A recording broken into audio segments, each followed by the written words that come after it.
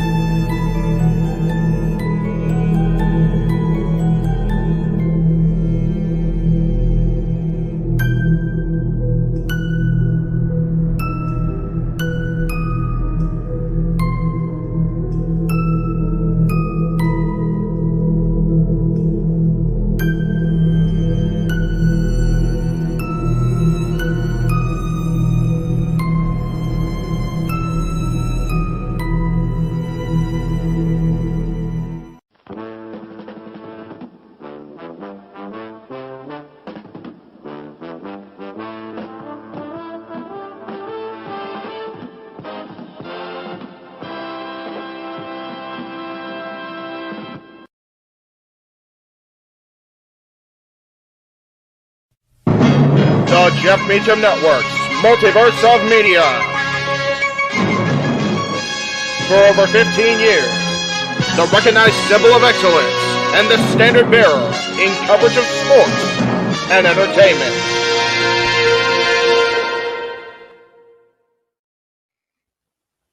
JJ, Jeff, you want to kick this thing off? Because I'm still trying to process everything here. Yeah, it's like, who wants to go first? Yeah, who wants to go first? Well, Come on in. It's open mic night with your host. you could maybe say there's really 4 topics, but it's split into 6. The Renegade, JJ Williams. The Sammy and Eddie Kingston thing, which one's the better smelling turd? And his panel of co-hosts. I am founder. We'll call me that for today since we're going with the Jeff Jarrett love theme here this week, according to JJ. The West Coast Professor, Jeff Meacham. Karma is karma is karma. That's professional wrestling! Damn it! The Simple Man, Noah Foster. It's showtime! Yeah! How you doing, JJ? How you doing, Jeff? James. Yeah. And the He-Man, James Hebert. Imagine Bill Burr, Joe Rogan, Paul White, the Baldies. There you go. It sells itself. Get in there. Short his ass and shit the bed. He's not Amber Heard. Give it time, JJ. Give it time. Now, I'm sure Jeff has some stuff that Dumb move. Just don't pull this bullshit again. You get one. Tony needs to stop caring about the ratings. Bradshaw said as long as the ads are in place, we're not going to lose that third hour. Real Honor does not have to be AEW Live. They don't necessarily have to coexist with each other. We kind of saw that tonight to a degree. Along with a panel of guests. He is no longer glorious. Don't you bring that up. You want me to rant about what my NXT used to... No, we are done here for the night. I swear, James. Because you never know who may show up for open mic night. I leave our company in the capable hands of an extraordinary group of superstars, employees, and executives. The first thing that came to my mind was, it's about damn time. Amen. I literally touched everybody in the state's trash. So it's horrible, you guys. Peyton's new thing is Dennis the Menace, but it's funny because she calls it Dentist the Medicine. And That's great. When Elliot Taylor came out and did Born for Greatness live, I was popping my pussy, having a great time. I didn't care. I was having so much fun. Sit back, relax, and enjoy the show. Fuck Bill Belichick.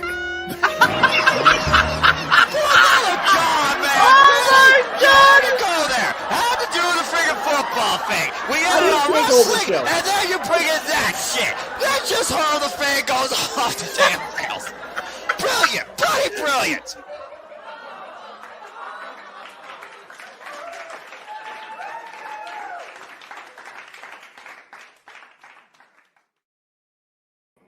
We are back after a brief, and I do mean brief, hiatus.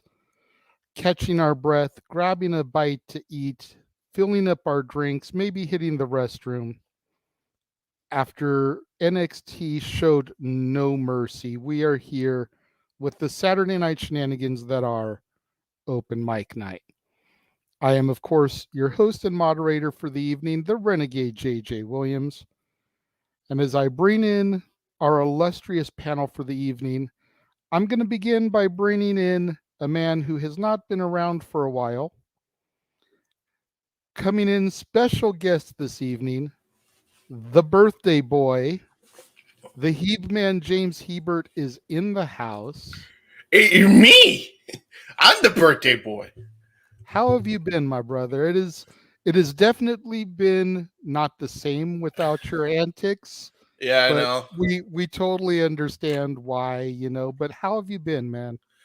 I've been good, man. I've been getting some of damn hobbies going, and just kind of enjoying life right now, man. It's pretty good. I had a great birthday.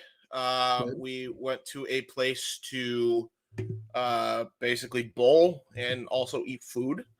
And yeah, was pretty good. Got some pretty good, cool gifts, and overall been living a good life right now. Stress free. Put it that way. Very stress free. That's what we all need in our life, is a little bit less stress. Yeah. I don't know about those NXT guys and gals. I think they put a little bit too much stress on their bodies with tonight, man. They definitely showed up and showed out. Fair enough. I don't know if you saw the results going across the live feed, but Ilya Dragunov has finally vanquished Carmelo Hayes, new NXT champion. Trick Williams. I'm actually Dominic surprised. Mysterio. Well, Trick Williams got a shot. Champion. Yep. Yeah, I liked him. I still love that match that Ilya had with Trick. I have not seen the event. Mainly reason being, for those who actually don't know what my process has been, I've unfollowed everything modern wrestling. So I've unsubbed to everything, unfollowed everything, and just muted a lot of shit. Hey. So I have no idea. I'm in the dark for real. Hey, whatever it takes to protect your mentality, as Noah says. Indeed. So while we wait on Noah to get his camera back on, we'll go ahead and bring in some of the other folks. The man with the stats is in the house. Stat Boy Mike is here tonight. Hello, my internet fans. What's going on? James, my brother, happy birthday. I love you. You're the man. Bowling, boy, we used to do that a long time ago, didn't we, JJ? Oh, yeah. I remember a certain person's birthday where they were doubled over in the fetal position in the bowling alley. Nope, doesn't ring a bell. Don't know what you're talking about. What happened? Long story short, he mixed alcohols and didn't eat properly before doing so. So you can't do that. No, Stat Boy, no. Well, there was a soul food joint in the bowling alley, Eminem's Soul Food. So we tried to hook him up with some soul food so that he could put some food in his belly. He barely ate any of it. It was covered in gravy. That's Southern food, man, for real. And then we got him a shot of Cavassier, because this was right when the Busta Rhymes song Pass the Cavassier was the big deal. So we wanted him to try Cavassier, so we got him some Cavassier. And he had his Cuervo tequila. Mm-hmm. And then I think he had an MGD also, because that was his beer of choice. No, it was a pitcher. Oh, no. A pitcher of MGD. At that point, Stat Boy is trashed. Okay, continue. So, yeah, he was laying on the ground of the bowling alley, right where the balls are for you to pick, out there on the lane. Doubled over in the fetal position. No! Laughing. No, not in the lanes. No. Oh, yeah. Tried to do his best impersonation of a bowling pin. For real. I think next time, Stat Boy, if you try to do that impression again, you actually have to go vertical and not horizontal. Oh, okay. Just I'll some remember advice. that. just some advice. There you go. And then we've got the reliable one, Walter Cruz, in the house. There you go. Hello, all. James, happy birthday. Thank you, brother. Appreciate Thanks for having me. Stat, did you mix light and dark that day? Is that what happened? Mm-hmm. You can't mix the two, man. You mix I light and didn't dark. know. In all fairness, Mikey was still a novice to drinking at that time. And at that point, I was CM Punk, man. I was straight edge. I didn't touch nothing. I've come over to the dark side a little bit since then, where, you'll catch me occasionally having a shot of Fireball. You'll occasionally catch me with one of my mixed drinks, but I don't do it all that often. But Mikey was actually a drinker at that time. He had his beer of choice. He had his tequila of choice. The biggest thing was the Cavassier. He had never had that before. Yeah. Like I said, that was the big thing at that time, was the Busta song, Pass the Cavassier, with P. Diddy and Pharrell. And he was like, what is Cavassier? Anyway, it's like, well, let's get you some. You can try it. Oh, no. That's right. Yeah, you have to be mentally prepared for that, physically prepared for that. So what you're saying, JJ, is you mix light, dark, and hell. Pretty much. And that boy was the guinea pig. Nice. Poor guy. And let's not recreate the Irish car bomb story either. Wait, what? Hold on. That could be taken many ways, and I'm autistic, so I take things literally. Okay, there was a St. Patrick's Day where the family went down to the Old Dubliner in downtown Long Beach, and I had never gotten an Irish car bomb. I didn't know what it was.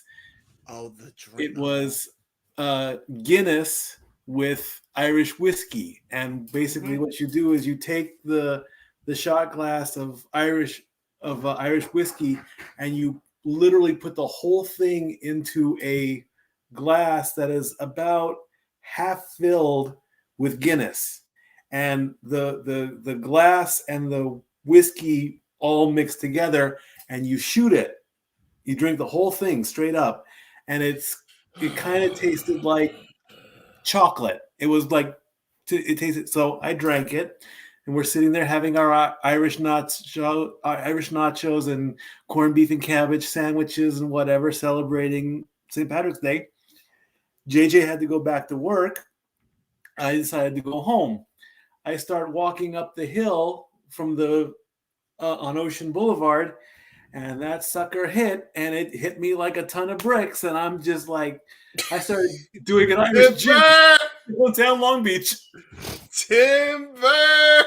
Oh yeah, pretty much. Oh boy. Well, we could sit here making fun of Mikey all night, but we've got to bring the man who led the charge on the call for that show. Carried me through some of it because I was communicating with you via PM, James. I was trying to communicate with Jeff a little bit. Simple man with the spectacular voice in the motherfucking house. Hi. Hello, boys. Hello, everybody. Oi, excuse me. You went good? down the wrong pipe. Oi. I went down the wrong pipe. Yeah. Hello, JJ. James, happy birthday, brother. Good to see you. Thank you, brother. Oi. Whew. All right, I'm good. Yep. I'm working on the Wrestle Dream format now, so you all continue doing your thing. I heard a little bit of that story, but I'm 98% straight as. We'll see what happens during my mom's 60th birthday. And I still have a voice. I'm fine for tomorrow. There you go. We shall see. We shall see. Well, I'm going to be the first one here to say it. It's good to have you back on, James, even if it is just for this inaugural topic. Yeah, really. Like I said, I've found a few talk points that don't really have to do with modern day wrestling that I'm going to try and sprinkle in here and there over the shows. And I mean, if you're down to come and talk these over, then we'll just make sure that those are first segment type things so you can Brian Cage it, get your shit in, and then you've got the rest of the evening to do whatever else it is James Hebert does these days. Yeah, exactly. Yeah, the topic was interesting, by the way. This is a really good topic because it was a stumper for a couple days. I was like, See, it's funny because as soon as I saw it, and we'll go ahead and we'll throw it out there. That way the chat room can start throwing in their thoughts about it. And the topic is this. What wrestler had a better mid-card title reign than a world title reign? And it's funny because I read that and I was like, ooh, this is good. Yeah. This is really good because it really gets your head thinking. And I immediately had one pop into my head. And it's a bit of a hot take. I kind of teased Noah with this earlier when we were on Simply Predicting, because I talked to Jeff about this off air, knowing he wasn't going to be here. And it took him a second to fully process it. And he was like, you know, you're right. My pick is the Heartbreak Kid, Shawn Michaels. Think about it for a second. His first title run, he was white meat babyface Shawn Michaels. Yep. Lowest ratings in WWF history, getting crushed by the competition. We didn't want to see white meat babyface Shawn Michaels. We wanted the Heartbreak Kid. We wanted that heel. The bad guy. But we didn't get it. Other bad guy. Second title reign, Martin Controversy. He coughed the belt up when I lost my smile. Third title reign, Martin Controversy. He gets it because of the screw job. Yep. Dubious Another one. circumstances to start his final title reign. And his world heavyweight title reign, we don't even really count because that was all of a month that he won with incomplete tights, shit brown. Like, even Shawn Michaels tries to forget about that. Hey, to be fair though, that was still a great fucking moment. So it was a great moment, but like he didn't even have complete tights. He only had the H. He didn't even have the BK on him. Yeah, that still got a little teary-eyed. It's like, and they're still making action figures for that. There is going to be an Elite Series action figure coming out with those shit brown tights. I bet you they complete them though. No. Why? No, they didn't, because that makes it more screen accurate. Oh, give me a break. Okay, did you ever see the DVD? I've seen the DVD. Some things don't need to be screen accurate. What Jericho said about those pants, is hilarious. Finish the tights. But that was the first one to come to my mind, was Shawn Michaels. Yeah. Well, you bring that up. He's got two different ones. There's the Intercontinental title run, and there's the European title run, both of which were infinitely fucking better than any of his world title runs. So you're right. Accurate. You're right. And I'll go ahead and throw the one Jeff said out, so since he's not here.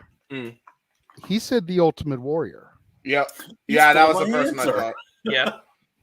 Well, so you can elaborate on it still, Mikey. It's okay. Yeah, I mean, he's not here to elaborate, and you can also come up with another one. We'll come to you last, so you've got time to think of another one. But he brought up the Ultimate Warrior because his IC title reign, as bullshit as it was, because you can't put Ultimate Warrior and Workhorse anywhere near the same fucking sentence. No. Nope. It was still better than his world title run. Yeah. It was Jade Cargill before Jade Cargill, although Jade Cargill was infinitely better as a wrestler. Hey. You leave her alone. You leave my wife alone. She is our main event, man. I know. She has signed on the dotted line with the E. I know. I popped so hardcore for that earlier this week, man. Like, you have no idea. Yeah, that was cool. Good for her. Yeah, I think it popped in, but it might be a bit of a stretch. Go ahead. Asuka's NXT run. Yep. And her. Yep. I was gonna say less, but please elaborate for the people in the back. Actually, her NXT title run was legendary, and what has she done as women's champion? Nothing. Yep, you're right. But can you really call her NXT women's title run a mid-card title? It was still the World Women's Championship of that Fed. See, that's where I get. It's not like AEW with the women's title and the TBS title. Correct. No, it's still a world championship. Even if WWE doesn't recognize it, especially where Charlotte Flair is concerned. That's true. That BS still, by the way. I think the idea in the grand scheme of things, if you're talking just NXT, it's their world title. If you're talking main roster, or if you're talking about all of WWE, then yeah, it's a mid-card title. Because at the end of the day, NXT is just a means to an end to get to the main roster, whether we want to freaking admit it or not. It has been since they did the first season and when they relaunched it in 2012 with a new motif. So accurate. It's been that way. I mean, it's just a means to an end. So yeah, I think I think Mikey's on the money if you go by that stance. That's fair. Thank you. So there you go. Who you got, James? So You might be surprised with this one, but there's a couple. There's a few actually that I had in mind. Hopefully, I don't steal anybody's. I did put them in the private chat just so I wouldn't. One of them is the Miz. Miz is a big one. There's a few title reigns I could think of. His original mid-card title run with the United States title comes to mind. Hell, you could probably even throw even though it's a world championship technically, the world tag team titles with John Morrison. Obviously the legendary Intercontinental title run he had in SmackDown 2016, all the way up. That's the one I was thinking of. All the way up to 2017. Like the amount of people he tried to make as well, even though WWE didn't really do much of it with them. Like he tried to bring up Curtis Axel and Bo Dallas during that time. There was a point where in one of his Intercontinental title runs, he had that really awesome comedy feud with Damian Sandow. There was a lot of interesting title runs that didn't involve the World Championship. Like, really, to me, I think the Miz's world title runs were an accessory piece for him to be a Grand Slam champion both times. That's all it was. That's all it ever was going to be. The first one they tried, but they tried to make him a background character to the Cena and The Rock, which, you know, looking back at that now, especially with what I know about The Miz now and seeing that match that he had with Rey Mysterio is actually kind of bullshit. Not okay. But it's amazing to me that, like, how can you see what he did with the Intercontinental title and not give him like a legitimate world title run? Especially because 2016, 2017 was probably the hottest period of the Miz ever. I'd argue probably ever, because he was on fire at that time. Yep. So there's that. Dolph Ziggler. Yeah, Dolph Ziggler is another one. Ziggler is the obvious one. Yeah. Hardy. I would argue Jeff Hardy.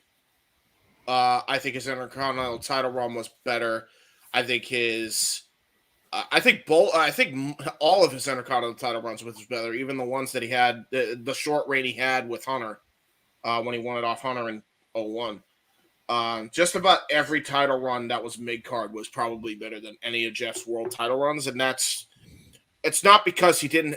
The moment of him winning the title is a lot like Michaels winning the title in the Elimination Chamber. It was a hell of a moment, but the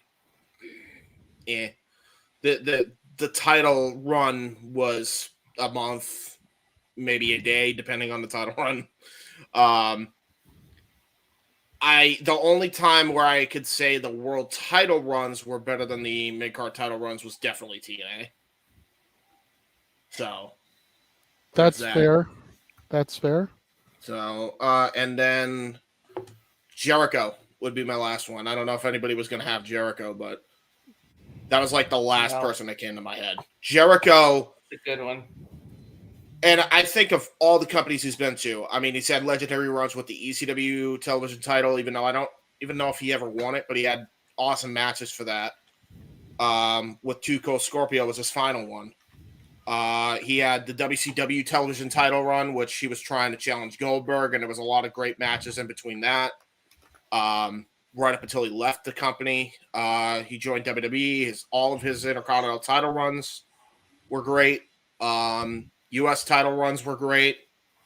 Even though the last U.S. title run he had in that company, he was given an absolutely crap hand.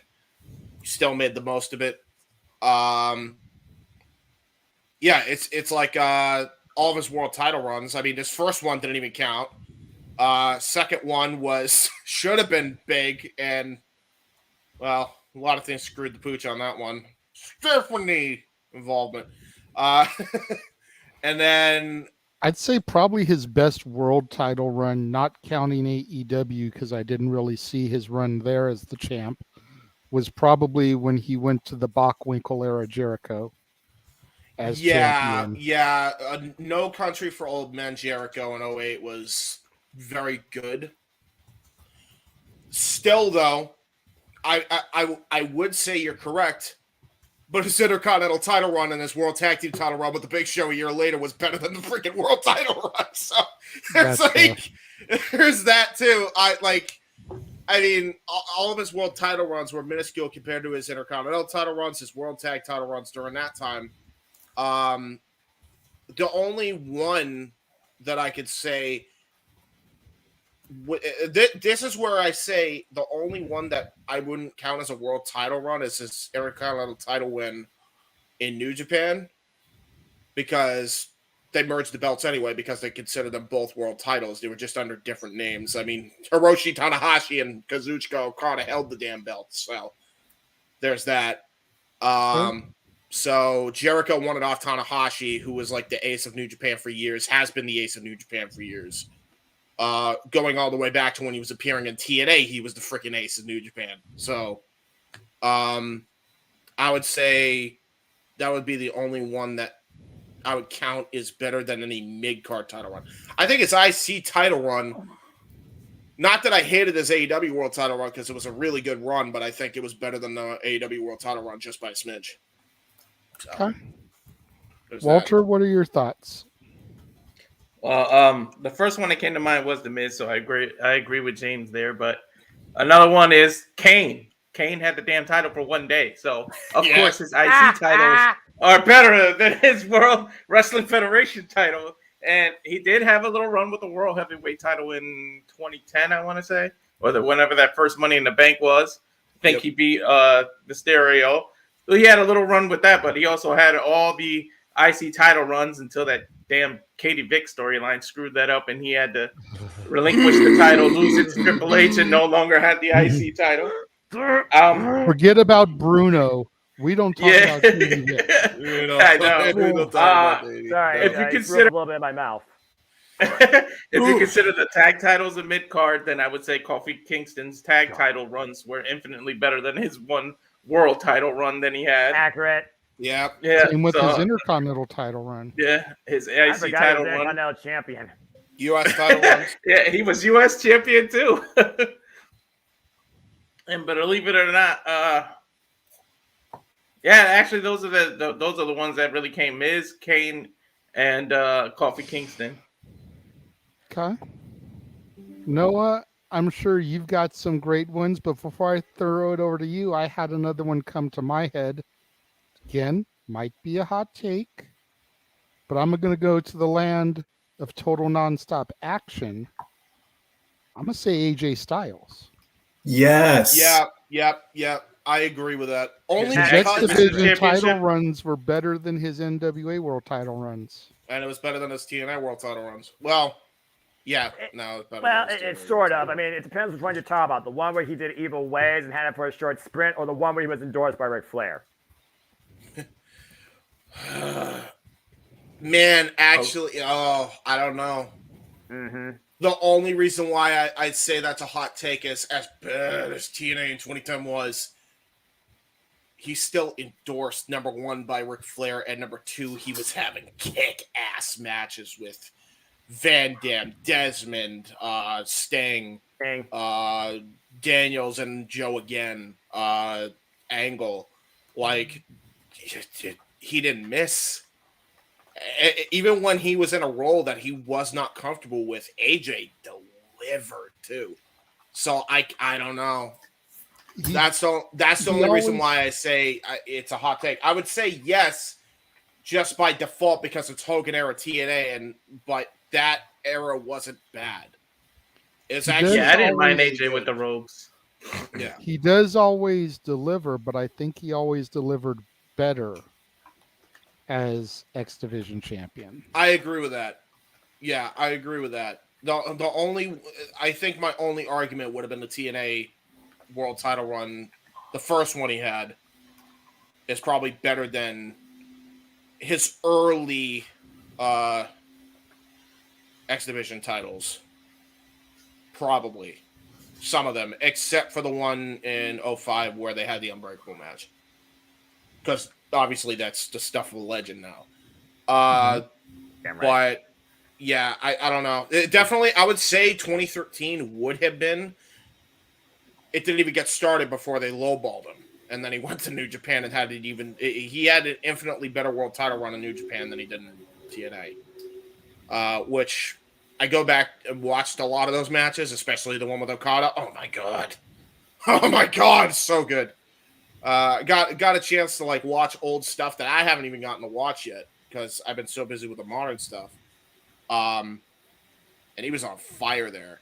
And I'd even argue his chase for the Intercontinental title run was even more interesting than his actual world title run with the New Japan world title. Because him and Shinsuke was a classic still. Still holds up to this day. Wrestle Kingdom 10. Yep. So, yeah, I could see AJ as well. I just there's the world title run in Japan and then the world title run in 2010. So it's hard to say. And then obviously we could agree that his WWE world title run, I mean, is actually better than his mid-card title runs. Like, he actually had a really damn good run with every world title run he had. That's why I specified in TNA. Yeah, in TNA, yeah, I could see it. All right, Noah, who do you got for us? I'm curious what your take is for this topic. You've had all day to think. Well, I mean, I wouldn't say all day to think because, again, I work on all this prediction stuff. But I did think about it a little bit, and you definitely named the most obvious ones. I even say it. The Intercontinental Championship before Gunther has not been held to a level of prestige and must-see since The Miz in 2016. And I would say Miz was far more better than a traditional WWE champion as the Continental Champion. That was the first obvious one that came to my mind. But I also look at all things wrestling, and I look at a further scope. I put Chris Sabin into the mix because Chris Sabin defines the X division. Yep. Why he was TNA heavyweight champion for a cup of coffee during the Ace and Eights era, hammering Bully Ray in the head, and that's the only reason he got it. Chris Sabin defines the X division still to this day, and now he's going to defend the title against Kenta at Bound for Glory. So the number one that came to my mind, not thinking about WWE, because I would have been rolling my brain for the wall besides Miz, is Chris Sabin. I have one for you as well. On top of that one, we're talking TNA X Division champions. Yeah. This might be a hot take. I'd actually argue Austin Aries. Ooh. Austin Aries' X Division title run was better than his world title run. Fight me if he's you the think guy. otherwise. He's the reason that Option C exists. Yeah, which is funny because his world title one wasn't even bad. It was actually really good. It's just the problem is like the X Division title run and what he did with that was so like legendary in TNA that it wasn't like it not necessarily but it's like this is more impressive than the world title run because of what you did to get the world title run with the X Division belt. So I don't know. That's my whole thing with it. That's fair. But yeah, Chris Sabin was definitely the most obvious one that came to my mind for TNA. And as far as WWE, you guys hit the nail on the head. The Miz. Yeah. No, that's LA Knight. That's different. Yeah, I know. Although RVD's another one. Oh yeah. Oh yeah. As soon as he said yeah, I was like, wait a minute. And then yeah, that's fair. You're right. Yeah. He was more defined by the Intercontinental Championship, definitely. And then, I mean, ECW. It was a world title at that point, so you can't really count it. Depends on what company you're really talking about, to be fair. But I understand your point there, too. But even still, his ECW TV title run is pretty much better than any other championship run he ever had. Yeah, you're not wrong. True that. Hey, I am not gonna deny that. Tag titles too. Hayabusa and Shinzaki versus Sabu and Van Dam is still a classic. That's absolutely fair. I probably put Jonathan Gresham in the mix because I think he was more defined by the Ring of Honor Pure title than the Ring of Honor World title, even though he was the world champion during the pandemic mostly, and kind of fooled around with it, but he redefined what it meant to be in pure professional wrestling. Now, Cassius Bias, passing that. Well, you want to talk about someone who was champion through the pandemic, Drew McIntyre. Yep. Yeah, that's fair. Yeah. His IC and tag title runs have been better than his world title run. Only tag title run that was probably worse than his world title run was probably the one he had with Cody, because that lasted like 2 months. That's why we don't. That's why we don't talk about that. Matthew knows Shelton wouldn't be in the convo because he hasn't been world champion. But he is highly effing underrated and should have been world champion at some point. Unless you count the ECW title. Except that one. We don't talk about 2006. Except that one. Shelton was ECW world champ? No, I wish he was. Wasn't he with the new one with the gold standard? No. No. And Safet Owen Hart was never world champion either. No, he held the belt for a house show. So yeah, right. To be honest, I'm gonna count it. That don't count. He still wasn't the damn champion. He defended it on US in a house show. I count it. No. If you defend, I wish he was champion. Like it's the same argument that. Well, Ted DiBiase wasn't a world champion. Did he defend it at a house show? Yes, he did. Then he's a world champion. But no one talks about house shows for a reason. Safet says Randy Savage. Ooh, yeah, I agree. Yeah, I agree. He was a good IC champ. He was a great Intercontinental champion, to be fair. Yep. Randy Savage is actually a really obvious one. I'm surprised none of us picked that.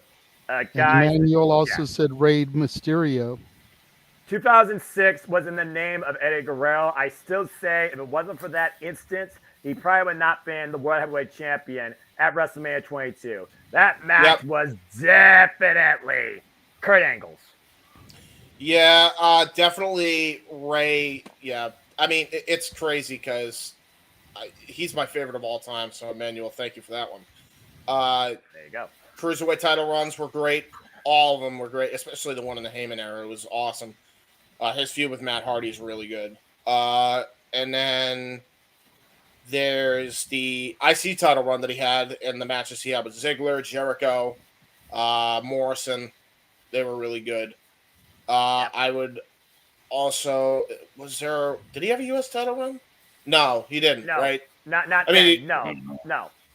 He had a US title run later on, and then he lost it in a day because he was injured or whatever, or Joe was injured. I forget how. Well, he's currently US champion too, so. Oh, there you go. Well, he redeemed it. Yay!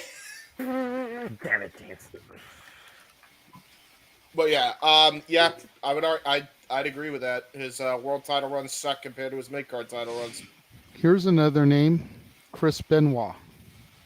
Yeah. Oh my God.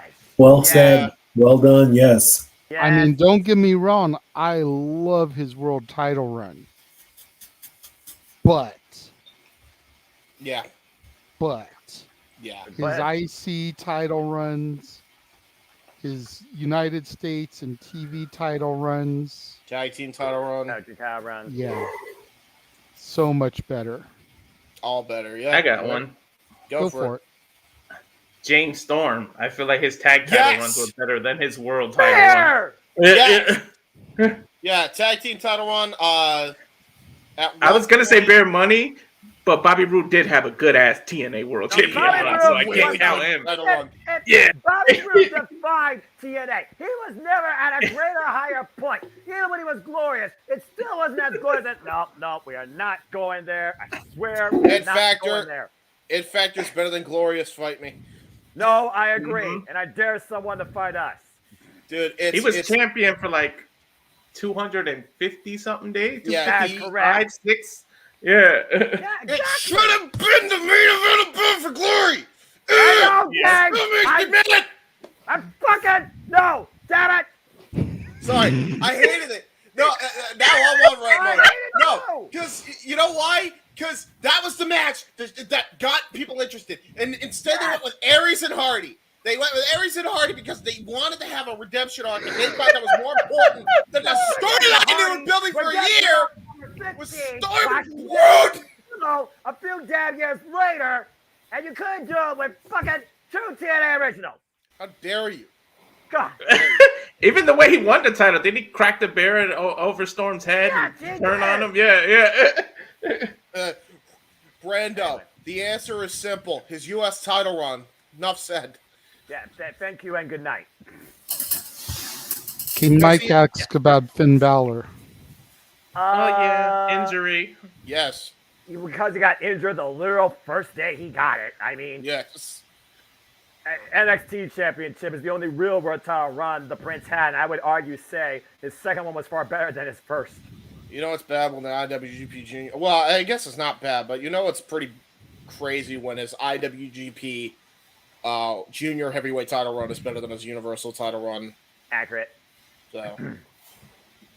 That's a fair assessment, Michael, but we're not talking just about the first title reign. We're saying all of world them. titles. All of them. Orton had a really good title run. And we understand that Owen was IC and European champion, but he was never world champion. Thank you and good night. Even though he defended it, it's weird. WWE. Now, if you want to change the topic to people who should have been champion, Owen Hart's up there. Oh yeah, he's definitely up there. And me and Jeff, he would have been on this list. Show. Come on, we're saying he should have been champion. He would have been on this list. Are you kidding me? I mean, is that really a real argument at this point? Yeah, he would have been on this list. He would have been on this list verbatim. Okay. Again, I'm going WWF only here. Okay, so put WCW out for a minute. Okay. Diesel. Yeah. Okay. Just because the caveat, I agree. Accurate. I agree. I'm not going to argue. I'm not going to argue. JJ gets the square. I'm not going to argue. JJ gets the square. And you know what? Just for Noah, I'm going to throw this one out there. JEFF JARRETT. Yeah. His Intercontinental title runs were really better than just about any of his world title runs. I hate when you're right about stuff I don't want you to be right about. I'd actually argue his world title runs were better than the IC title run, actually. Believe it or not. Really? The WCW or the TNA? TNA. He was in that spot because he was the only guy that literally was there at the weekly presence. Yes, I know, but at least that means it was good. At least that means there was some substance. It wasn't good all the time, but it was still memorable. Just because he was reliable, just because Jarrett was Walter, doesn't mean that the run was good. Thank you very much. Because Jarrett very much was on a reign of terror with those NWA title runs. It just made the most sense because they knew they could count on him. Because he was a financial backer of the company. You're right. I mean the run was great, though. And it wasn't. You're right, but my thing is, here's my argument as to why it's better. For it, Dan. Even if it wasn't the greatest all the time, and there were some good moments, by the way. I'm not exactly the biggest Jarrett fan, and I can admit that. His IC title run, other than his housekeeping match, what else is there to say? Well, dude, he's like a 5-time Intercontinental Champion. Like, all of those runs were pretty solid. Yeah. Were they? I mean, I've watched back. I'm reliving the war on a weekly, man. I don't see it. This is me. Maybe I'm just, I don't know. Like, he's a solid hand as the IC champion? I don't know. That. Go ahead, Walter. What's up? I see your hand up. I just want to check on Stat Boy because it seems like we kind of did he get one? I think he's reminiscing about being passed out in the bowling alley. No, I said Asuka, and pretty much everything you guys are saying is just like they're all excellent answers. It's just one right after the other. He's attentively listening. He's absolutely. I mean, at this point, do we give one that he doesn't agree with? He's the thinking emoji right now. He's thinking. Yeah, you guys are hitting the nail on the head, one right after the other, man. It's funny though. We're focusing primarily on men. When you think about women, talk about world versus tag or television or a freaking, subpar championship, or like you escalate like James with the Asuka, the NXT women's versus the actual main roster, because at this point, main roster is still separate from what is developmental. Is there really any other women at this point we could throw into that discussion? Well, Walter had I'm one. not sure. I will. Somebody popped in my head just now, but not women. I will throw a name out there. Granted, I wasn't privy to her NXT run, but Bianca Belair. Yeah. Actually, no, I disagree with it. She had a good SmackDown title run, though. Didn't it last almost a year? She lasted for Raw well title over run. a year. Yeah. Yeah, the Raw Women's title run was really good, by the way. Yeah, it was Raw. He main evented twice with that belt. Mm-hmm. Main evented twice. 2 different WrestleManias. One was the all black female main event with her and Mercedes, then Sasha Banks. So, and it was a where great she match. won it, and then she retained it against Asuka. Yeah, she did. She absolutely did. You kidding me? There's no argument there. I'm just saying, like, and I didn't see her NXT women's title run. She never had one. Now that I think about it, she never had one. Nope. Bianca Belair challenged for it. She challenged for it. Never won it against Shayna Baszler, but she never became NXT Women's Champion. The reason why is because she was fast tracked to the main roster because she was already that damn good at that point. Yeah, accurate. How about Sasha Banks? Because she couldn't even defend the title every time she won it, but she had a good NXT title run. Yep. I mean, her defended the title every time she won. She lost. Women's wrestling at NXT TakeOver Brooklyn. That match is still talked about to this day. Her IWGP Women's World Title run lasted a cup of coffee, and it was better than all of her other world title runs prior. I ain't even joking. He's like, accurate. He's 100% accurate. He is. It's He is. the truth, man. Like, and, you're absolutely right. Because it's the like hype and everything.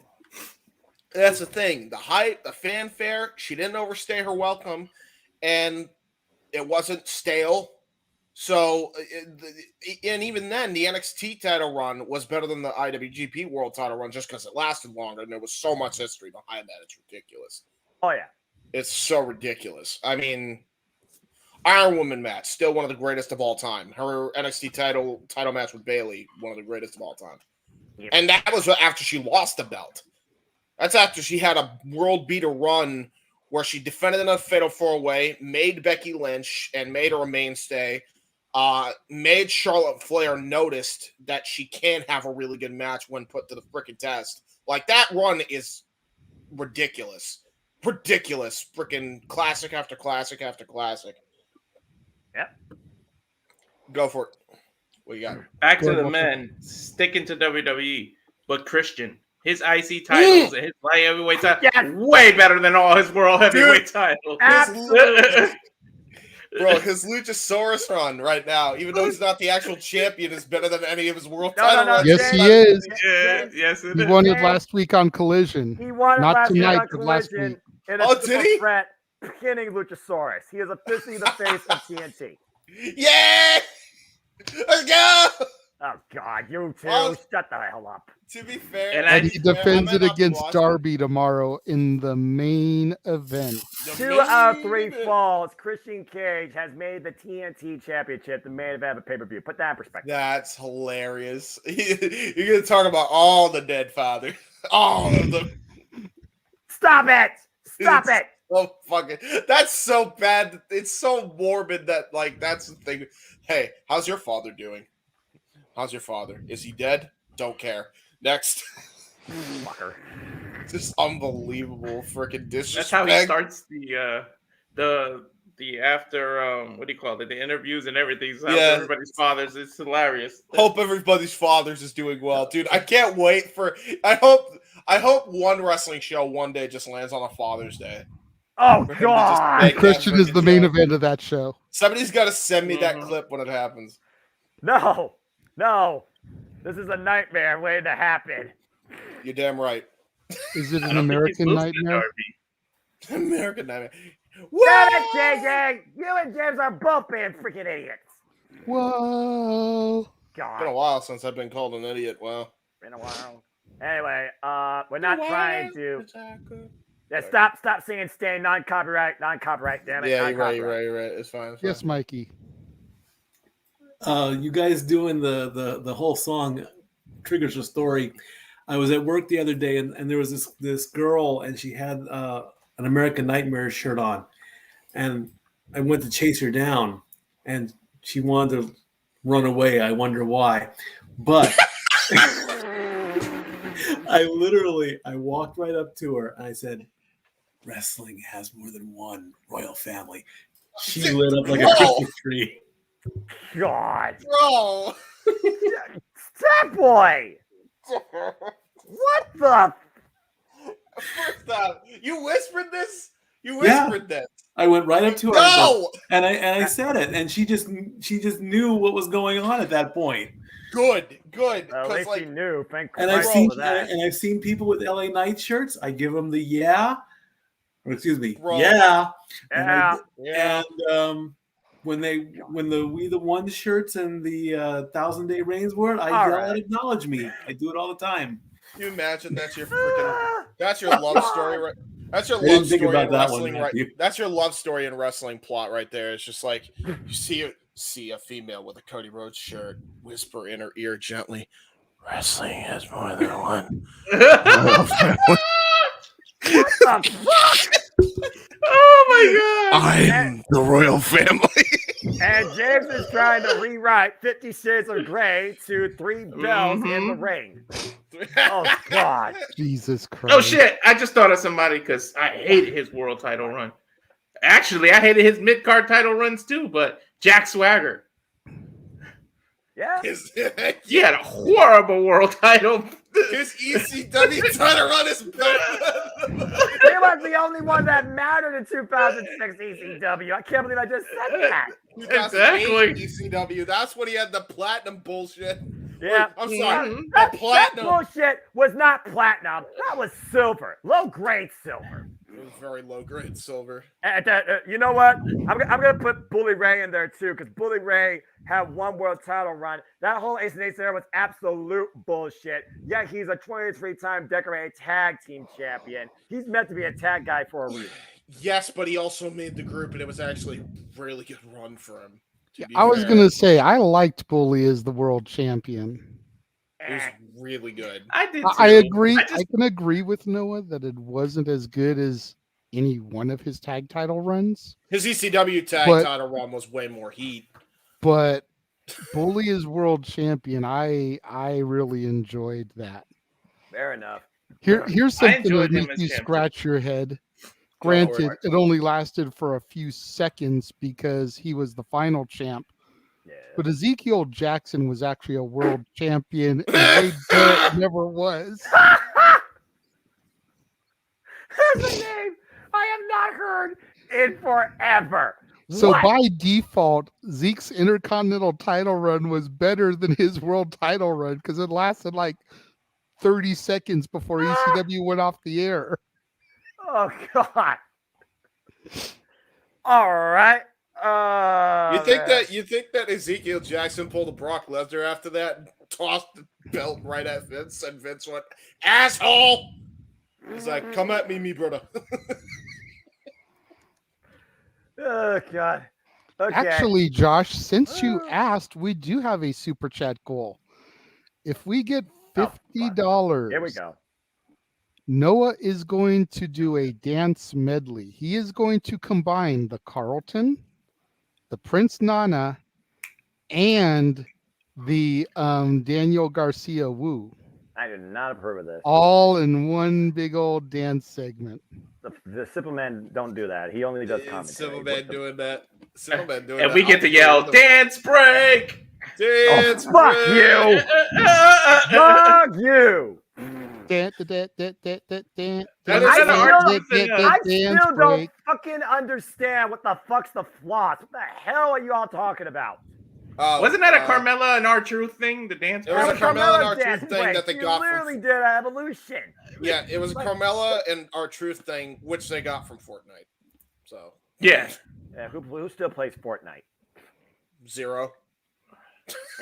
The kids in this house. I don't judge. I'm just saying, pick a different game, find something better to do with your time. Thank I you. mean, I've asked You're so welcome. many kids, what is the big deal about Fortnite? They don't They have give me an Thanos answer. in it. They just say Thanos in it's it. cool. They have They have- Thanos in it. They have Thanos in it. That's the big That's deal. it. That's Because they it. can make Thanos do dances, so they think it's amazing because of that. Oh God. Because they're memers. They're all memers. That's all Memes they. What is about one of those- Chavito? Yes. memes- Yeah, Chavo's a good one too, actually. Yeah. All of his cruiserweight title runs, all of them, every single one. All the runs. His tag team title run in TNA was better. His tag team title run in TNA was better than the freaking ECW World title run. That's accurate.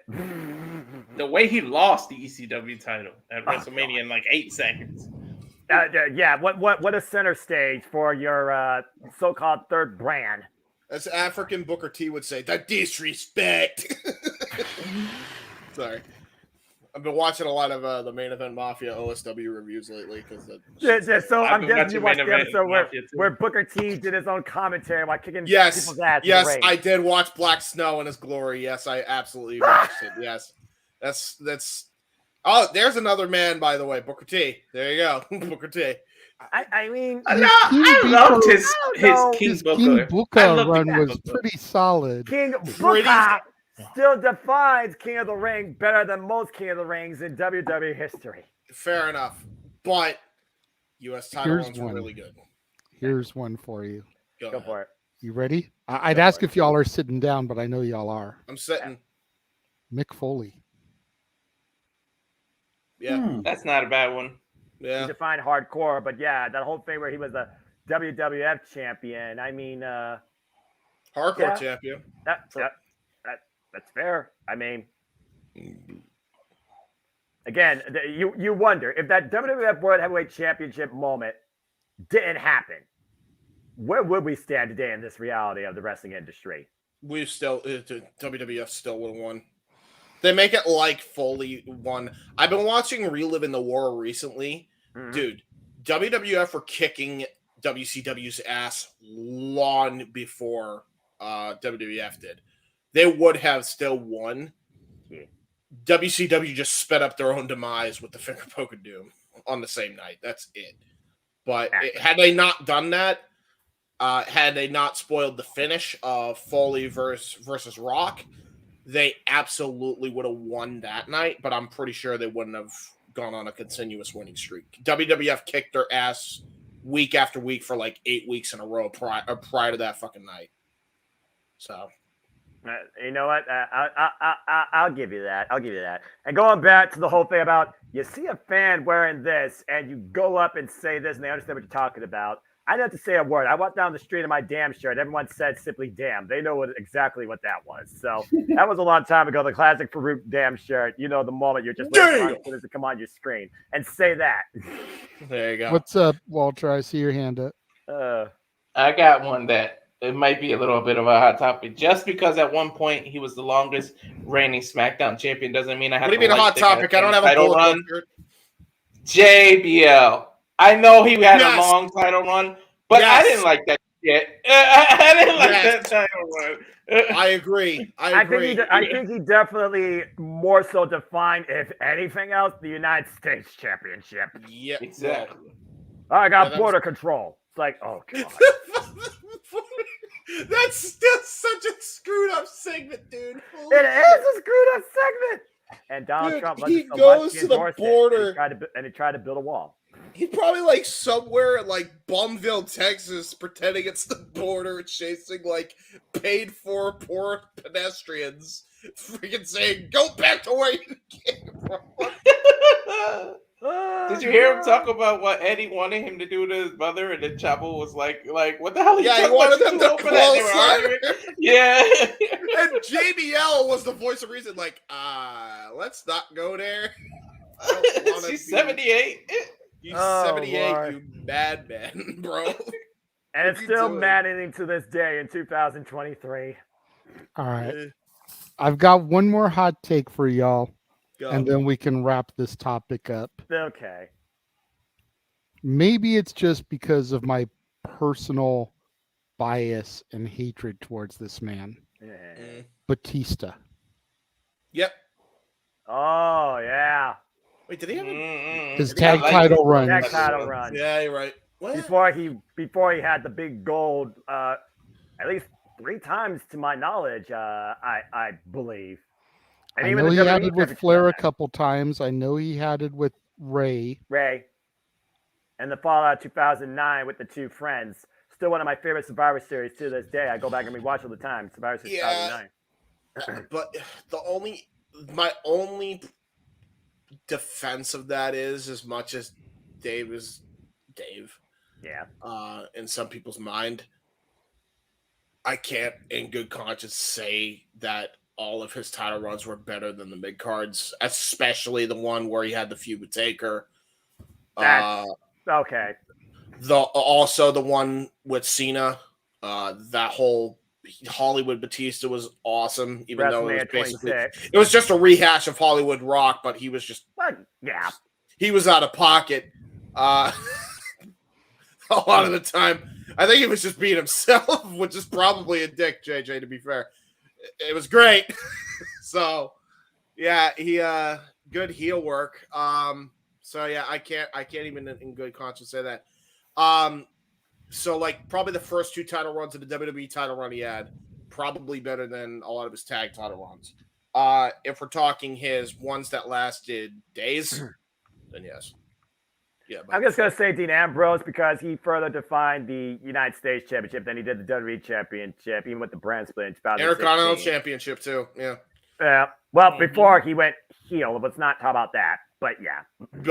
Before getting injected in the ass with. He had a long U.S. title run, but he barely defended it. Wait, John Moxley predicted the coronavirus. He got injected before everybody else. God damn it, James. That's it. Damn it, James! And he wore the mask. And he wore the mask. He did wear the mask. You're right. Yeah. Holy shit! He predicted COVID. He predicted it. He predicted it all. John Moxley, innovator of seeing the future. That's all, folks. Mansfield in the chat says Goldberg, and if it was, I gotta disagree with Goldberg simply based off of the WCW. His U.S. title run was decent. His world title run was good. All the way up until the finger poke of doom. I'm sorry. Somebody just messaged me at my work chat. I'm sorry, JJ, and it just really pissed me off. Oh my God! He just said that John Mayer is a better guitarist than Prince. If you don't shut the fuck up, and I'm talking to you, Frank, from my job, you can go to hell for even saying that. And John Mayer's not on Prince's level, and Slash is another way better guitarist than him. So why would you even bring John Mayer up? I don't give a shit if he is from Bridgeport, Connecticut. Well, I'm sorry, JJ. I digress. Go ahead. He's the mayor of all Johns. That's why. Well, somebody is clearly seeing Purple Rain, but before we wonder, this is what it sounds like when Walter rants. JJ, go back on topic. Sorry, JJ. No, it's good. I was like, the Goldberg's world title run in WCW was better than his U.S. title run. Yeah. I agree. And his world title runs in WWE, be them what you want. His one main world title run in WCW was still better than the U.S. title. Yeah. Fair. Yeah, you're right. You're I agree. Right. Well, especially when you consider the fact that one kind of blended into the other. They were both the same thing. So we've already discussed Ray. We've already discussed Savage. We discussed the Miz, which was the most obvious one from the get-go. I think somebody said Dolph Ziggler. It should have been me. Before we dismiss James, we'll go ahead and we'll get his feedback on these couple of super chats that Emmanuel submitted. Ooh. Who would you rather see as world champion, Owen Hart or Mr. Perfect? Believe it or Oh not, my God. Believe it or not, Mr. Perfect, because I know they would have screwed my boy Owen over. I think I agree with you there. As much as I would have loved to have seen Owen as champion defeating Brett, I think Mr. Perfect dethroning Ric Flair during that whole storyline would have Was the just way to go. been beautiful. Yeah, and his title run would have been stuff of legend if he actually had a run with it. Yeah. And then his injury happened, and then Lloyd's of London happened, and yeah. Lloyd's of London. We don't talk about that. Mm-hmm. I didn't see who went up first, Mikey or Walter. Walter, He can okay. go. He can go. Okay, go ahead, Mikey.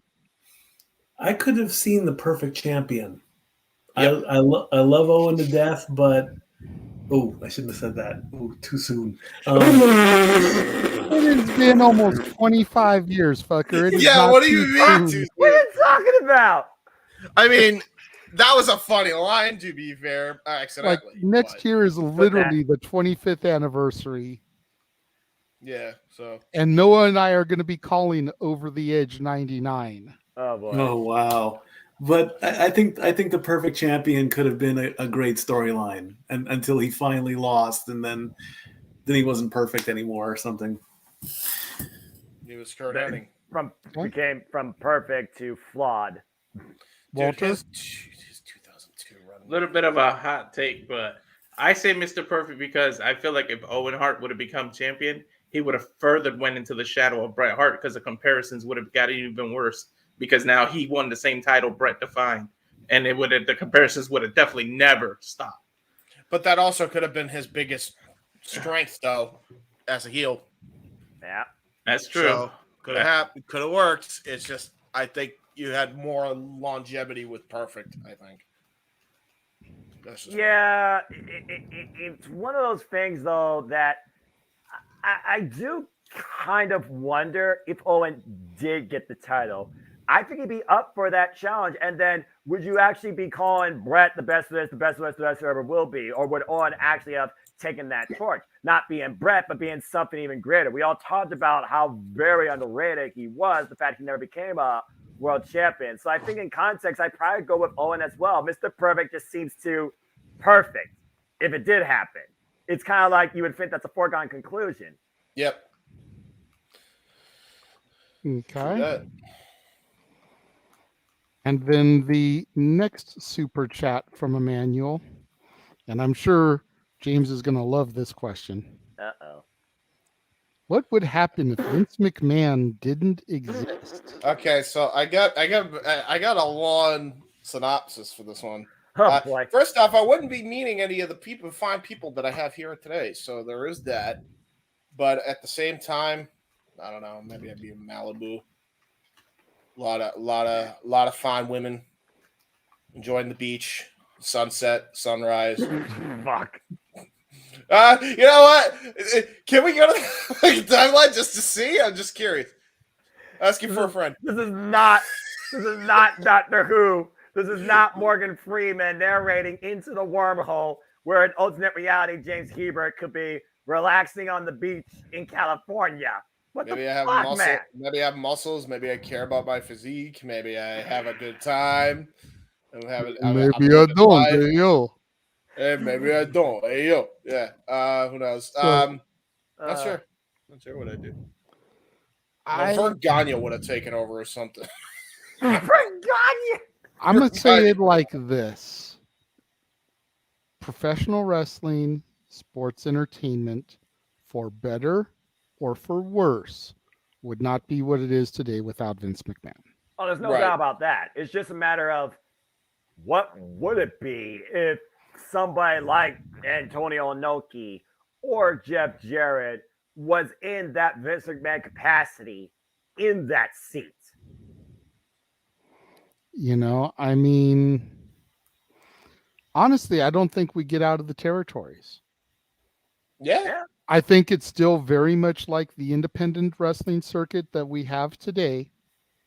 There's just no AEW, there's no Impact, there's no Ring of Honor, there's no WWE.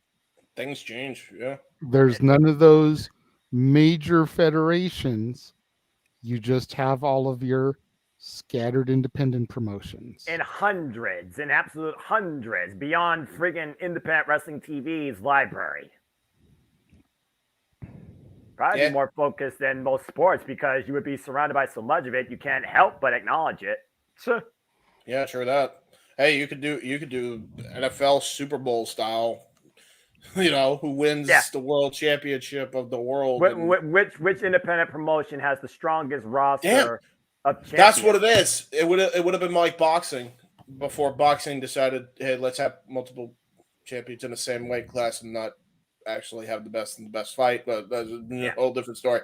Okay, so I mean, MMA evolved that, and again, Antonio Inoki tried to blur the lines between boxing, professional wrestling, and mixed martial arts. Imagine if all three of them were underneath the same umbrella. Well, the thing with MMA is MMA was really a new concept that started in the 90s and then kind of took off because of UFC. There was only one game in town. It wasn't like wrestling and boxing where it was literally right up there with MLB as like America's favorite pastime. So there's that. Crazy. Again. There would have been no attitude era, man. Wow. There would have been no attitude. Yeah, you're right. No attitude era, nothing. Yeah, no comparison. Hey, Jeff. Hey, Jeffrey tried to come in, but can't. They go dip. Mute, buddy. Mute. You're on mute. And he's also frozen. He's also frozen.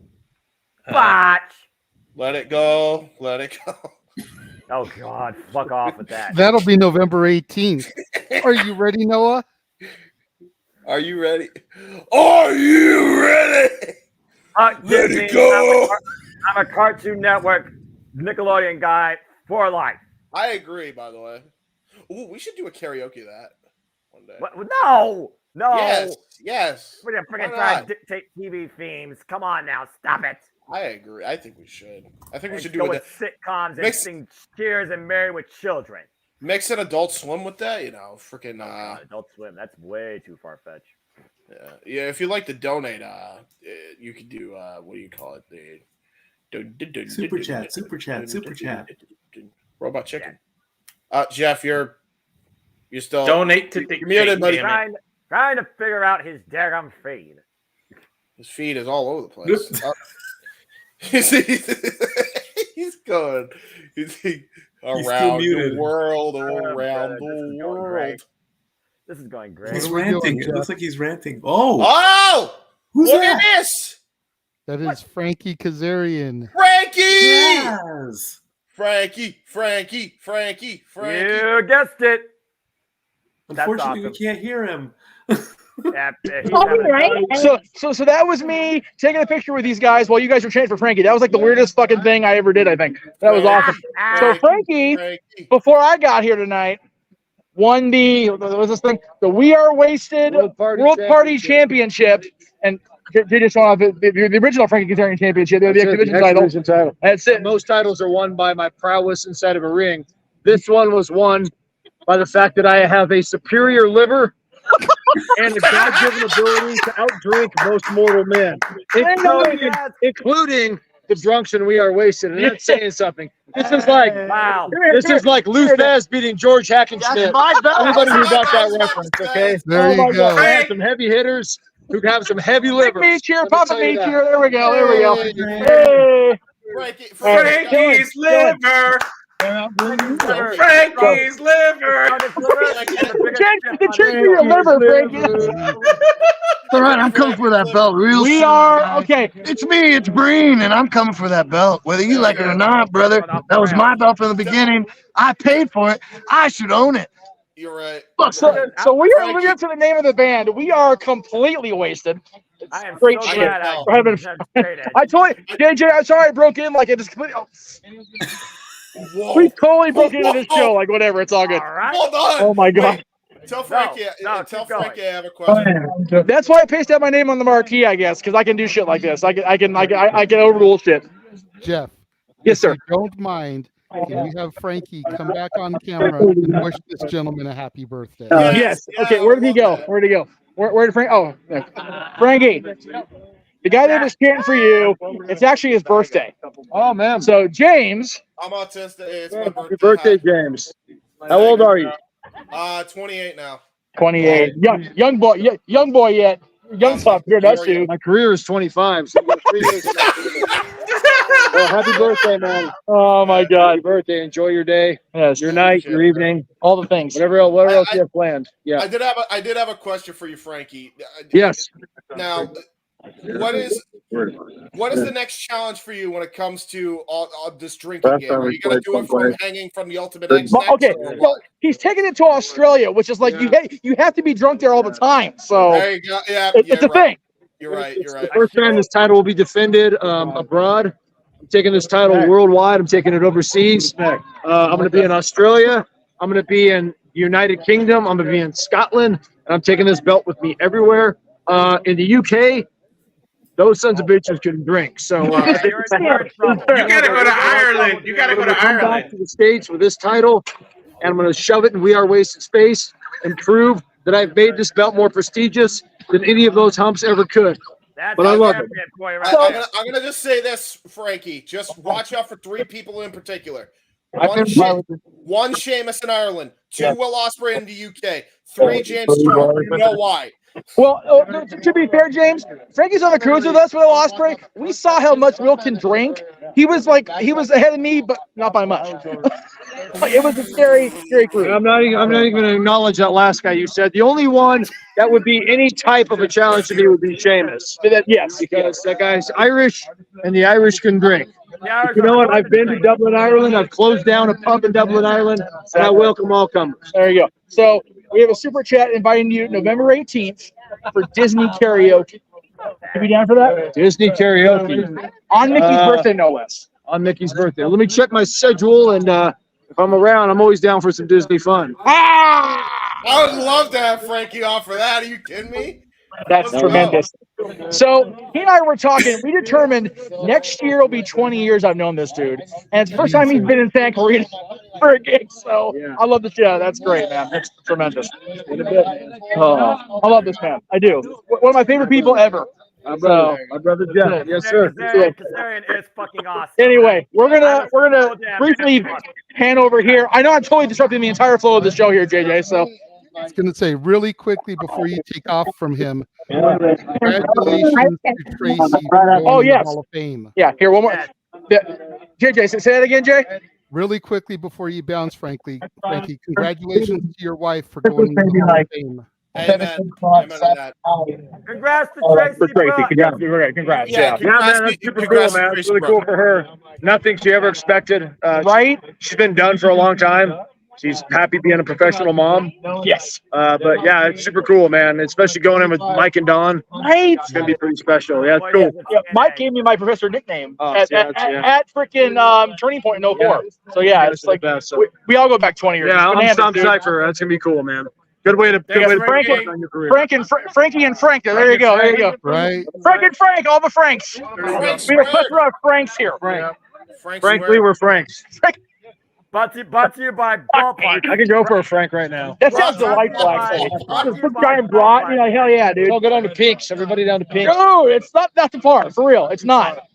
It's not relative. It's not far. Fuck yeah, dude. Hey. Yes.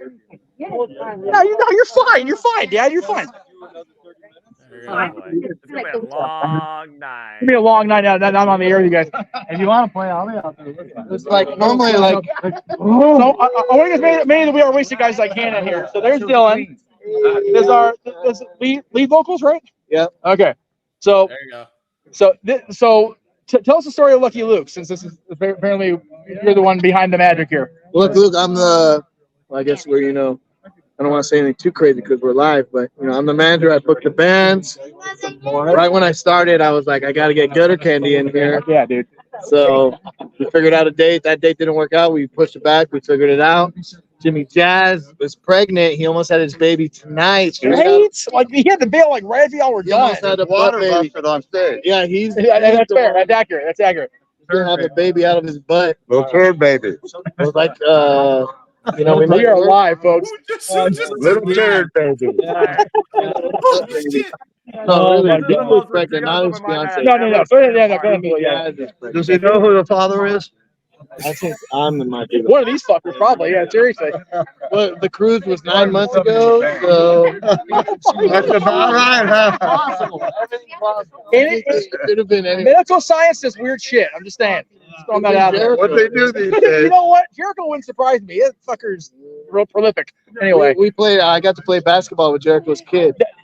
We did choose. By the way, like if y'all were following these guys on social, and you should have been, by the way, these guys campaigned for how many days in a row? 1,408 days. We did the Walls of Jericho, and they tagged Chris Jericho until he booked us. Never give up on your dreams. They got booked on the cruise. That was last year, right? Or this year? This year, February. This year. Yeah. We saw the first cruise and we are like, that's cool. We should do that. Yeah. And then we were like, how do we get Chris Jericho's attention? Maybe give ourselves the Walls of Jericho every single day forever. And it worked. We thought after like 20 days, he'd be like, guys, you're booked. You're good. No. 1,408 days later. Almost as many matches we took for him to be undisputed champion. So it's kind of synergy there. But yeah. I took a shot with him backstage at the whiskey.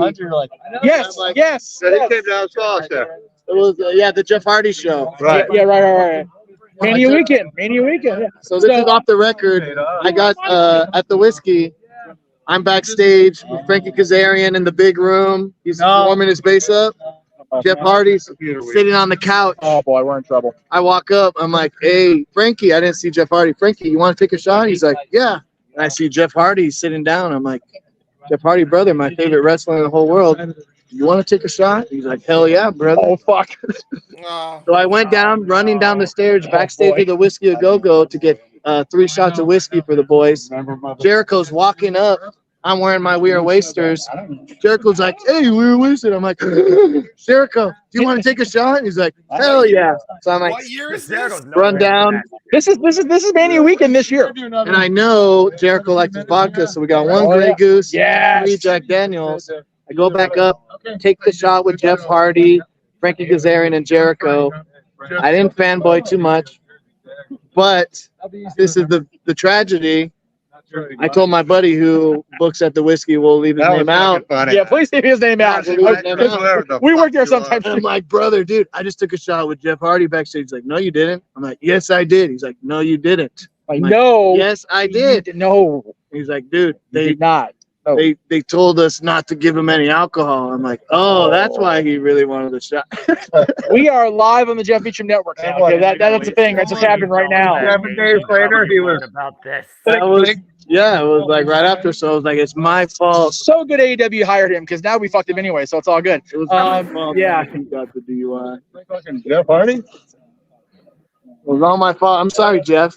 We love you, Jeff. We do. Yeah. Oh, Jeff, it's all good. So I actually found out this. So, do you fair name Dylan D-I-L or D-Y-L? D-Y-L, just like my boy, like my son. Dylan, if you're home and awake, go to bed. Yeah, go to bed. That's seriously. He's 15. Go to bed. Yeah. Who's next to you right there? God damn. Yeah, that's fair. Nails that guy. Oh my God. So. Yeah, I don't know why I came in. Like I said, I really just kind of came in because everything, like the Governor Kennedy set just ended. So I figured, okay, better do it now because my phone's about to die. My dad's phone ended up being a piece of shit. Wouldn't work, wouldn't connect. So like, okay, we're just gonna use my phone, see how it goes. But yeah. Hey, okay. The damn thing, okay. He's over here giving me shit for getting it. The phone didn't connect. I'm sorry, your iPhone wouldn't do its job. Okay, I'm sorry. How old is your iPhone, Mr. Meacham? How old is the iPhone? I don't know. When did we get the new phone from T-Mobile? When did we get those? He's talking to you. Who are we talking to? This is James. That's JJ. Hi. It's only a couple years old, but I'm due for an upgrade. Brother. Upgrade with an upgrade. Apparently, we're gonna do a crate. It's gonna be a package deal. It's gonna be a package deal. Yeah. I think it was operator error myself. Oh, fuck off. Well, for the record, was it an iPhone? Pop, sir. You can't say that. That's right. Gone off the damn rails. Great, Jeff. Even if you mean it. That's right. That's right. Especially if you mean it, then that's even better. Real quick, Jeff. Was it an iPhone? Does he have an iPhone? My dad, yes. Yeah, there it is. Yeah, not user error. It's an iPhone error. No, exactly. I'm with you, bro. I'm with you. I have an Android 9%, and I'm still going strong. So there you go. They're thanking everybody for your. They're thanking me for you for your boy, and you're getting a Mr. Meacham clap. So there you go. They pop before you in the room. They're giving you a standing no. They're giving you the pop there. Okay, very good. Okay, very good. All right. Okay. No way we're going. Oh, say something. Sorry. Yeah. We're not that live. Okay. So anyway, I just wanted to, like I said, I promised JJ I'd pop in real quick. I know I wanted to get the best team around. Want to get a shot of Frankie with the belt because that was just awesome. And yeah, if we can find the belt, that'd be great. All right, who stole Frankie's duly deserved earned belt here? Who stole the belt? We gotta go find the belt. So we're gonna sign off. But I will pop in tomorrow during Wrestle Dream. Marshall, I thank you for watching. We appreciate you. Name for a pay-per-view. Frankie's clearly still very much in love with AEW. Anyway, so that's okay. We'll cover him anyway. We just make sure we're not here when we do that. I'm with Frankie, by the way. I agree. No, it's one of those. It's we don't talk about Elite with Frankie. Anyway, I agree. Guys, have a wonderful rest of the show. I will see you probably tomorrow before the pay-per-view, if not immediately after. Thanks, Jeff. Thank you all for letting me pop in. I know I kind of derailed everything, JJ, so I appreciate you, brother. I love you guys. All right, bye. As usually happens when you pop in, but it's all good. Hey, you know what, though? I trust you. Wow, that was... Okay, let me try that again. I trust you guys enough to handle business without me being there, and clearly you're doing fine without me because we are wasted, right? So there you go. Have fun. I'll see you guys tomorrow. Take it easy. Have a good night, Jeff. So JJ, what do you want to talk about? Fucker. Walter, you fucker. I swear, if someone took a shot every time if JJ, I'm just going to say this real quick before you reel in sobriety. If everybody took a shot every time they heard the phrase "we are wasted," this open mic night would be over. That Jeff Hardy story might get us in some legal trouble, though. I will say. Hey, I had nothing to do with it. I'm not accessory. I have nothing to do with it. That was not my call. All I'm gonna say is we may have gotten derailed and completely thrown off the tracks here. Oh shit! But it was worth it to have Frankie Kazarian on air wishing you a happy birthday, bro. That was fucking cool. That was awesome. Love Frankie. Always have. So good on him, man. Good on him. That's awesome. Well, that was it for the topic that you were going to be here for. Is there anything that you've got coming up that you've been active doing, James, that you'd like to plug and let people know that they can find you doing? Not at the current moment. The only thing that you could check out coming up is my official last coverage of modern wrestling. And I only say that because it's not really modern. It's kind of the past, but modern-ish. Wrestling Rundown, because I already promised Zero I'd do that for him because I was going to help produce that for him, and he's hosting, so that was already advertised before I made my big jump to get out of it all. So we're going to be covering stuff there. And then I'm going to be leaving entirely after that. And then I'm going to be doing my last retro for at least a few months. And it's Bash at the Beach 2000. Yay! Ooh, there's one to talk about. Oh, boy. Have you ever been to a WrestleMania before? No. Okay. Because me and Noah have begun going into the studio and are canning our watch longs of all the old WrestleManias. And the journey we've got 40. Jeff that's going to pop in for 16, 24, and 39, which he was at. Stat Boy, you're of course invited to pop in on 21 since you were there with me for that one. Thank you. But we were going to see if there was one that you were at that you'd like to come on for that journey. There wasn't one that always I was welcome. There wasn't one that I was at, but there's one that is still my favorite of all time. I'll send you the graphic I made for that too, JJ, in a moment. Did you guys do? No, 17's one, but that's the obvious one everybody picks. Did you do 19 yet? No, we just barely started last weekend. We've only done we've only. And yep, next up is WrestleMania 3. The Arizona Before Space Name Mobile Object. Let me know when 19 comes up, and I'll do that one with you guys because most definitely love that show. Most definitely, that's one of my favorite WrestleManias of all time. Go ahead, JJ. Ever, yeah, it's great. Period. And lastly, to throw you on the spot here before you take off, would you have a problem helping us view Halloween Havoc? It's going to be a 2-week thing this year, the 24th and the 31st. Yes, I can. Okay, cool. My Discord's still active if you guys need it. I'll just probably be out of the room, so hopefully it stays. I'll keep my phone on me in case you're having like connectivity issues. But other than that, yeah, I can help out. Perfect. I can help out with that.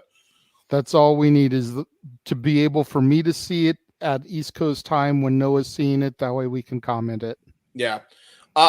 So the two things that I did promote are on Wrestling Fortune 44. One thing that I will promote, a couple things I'll actually promote. When I do come back to my YouTube channel for FTW Productions relaunch, going to be really going ham on the Don DeMarco show and a new show called Character Select. Character Select is going to have the start of a tournament. I think I announced this a few weeks along, but we're still working out the kinks and details because it's all AI simulated. So we're trying to make sure, and it's a modded game as well. So we're trying to make sure that kinks are worked out there. So that's coming up. And then Don DeMarco show where we do bar for bar breakdown. Gonna kick it off. Myself, and I. Listen to me. Myself, King, and Zero. I'm gonna bring Zero in. We're gonna be breaking down rap music primarily. We're gonna be doing all sorts of rap, and it's gonna be a Tech 9 binge to kick it off by the start of the new year because Tech 9 dope. So Tech 9 is awesome. He is. So yeah, we're gonna be doing and specifically it's gonna be Tech 9 features. So we're going to be doing the features he's done with, for example, Dax, Token. There was I think he did one with Screwface John. There was a bunch of different people he did features with. It's going to be a feature one, including the one that had The Rock, Dwayne Johnson, because that's on Rules. So yeah, we're going to be doing all that, and yeah, that will be everything I think that's coming up. But cool. As far as the stuff on my channel, that's going to be next year thing. So stay tuned for that. And as always, check out WYW, youtube.com/user/WYW Pride. Watch Immortal. Cool. It's good to see that you're still keeping busy, brother. It was good having you on here. And if not before, we will see you for Haunted Hangman. Amen. At the end of October. Yes, I will be. I will be there for the Haunted Hangman. Hopefully, I'll have a costume. No promises. I don't know. Sounds good. And we will be right back after this brief commercial, which is actually a video that James made for Stat Boy's introduction, but we use it as a commercial bumper also. So there you go. Check out this production from James for Stat Boy Sports Bar. You ever wanted to come into a sports bar where the barkeeps know their game? Well, the Jeff Beecham Network Multiverse of Media has got a production just for you. Sit down and relax as the Stat Boy and his partner break down the statistics in all things sports. Whether it's football, basketball,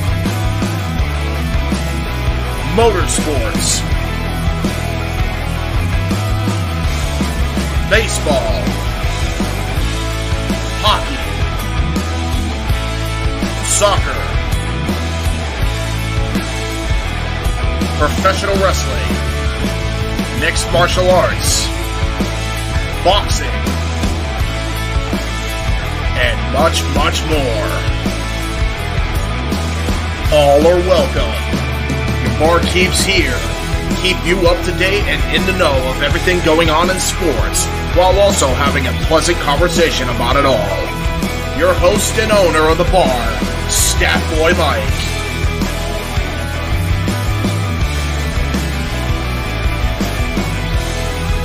His partner in crime, Dory Lou. And a host of other guests coming in. The food's hot, the seats are warm, the drinks are ice cold, and the sports talk is plentiful. Casa D 18 Studios presents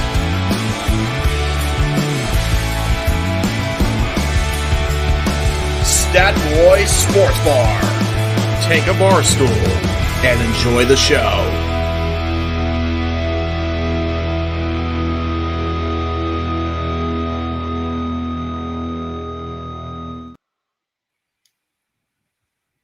Great. I love that promo every time I see it. I can't get enough.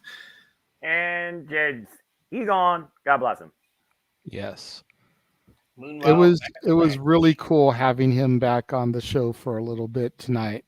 I enjoyed that. Appreciate him all the time. Like I always say, protect your mentality. Keep doing right by you, brother. Nothing but love and support for you forever. I'm glad to be part of FTW. Well, that was one hell of a interaction, /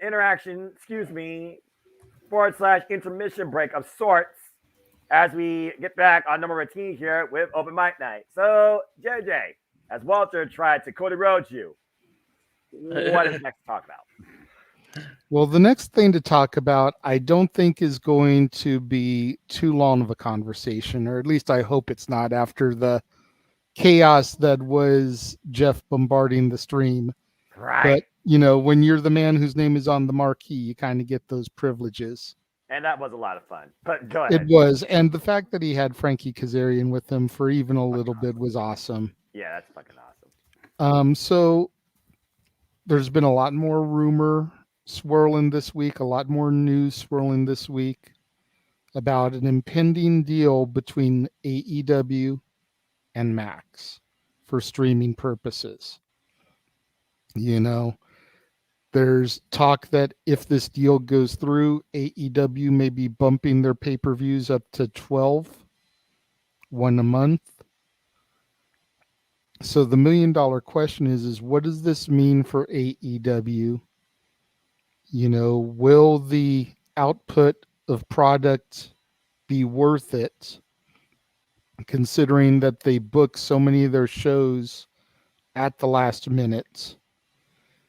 What's the price point going to be for this? Is it going to be included in the Max subscription for the app? Is it going to be an additional bump like on Peacock where you get X amount for one value, but then you've got to pay extra to get some of the more premium content?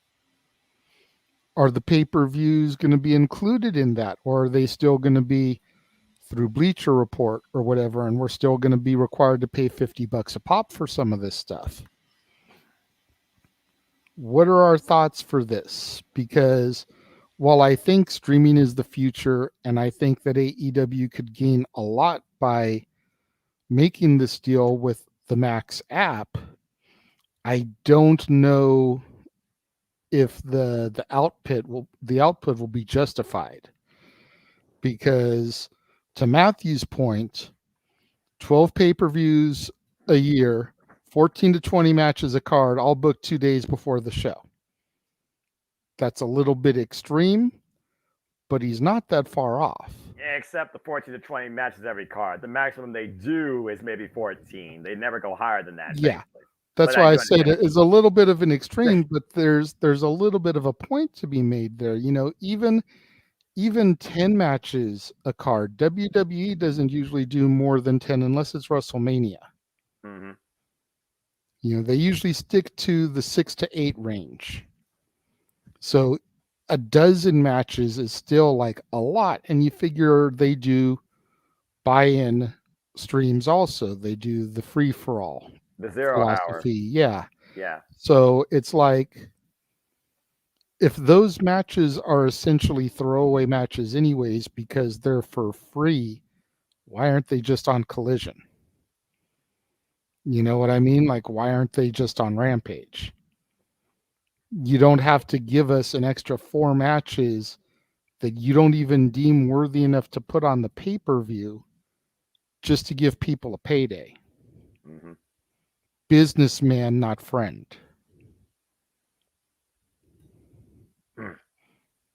Lost that boy there for a moment, but he's back. Hey. Noah, you are Mr. AEW as far as I'm concerned. What do you think about this? it kind of goes with discussion verbatim, chain reaction, domino effect we've had on previous open mic nights of what me and the King, my fellow All Elite brother, discussed on the AZ Review Impromptu. I even talked about verbatim with him too. We look at quantity, quality, does the end justify the means, and going to streaming, do you have a supported content library? I think Max is definitely is the now and it's going to be the forever. But under streaming services, you do get more of a rather budget-friendly deal. With WWE and all the premium live special events they do, one a month with an average of 6 to 9 matches, like you say, too. And it's only for $10 a month. That's a much lucrative deal with that added backup content, even it is on a much more centralized service. I still kind of hate its navigation. When it comes to the Bleacher Report app, which, again, it is what it is, I'm not going to lie, every preview this year for AEW, they went from 4 to 6, now to 7 this year, still with at least one more officially known. Every pay-per-view has limit. Hey, Dattila, good to see you. Come on in here. No, but that being said, I think Max would be the great way to go. If you really have built this great agreement with Warner Bros. Discovery and they trust you and they want more content from you, that's why they gave them Collision in the first place, then why not pursue that avenue? It would reach out to more casual viewers who could extend further out to act like, Game of Thrones and whatever the heck else they host on Max. Excuse me, I almost called it HBO Max, but Max. I think they were perfectly fine, though, with the quarterly pay-per-views, but they have proven that they could do more than just 4 pay-per-views a year and still deliver. It just comes down to if they can still deliver to that budget point. I'd say this. I definitely will pay 15 versus 50. But as a lifelong fan of professional wrestling, I have bought every pay-per-view, and I have not been disappointed. And so far, yes, that has come out to about $300. Yes, I did buy WrestleDream. Hey. So, yeah, I think Max is the great way to go. He keeps on talking about it all the time. End of an era, start of a new. Is it about the way we can actually engage in AEW premium content too? Certainly, I hope so. And if you could add NJPW and by some divine miracle, Ring of Honor, boom, there's your separate channel alone for professional wrestling content. And with the elephant in the room right now that Tony Khan might literally buy NJPW, that's a hell of an addition to add to your library too, international or domestically. I truly hope the Max route is where they are going. And I want it before the end of 2024, preferably, with this whole idea of negotiation with TV deals and how much TV is actually engaged with, especially live nowadays. You can just do DVR. That's why ratings are still meh. Streaming is the way for AEW's longevity and bringing a more budget-friendly user experience to the audience that already meets its quality. It's fair. Anybody else have anything they want to add to this? Go ahead, Mikey. It's the next step for AEW. I don't know if TBS has an app or a streaming service or whatever. So, WWE has Peacock, CBS has Paramount Plus, and all that good stuff. So, then it's next level stuff. Will it change the content? Because Max was originally HBO Max, which was a cable channel, which you could get, almost anything in those upper level of content. The violence, the language, and all that stuff. So I don't see AEW going from R to X. Really, they'll keep the content and the violence level, the gratuity level up there, but they won't cross that line. As far as the money goes, it should be reasonable. I mean, I pay $5 or $6 a month to get the premium stuff with WWE. I don't see myself putting extra money into HBO Max or Max, whatever you want to call it. It is Max, but I'll slip up once in a while and I'll say HBO Max. I'm not going to watch it because that's what it used to be, and I still recognize it as that particularly. Yeah. Like I say, next level stuff if they want it, and if there is a a battle between AEW and WWE of some kind. They've just also maybe leveled the playing field, because how long has WWE been with Peacock? And now AEW is just now coming in with Max. So, next level stuff. We'll see where it goes. They're in it. They're a business at the end of the day. It's a business. So they gotta think, if we can put some more money out, let's go for it. And it encourages more competition. It encourages the other company to try harder. They already have, again, I know, the biggest pocket, but I don't think you want to reach a point, especially in this day and age of the industry, that people or the companies themselves are content. At the end of the day, it's not really a battle about wrestling. It's a battle of the networks. But Tony Khan owns all of AEW. Why, at this point, you might as well say Peacock owns pretty much WWE. That's fair. And really quickly, before you get to rebuttal, we may have lost Joya this week on Impact, but teleporting into the command center, we have the other half of NOLA. Give it up to Datilla, ladies and gentlemen. Just popped in. What's up? Hello, Datilla. Pleasure to see you as always, my friend. I hope you've had a great day as well. Actually, I've had a very busy day. I just got that shelf, so I was, rearranging my stuff. Nice. Yes. By any chance, were you watching earlier? Yes, I was. Did you see the special guest that we had? Frankie Kazarian. That was awesome. I'm not gonna lie. Yeah, it was. It was really awesome. I was not expecting that. The 5-time or 6-time, excuse me. I'm sober and I can't even think right now. All the numbers. This X Division champion. That was freaking awesome. But Mikey, you were gonna say something to rebuttal Noah. Actually, I was going to ask, is having these apps the same as streaming sites, or is it just another way to watch content? It's more of a technological question. It's a little bit of both. Yeah. Having the Max app is like having Netflix. It's like having Hulu. It's like having Peacock. You get all of the content that is combined within. So you get HBO Max content, you get Warner Brothers, you get Discovery, because that's all part of that. So you get all the DC universe, all the same umbrella. You get anything that's Warner Brothers related. So all your Looney Tunes and stuff, Tiny Toons, Space Jam, and all that good junk. That's why they're going to be confined in there. Yep.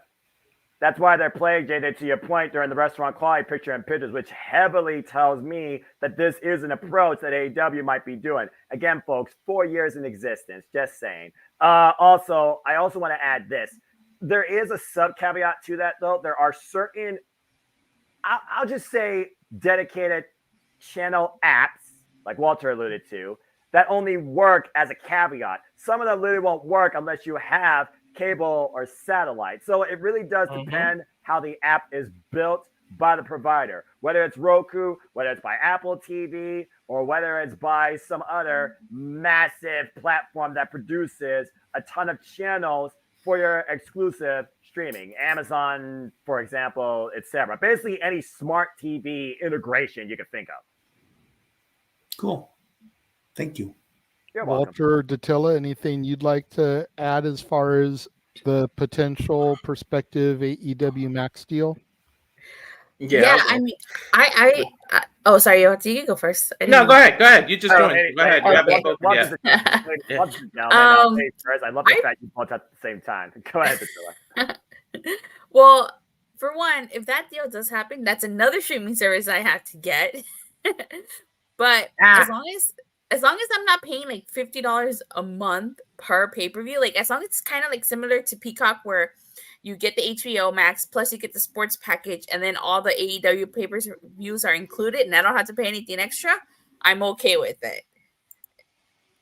So, okay, yeah.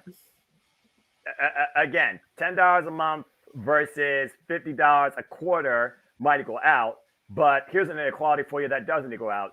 $50 a month versus $10 a month. 50 times 10 is greater than 10 times 10. And that's your math lesson for the day. I'm not doing math at 9:50 p.m. Pacific Standard Time. I still am. Right. I'm almost at 1 o'clock in the morning. I'm still doing the numbers. That's because you're the stat boy. You're the stat boy, dude. I just work. Yeah. I just work in IT. The only numbers I gotta deal with are ones and zeros. One's false, one's true, one's on, one's off. But as far as stats are literally numbers. The stats don't lie. No, they don't. Nor do Shakira's hips, but that's another story. JJ. But as far as 12 pay-per-views is concerned, I don't know how I feel about that. I feel like that's a little too much. I mean, how are you gonna divide 12 pay-per-views a year when there's 12 months in the year? Is that a pay-per-view per month? Basically. More or less, but I mean, you figure they've already begun expanding. You've got Revolution, Double or Nothing, All Out, and Full Gear. Those were their primary four. Yep. And you got Forbidden Door. You've got All In. Wrestle Dream may become an annual thing. So there's 7 right there. So they would then only you need figure to add... do Winter is Coming. You've got Blood and Guts. Yep. Fight for the Fallen. Fighter Fest. And the Owen. There's 12 right there. But I thought Winter is Coming is more like a special Dynamite. They should just turn that into a pay-per-view. That's what I'm saying. Yeah, like there's a few of those that are their annual TV specials, but because they fall in between their big four, if you will, you can curtail them to be pay-per-view events. You know, we've got Full Gear in November. Winter is Coming is usually December. Yeah. So you turn that into the December pay-per-view. And someone brought up one other thing, JJ, we didn't think about. When you think about at the end of the day, if you look at WWE, when you look at the main roster versus NXT, that's more than 12. That's like 16. They do like 4 Battle of the Belts of the year. Boom, there's your match. Yeah, those are the akin to the old WWF in your houses. I heard that AEW is doing one more pay-per-view in December this year. I think it's like December 29th or something. I heard something about that. I was reading something about that. They're playing one more pay-per-view in December. Do you realize how much this fucks me? I have Stardom, because my name's Noah Fox. I'm a fan of professional wrestling. Damn it. But I digress. I have Stardom's friggin' Dream Queendom. That's the very last show of the year for me. Damn it. It's been the last 2 years. Damn it.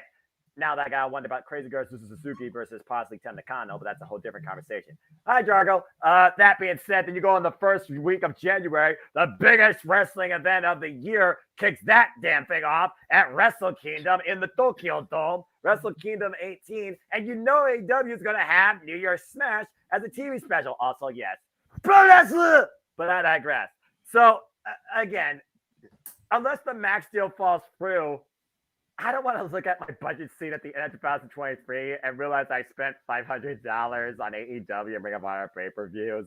You spent $500? Not yet. Well, honestly, between Impact and Ring of Honor, I actually might have, now that I think about it. I wonder how much I spent between Impact and AEW and...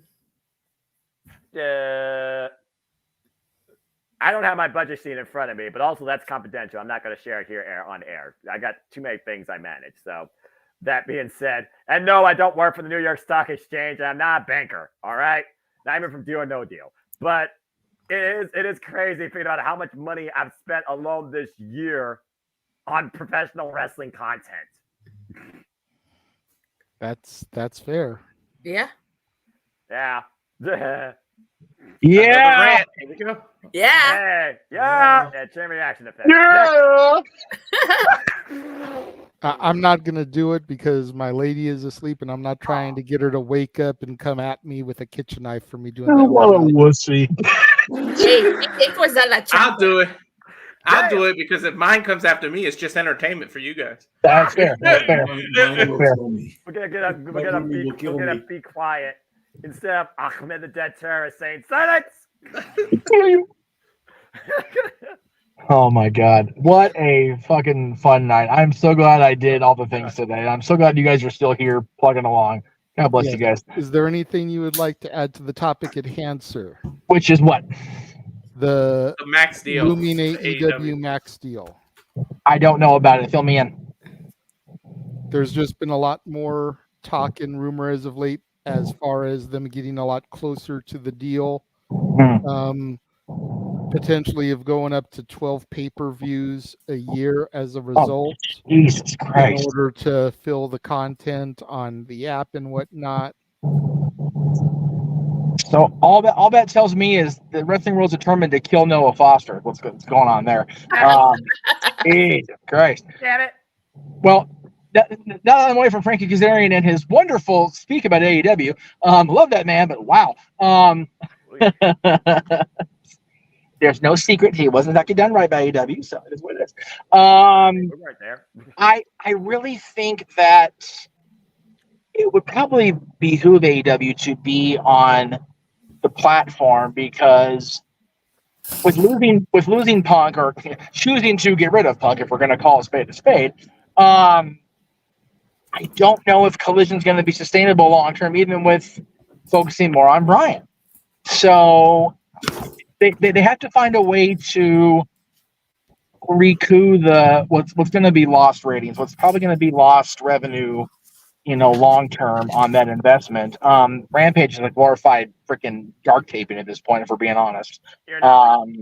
So they need to find a way to expand their output, and I think Max would be a great thing. Max is a majorly popular streaming platform akin to Disney Plus and Netflix and Peacock, of course. So I think it benefits AEW, definitely, but I think it benefits Max. They don't have a whole lot of original live programming going out on that platform right now. If they had added pay-per-views to it, I think that would increase their possibility at garnering more subscribers on their front. So it's a win-win. It really is, and I think that whatever this new era is going to be that is being talked about for tomorrow night, that may have something to do with it. And I wonder.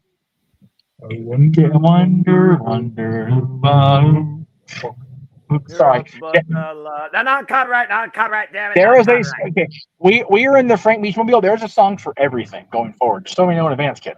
Okay. Throwing that out there now.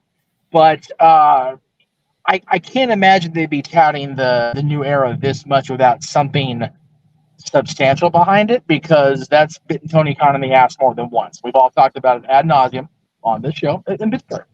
So a new sustainable deal with Max would be up there with, okay, this was worth the hype. That's fair. There's also the rumor of purchasing New Japan.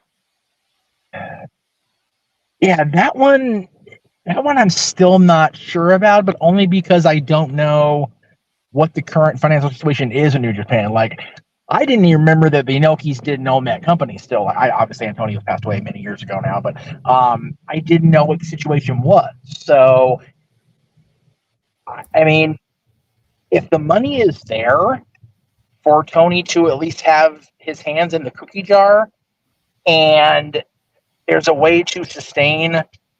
See, here's where I'm at, because right now there's no, as far as I know, no, you know better than I do, obviously being a New Japan head representative, if you will. There's no active American content going out live every week like there used to be.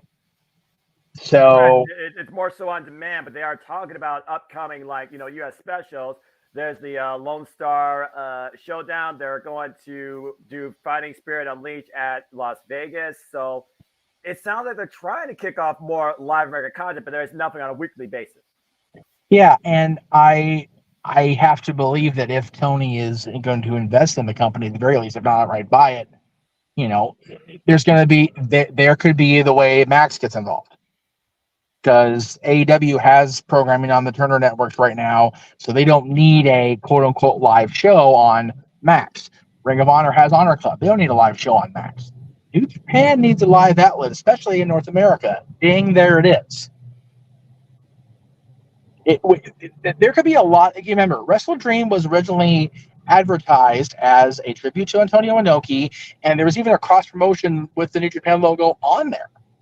So that could very well be what we're seeing tomorrow night, as we close Wrestle Dream or whenever they make the announcement about this new era. That could very well be a possibility. I would be surprised if it's not Max or New Japan or a combination of the two. But whatever it is, it's famously in our opening. You get one, Tony. He's had more than one screw up. He has to. If he's going to say new era this many times in the last however long it's been, he's got to deliver tomorrow night. That's just the way it is. Agreed. Yeah. Agreed. Yeah. Yeah. Yeah. He said new AEW. He Dad delivered agrees that too. beginning of the year with the new set, new intro, a new outlook on the talent, pushing more of his younger original, AEW superstars. Now this is a new era. First time he said new era, and I keep scratching my head. But again, going back to what you talked about, JJ, as Jeffman pointed out, the logo for NJPW is not there now. Antonio Inoki, God rest his soul, it'll be passed away 1 year to the day. Come tomorrow at WrestleDream. I had the dates wrong there. It's all right. I got you. Also, botch. I know. Hey, I'm drunk. Leave me alone. I'm not getting on your case. Not tonight. Please, thank you. but yeah, everything right now screams to me that something's going to change in the way we look at AEW and New Japan Pro Wrestling. I'm just not sure in what capacity. I mean, they joined freaking Roku, whatever that was worth, for NJPW weekly on-demand content after Impact Wrestling every week on Access TV, 10 Eastern Standard Time today for an hour, in case you didn't know. They even have them exclusively on Roku. I don't know if they still do as a channel for those weekly NJPW episodes too. So, again, I'm not sure what to expect, but I do think something different will happen or is to come for either AEW or New Japan following WrestleDream, technically today here on the East Coast, for you West Coasters tomorrow. It's fair. Yeah. I mean, I'm looking forward to seeing what comes of this, if it actually comes to fruition. Yeah. And what the tech specs are, if you will, when it does come to fruition, because we already have the Max app, and if things just become so much easier to see AEW content as a result, then I'm going to be ecstatic. Same. Especially if, much like the Peacock app, the pay-per-views begin getting included with the fee. What's up, Walter?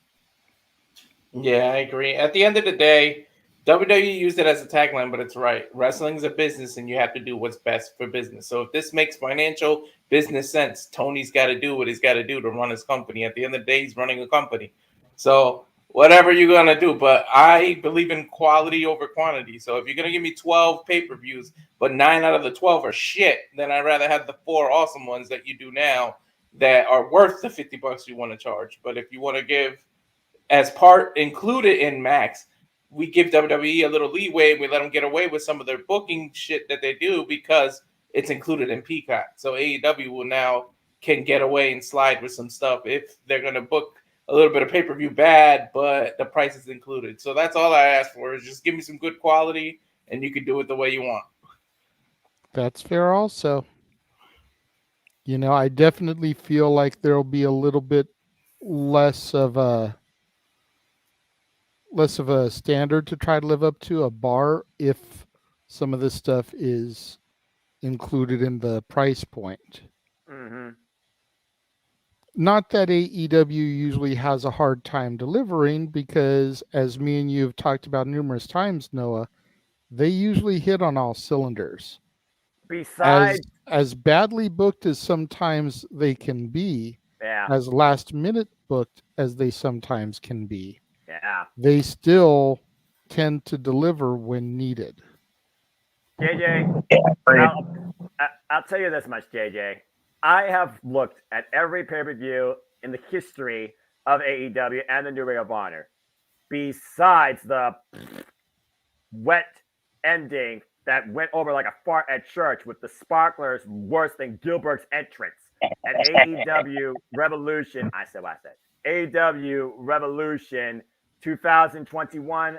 I have yet to see a pay-per-view I regret buying from AEW, but I can give you countless times that WWE and their contentment have made me said, what the fuck did I watch? This was a 1 to 2 match show with under quality content. Your NXT No Mercy though was not that tonight. Yeah, it's one of those, you know, we've allowed ourselves to, at least from my perspective, be a little more lenient with WWE because that's only $10 a month. Yep. Whereas we're paying $50 a pop for AEW. It's like, y'all Christ. So. Yeah, the end has to justify the means. Yeah. And they have. For the most part, they have, like you said, Noah. So. Hoy. Oh, by the way, a little update for y'all. So we're talking about Wrestle Dream. Would you guys like to know what the official card amount is for AEW Wrestle Dream, including the 0 hour? There are 14 matches. You guessed it. They added 4 matches on the 0 hour this time. You have a 14-match show. Yeah, they added 2 matches tonight because 2 matches were added on Rampage for the 0 hour. Yes, I got the graphic. Good deal. That's how I knew what it had gone up to, because I've been trying to maintain the graphic flow so that Jeff can meachemize them for the call tomorrow. I shall be on that as soon as I get in the door, brother. And to Emmanuel's point here, I don't think AEW needs to change all that much if it goes to the app, because Max is and has always been a premium cable service. It was always a premium movie channel, so they were able to get away with showing R-rated stuff that you wouldn't be able to see on TBS, TNT, unedited. So you can get away with even more than AEW already does on TBS and TNT. You figured they put Blood and Guts on TBS every year. Yep.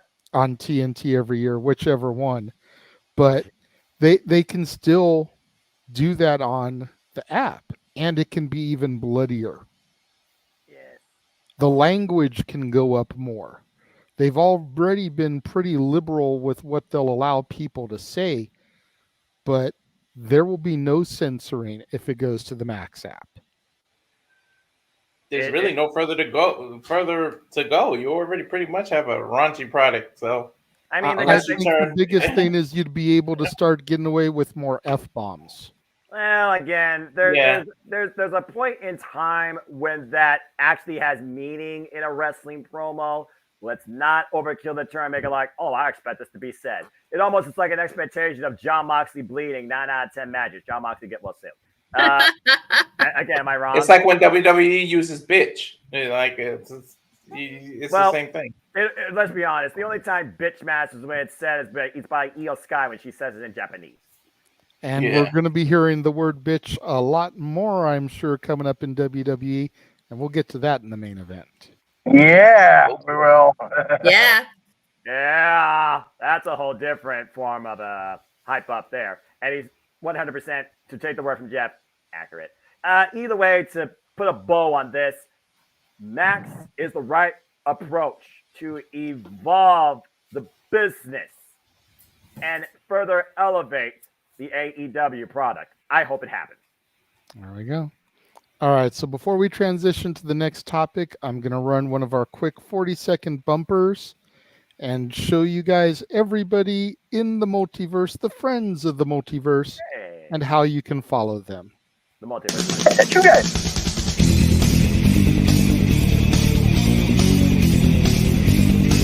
You're in what? Where the hell are we? You're in Town.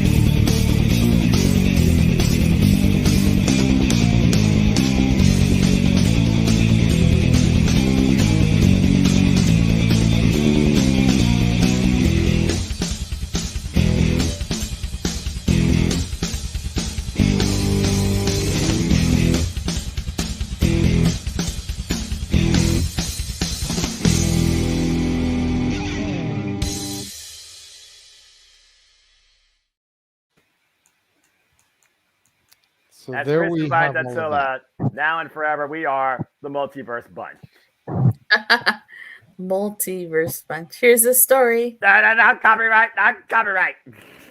of a man named It's not a copyright. It's a parody. We're good, brother. Oh God, fair enough. We're protected under the First Amendment if it's a parody. Let's not get political here. Lord help us and Lord help America. Amen. Hashtag America. We the people. Don't tread on me, JJ. We lost Jeff temporarily, but he did message we were going through the canyons. Oh. So may have lost his signal there. I mean, that's fair. Again, you reach a dead zone, and that type of stuff does happen. Appreciate you, Matthew. All right. So the next topic comes and is about one of our favorite topics here over the past year. Yeah. The Second City Saint himself, the straight edge savior. God damn it, I'm going back out. However, this has nothing to do with the AE drama and bullshit because we've been removed from that. Yay. Okay, good. I mean, granted, I can go on some diatribes about that still, but people are going to have to super chat to get that. Leave the memories alone. But Bully Ray went on Busted Open Radio this week. And when it was brought up about Punk potentially working for Impact, Bully Ray said, quote, 1,000% I'd hire him. I think Punk needs to be in an environment that he is completely comfortable in. And I know for a fact he was not completely comfortable in the WWE. And then whatever went down in AEW. If you were to put CM Punk in Impact Wrestling, Impact's stock would go up. I think that Impact and Punk could do some great business together and bring some eyes to the product. Now, in addition to that, Shawn Michaels said on the No Mercy media call that he would love to have CM Punk back and in NXT, which, let's get this out of the way right now. CM Punk and NXT, I think, is a bit far-fetched. But Shawn Michaels went on to say that he never had any issues with Punk. He never had any bad dealings with him, no issues working with him.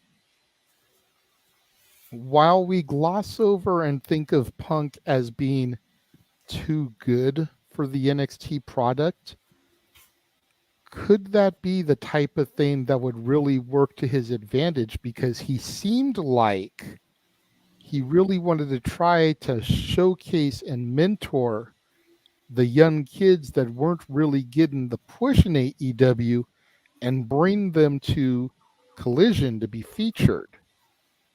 Putting that talent, a man who was taken under the wing of Paul Heyman, to give his knowledge to the Carmelo Hayeses, the Trick Williamses, the Ilya Dragunovs, the Creed brothers, the Roxanne Perez's, the Cora Jades, etc., etc.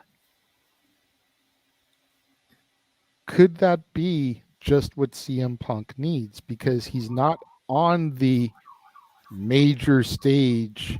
He doesn't have to do all the hellified travel that comes with being a WWE main roster performer. He can stay centralized in Florida and only have to worry about traveling for the PLEs. I'm curious to know what people's thoughts are, both on what Bully Ray said and Shawn Michaels' comments. Walter, are you scratching or did you have your hand up? You're muted.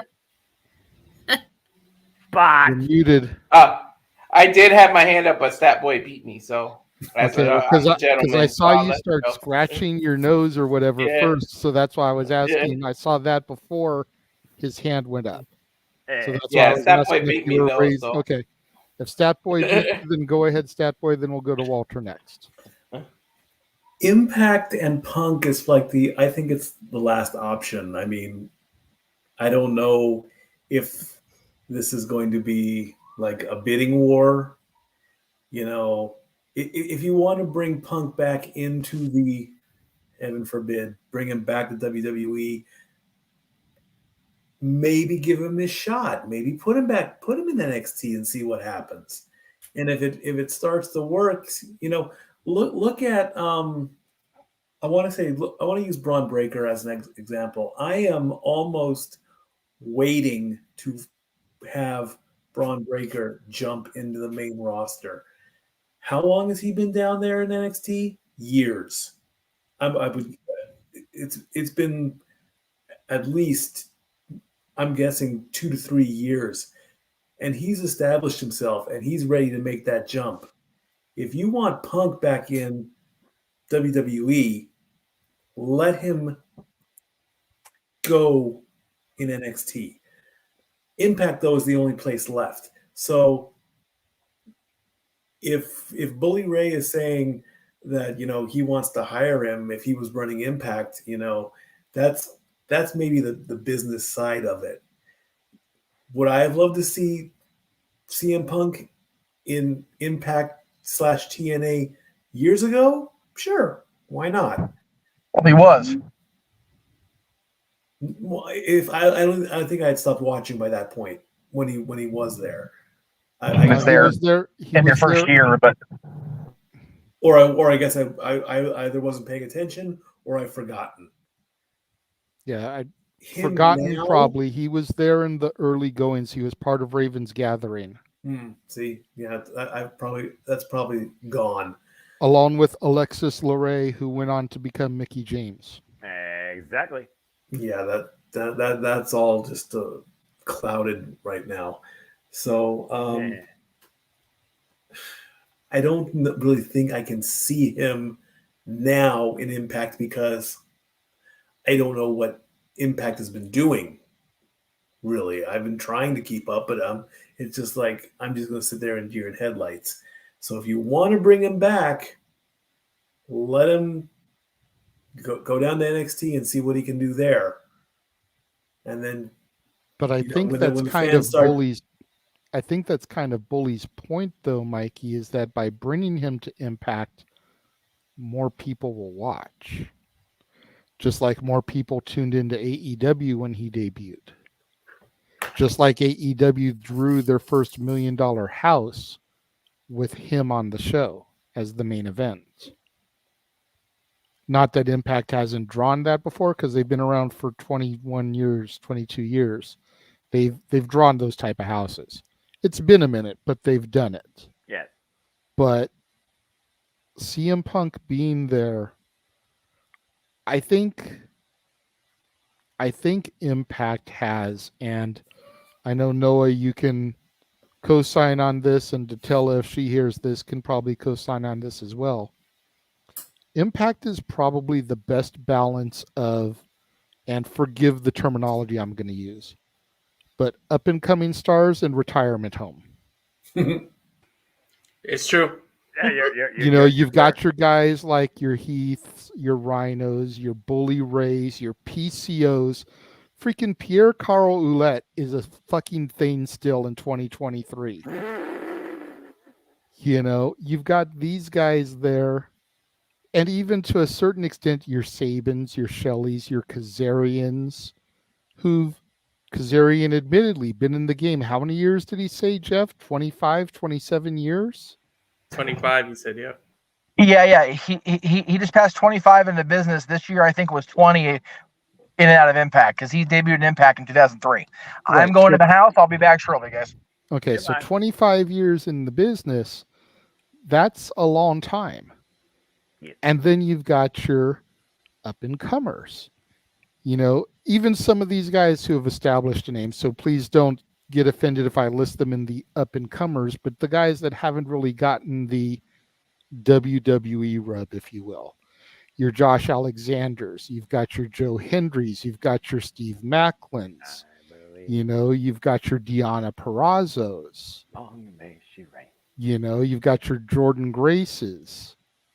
You've got all these guys that are still young enough that they can go toe-to-toe with these experienced vets and really put them over, make them look good. The vets can impart their knowledge on the youngsters, make them look good, teach them the way to go.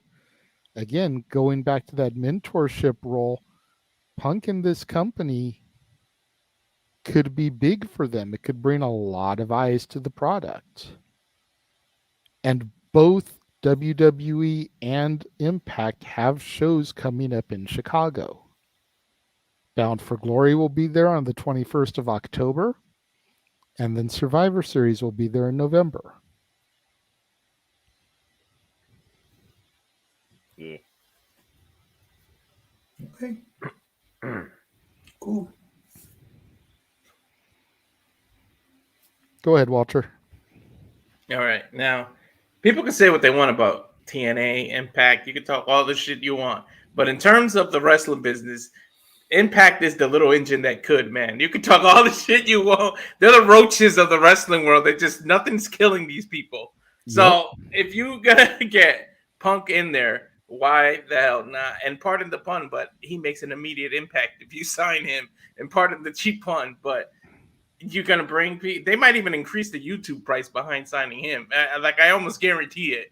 It ain't, what is it? No, $1.99. You might have to pay $3-4 if Punk joins. You pay $0.99 a month to watch Impact for free, commercial free, weekly, and you pay like $5 plus tax to include podcasts and their premium events, the monthly specials, monthly Impact Plus specials. Okay, so get ready for 10 to 20 if Punk joins them. They got to make the money to pay this man back somehow, even though they are the little engine they could. But I say why not? But do I see him joining it? Not really. I much see him not going back into the business than joining Impact if that's really his last resort. I think to him it'll be under him, but to me as a fan it isn't. And then NXT, to play a little devil's advocate, if you think he's the manipulator that he is, if you don't like him, if you think that he's the cancer and what all that crap people call him, I don't think there's anything. I'm just playing devil's advocate. Do you really want him around the young talent whose brains aren't as developed in the wrestling business and can be easily manipulated? Do you want that kind of guy around those kind of young people? Don't you think he'll be a big influence on them in the negative way if that's what you think he is? I personally don't think he's that. It's just he ran into some unfortunate events. But I think that that's the mindset of some people. So I don't know if they would put him in the NXT, because then you'll develop 10, 20, 30 new punks for the new generation rather than people who are seasoned and on the main roster, and he won't have an effect on with how he behaves. People are used to it. You go against people that have been 10 plus years in the business, then Punk's behavior won't bother them. So I don't know about putting him in NXT, even though that would definitely instantly become my NXT. You sign Punk, I'm watching NXT every damn Tuesday. I don't care what anybody said. Heard that. The big difference. Go ahead. Go ahead. No, go ahead. I was going to say the big difference is that WWE's umbrella won't let Punk run wild like they claim he did in AEW. And Punk didn't come up on a couple of series of unfortunate events. He came across a couple of unfortunate talents. That's and true. I'll just leave that there. That's true. And then Kilo, my brother.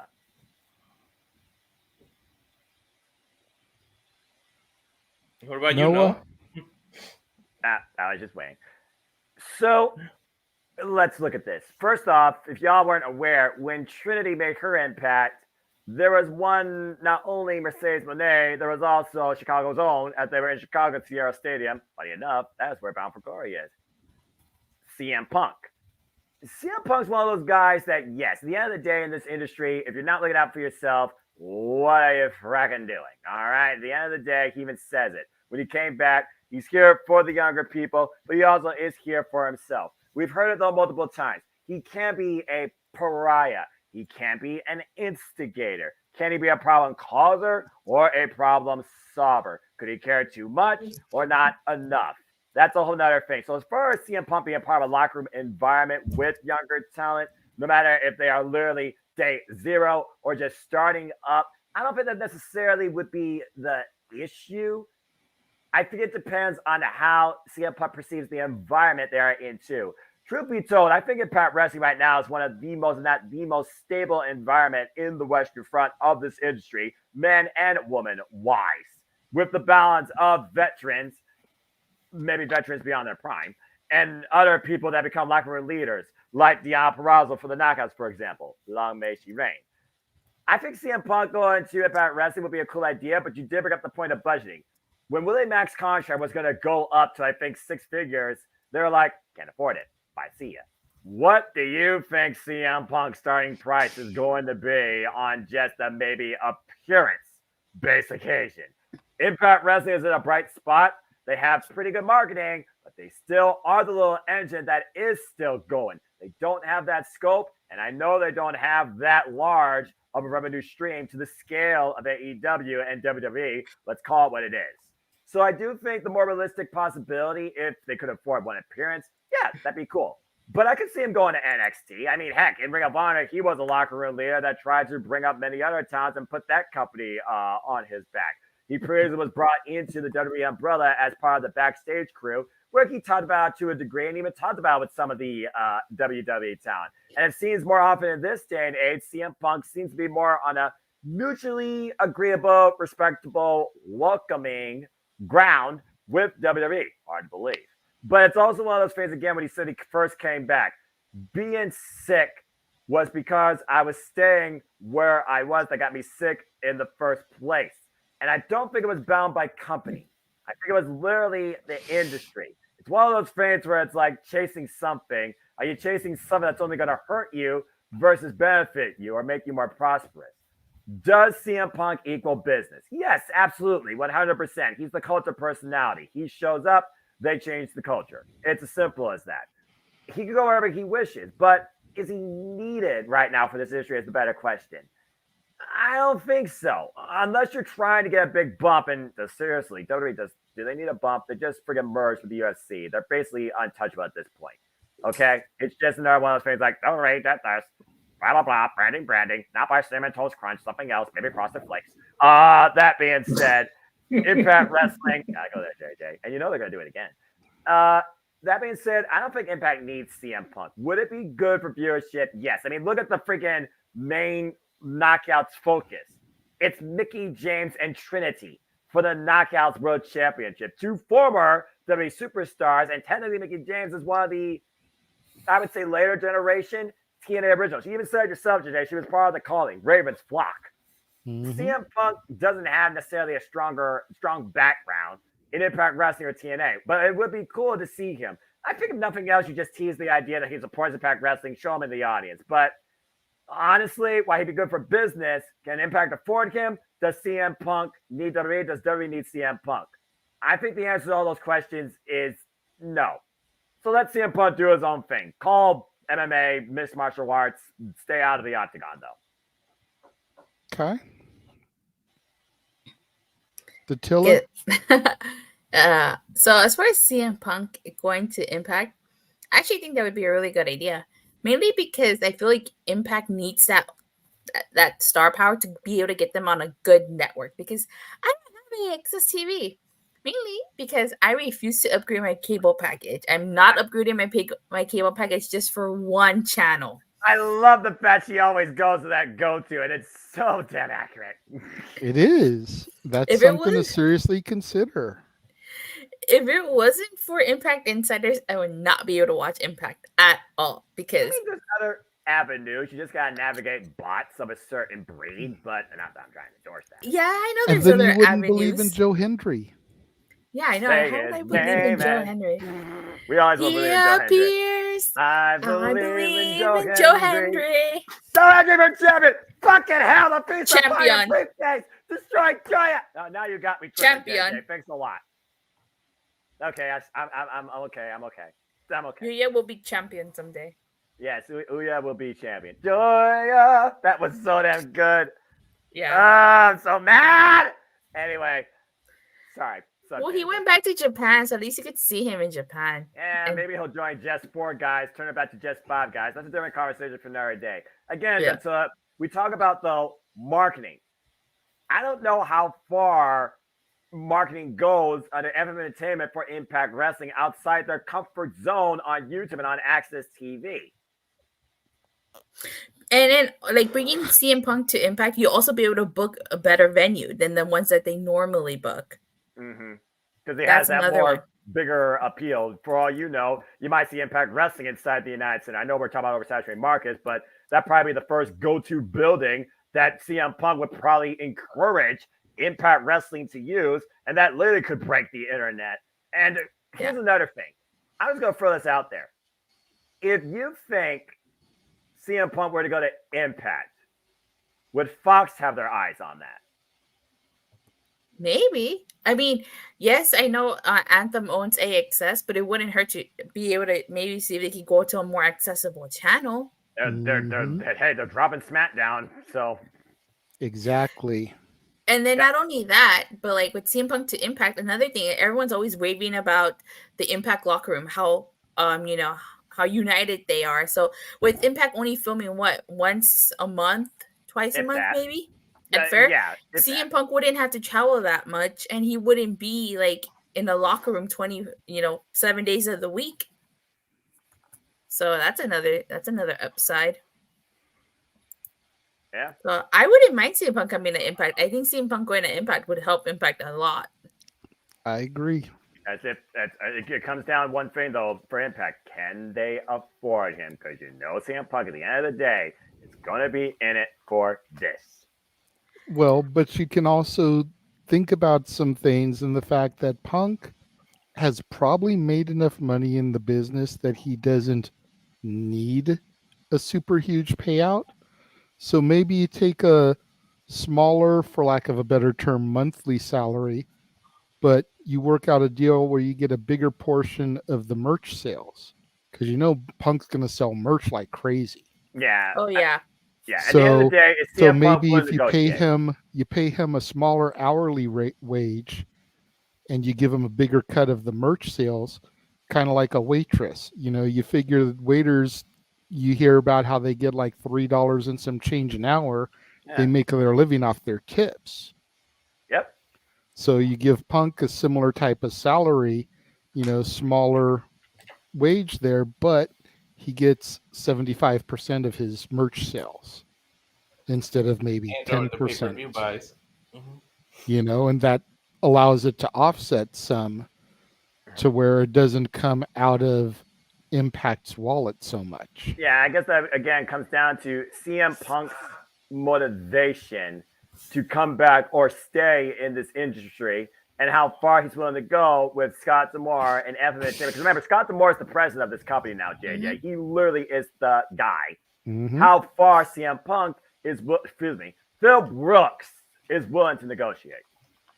Not to mention, like, Bound for Glory is going to be in Chicago, and they Impact had done some Chicago shows this year. They did like a whole Chicago season pass thing because they had like 3 different like tapings in Chicago. So yeah, Bound for Glory is in Chicago. So I'm just putting that out there. And AEW has announced their 352nd Chicago show for this year with the Dynamite event. Yeah. If it's not the United Center, if it's not the United Center, it's the Wintrust Arena. If it's not the Wintrust Arena, it's the Now Arena. If it's not the Now Arena, it is Cesaro Stadium. Did I miss a building? I don't know. I don't know what my buildings in Chicago besides Wintrust and United. I'm just going off buildings I Wembley know Stadium that have been used. In Chicago. Wembley's not in Chicago. No. It's not? No, it's not. There's one other building I know they use. The Allstate Arena. That's it. Oh, That's there you the go. building I was missing. The former Rosemont Horizon. Yeah, of course that we. If they get in there with WWE overbooking that place, I'll be freaking surprised. Not gonna lie. Same. Again, I will be surprised if Impact Wrestling, if they got CM Punk for one show, I will be surprised if Impact Wrestling does not get an arena level show. Because at the point right now, they're lucky to get a couple of 1,000 at their pay-per-view and break 300 to 500 on a regular Impact Wrestling taping too. If that. I think I meant Wrigley, like Wrigley Field. I think I meant not Wembley. Oh, Wrigley Field, Chicago. That's fair. Yeah. Have they ever done a wrestling show in that baseball stadium? Not I don't think know so. of. Yes. Yeah, no, I'll tell you this: if Punk gets in Wrigley Field before I get to go, I'm gonna be pissed. That. 'Cause I had a chance to go and I got robbed thanks to a certain somebody. Anyway. All right. That's fair. But yeah, those are the 5 Those are the 5 damn buildings that have been overbooked and focused by every company in professional wrestling and sports entertainment. It is ridiculous. I completely agree. I was talking with Frankie about, everybody's booking there, but man, they never come here. And Frankie's like, I would love if Scott brought Impact here. Are you kidding me? I'm like, please? Jesus. I see you all actually on screen. You'd be in the front row probably for a nice price. If Scott D'Amore brings Impact here and the price is right, dude, we will get the freaking we will get the JMN contingent up in that bitch. Well, front row for like a lot of their shows is not expensive. It's just depending on where their shows are at. Like I remember Slammiversary when it was, I think 2021, when it was in Nashville. I wanted to go because the tickets was like I think $230. It was literally $250 VIP, and that's how I got pictured with the current X Division Championship. And I got apparently clipped on screen. You got to send that clip, which wasn't expensive, but it was that flight to Nashville. I was like, nope. I cannot do this show. You remember the cost of things in Nashville versus cost of things in Southern California too. Yeah. You guys live in the come to Tennessee. Look, I need to go back down to Nashville. I do want to go to Tennessee. I actually wanted to go to the Memphis tapings. I want to get the hot chicken and go check out the freaking Rock and Roll Country Hall of Fame and the freaking Raymond Auditorium and just sit down in live music venue, whether it's the Honky Tonk or just Johnny Cash's bar and take in the music, man. That's what I need to do again. The freaking Gulch was fun also with, okay, what the hell am I doing? This is not a travel guide to freaking Nashville, downtown Nashville. That's what Stat Boy is supposed to be. Come to Pigeon Forge where Dollywood is. That too. Never been there. I've never been to Dollywood. He got Aaron to go there. That's true. Really? You got Aaron to go to Dollywood? Pictures. Aaron went, yeah. And he met you. He actually connected with you. He's getting a lot of pictures on before. He's getting a lot of pictures on social media of all his Pigeon Forge stuff, and he had a great time out here. Now, there you go. Again, I'm just waiting for you guys to just follow suit. If there's ever a show like they might have a WrestleMania coming there. I know they recently had AEW TV tapings. I'll just put it like this: the best chance of me versus Walter's offer of that fails to fall through. The best chance of me at this point attending a WrestleMania could very well be Nashville, Tennessee. Book it. Let me know if it becomes official. That being said, getting back on topic, talk about geography. Back to Chicago, click. To your point, I was there live. It's Summerversary 2021, witnessing the Virtuosos versus Thunder Rosa, the Ultimate X match with Josh Alexander, and of course the hot mess arriving Chelsea Green and Switchblade Jay White making his impact as their Sami Callihan versus Kenny. My God. Oh my God, Kenny Omega up all that gold was fucking ridiculous. And so was the pizza cutter. But that being said, to your point, it's a VIP, $230 plus tax. Second row. And the only reason I got second row is because of my spot in line. There was no assigned seating. Yes, Jeff. Wow. Oh, yeah, that's true. That's true. There's no assigned seating. Yes. Ken, you're not one of the people on screen. You are not the focus of the show. I'm making you the focus now because we tell you every fucking week to stop doing it. So now I'm telling you on air to stop fucking doing it. Thank you. Carry on, guys. Okay. You've been warned. Okay. And not by EC3. Made people inebriated, which is why I focused on it. But goddamn it, I'm done. That's fair. But again, it is one of those things, though, guys, like you said, to your point.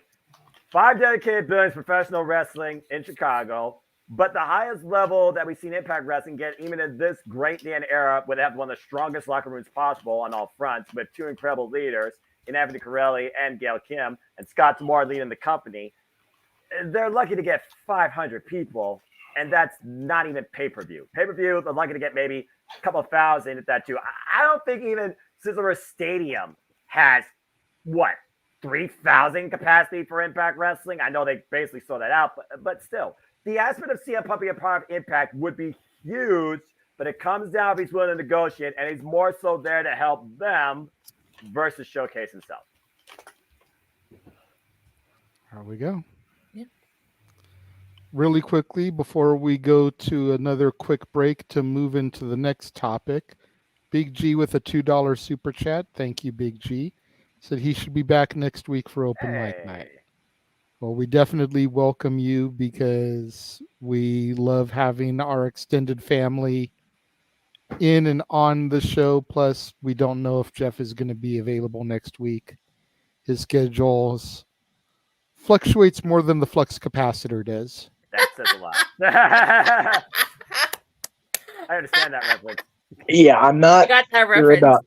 I'm definitely not sure about next week. The week after, it really depends how good the cocktails are at Count's Customs Vamped bar, where Jenna's birthday party is going to be in Vegas. So we'll see. Someone's going to have to be here probably to at least, my voice won't be recovering because come that Saturday night, it's going to be all right. Here in Toledo. Because I'm seeing Collision live. That's awesome. Yeah, the good part about the 13th being Paradise Kitty in Vegas is that there's no currently scheduled watch-alongs. So that'll be a plus for the 14th if I'm absent. So damn. Anyway, Jay, you want to go to commercial like about 45 minutes ago? So there you go, Jay. Go ahead, brother. Well, before we do that, Statboy has said that when you came back in, he was going to bounce out. So I want to give him a moment here to say his farewells and let him plug his shit, real quick. Tomorrow is a busy football day, so I've got lots of planning to do. It's a rare Sunday off for me, so I'm planning on being up at 9:30 to watch the Jacksonville-Atlanta game in England. On and purpose? Then hopefully by 4 o'clock I'll be available to watch the Cowboys play and then watch Sunday Night Football. So that's my plans for that. And then on Tuesday, I believe we are on at 9 o'clock this week. AM? No. PM because of the no DQ review. Right. Pacific time? Yes. No. Eastern. 6 here. Okay. No DQ's live at 4 our time, so we're going live with Stepway at 6, so I have time to do both. That's fair. In case I'm on no DQ, I don't know if I'm going to be on, but I also don't want to compete if I'm being real. And Dory Lou and I will be in the sports bar Tuesday at 9 o'clock, giving all the stats and everything. Also, the MLB playoffs are starting on the 3rd. The regular season is done, so we'll put that out there too. Basketball preseason is starting up. Lots and lots to talk about. Just watch the No DQ review and then come into the sports bar and have a drink. I'll see you all on Tuesday. I love you all. Stat Boy out. Bye, Sat Boy. And then there were 5. Yes. Back to 5. Just 5 panelists. Can't say 5 guys because we have a lady in the room. And we can clearly see her. And her name's not John Cena. Dun, dun, dun, dun. But we're going to take this quick opportunity to show all the watch-alongs that are going to be coming up starting tomorrow. Yes, there's a couple that haven't been added yet because this was already made. So don't give me any shit, man, whose name is on the marquee. But this is everything coming from Wrestle Dream through WrestleMania. What am I calling?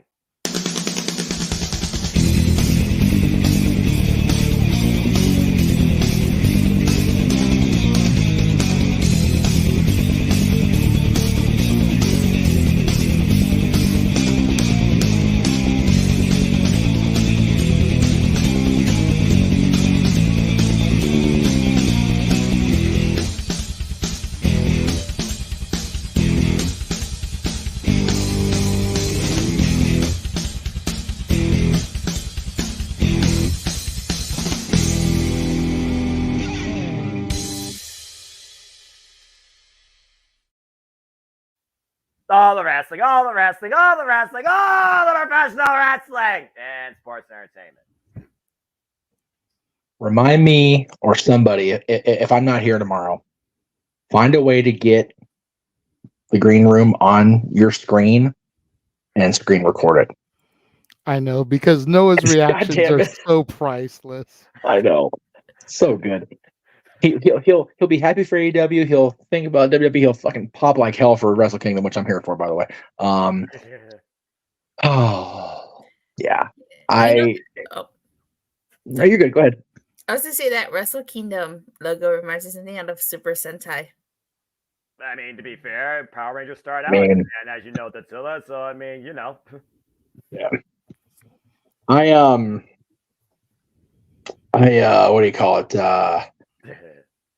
Had a lot of good synergy going. Say there may be a permanent or semi-permanent on location home for the Jeff Meacham side of Open Mic Night each Saturday. So we'll see how that goes going forward. We'll see. Nice. So here's what we're gonna do. We're gonna put him on timeout one more time.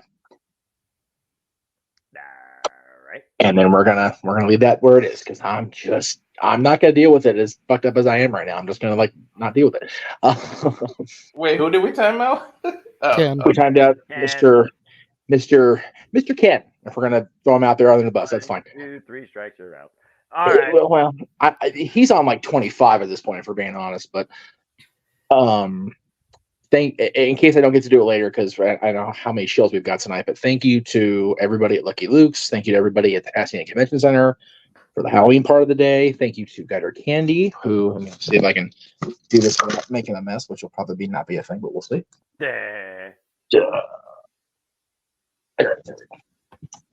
Thank you to my boy Frankie Kazarian and his band Gutter Candy for the T-shirt as well as the pictures. I think I put them in the thing. If I didn't, I meant to.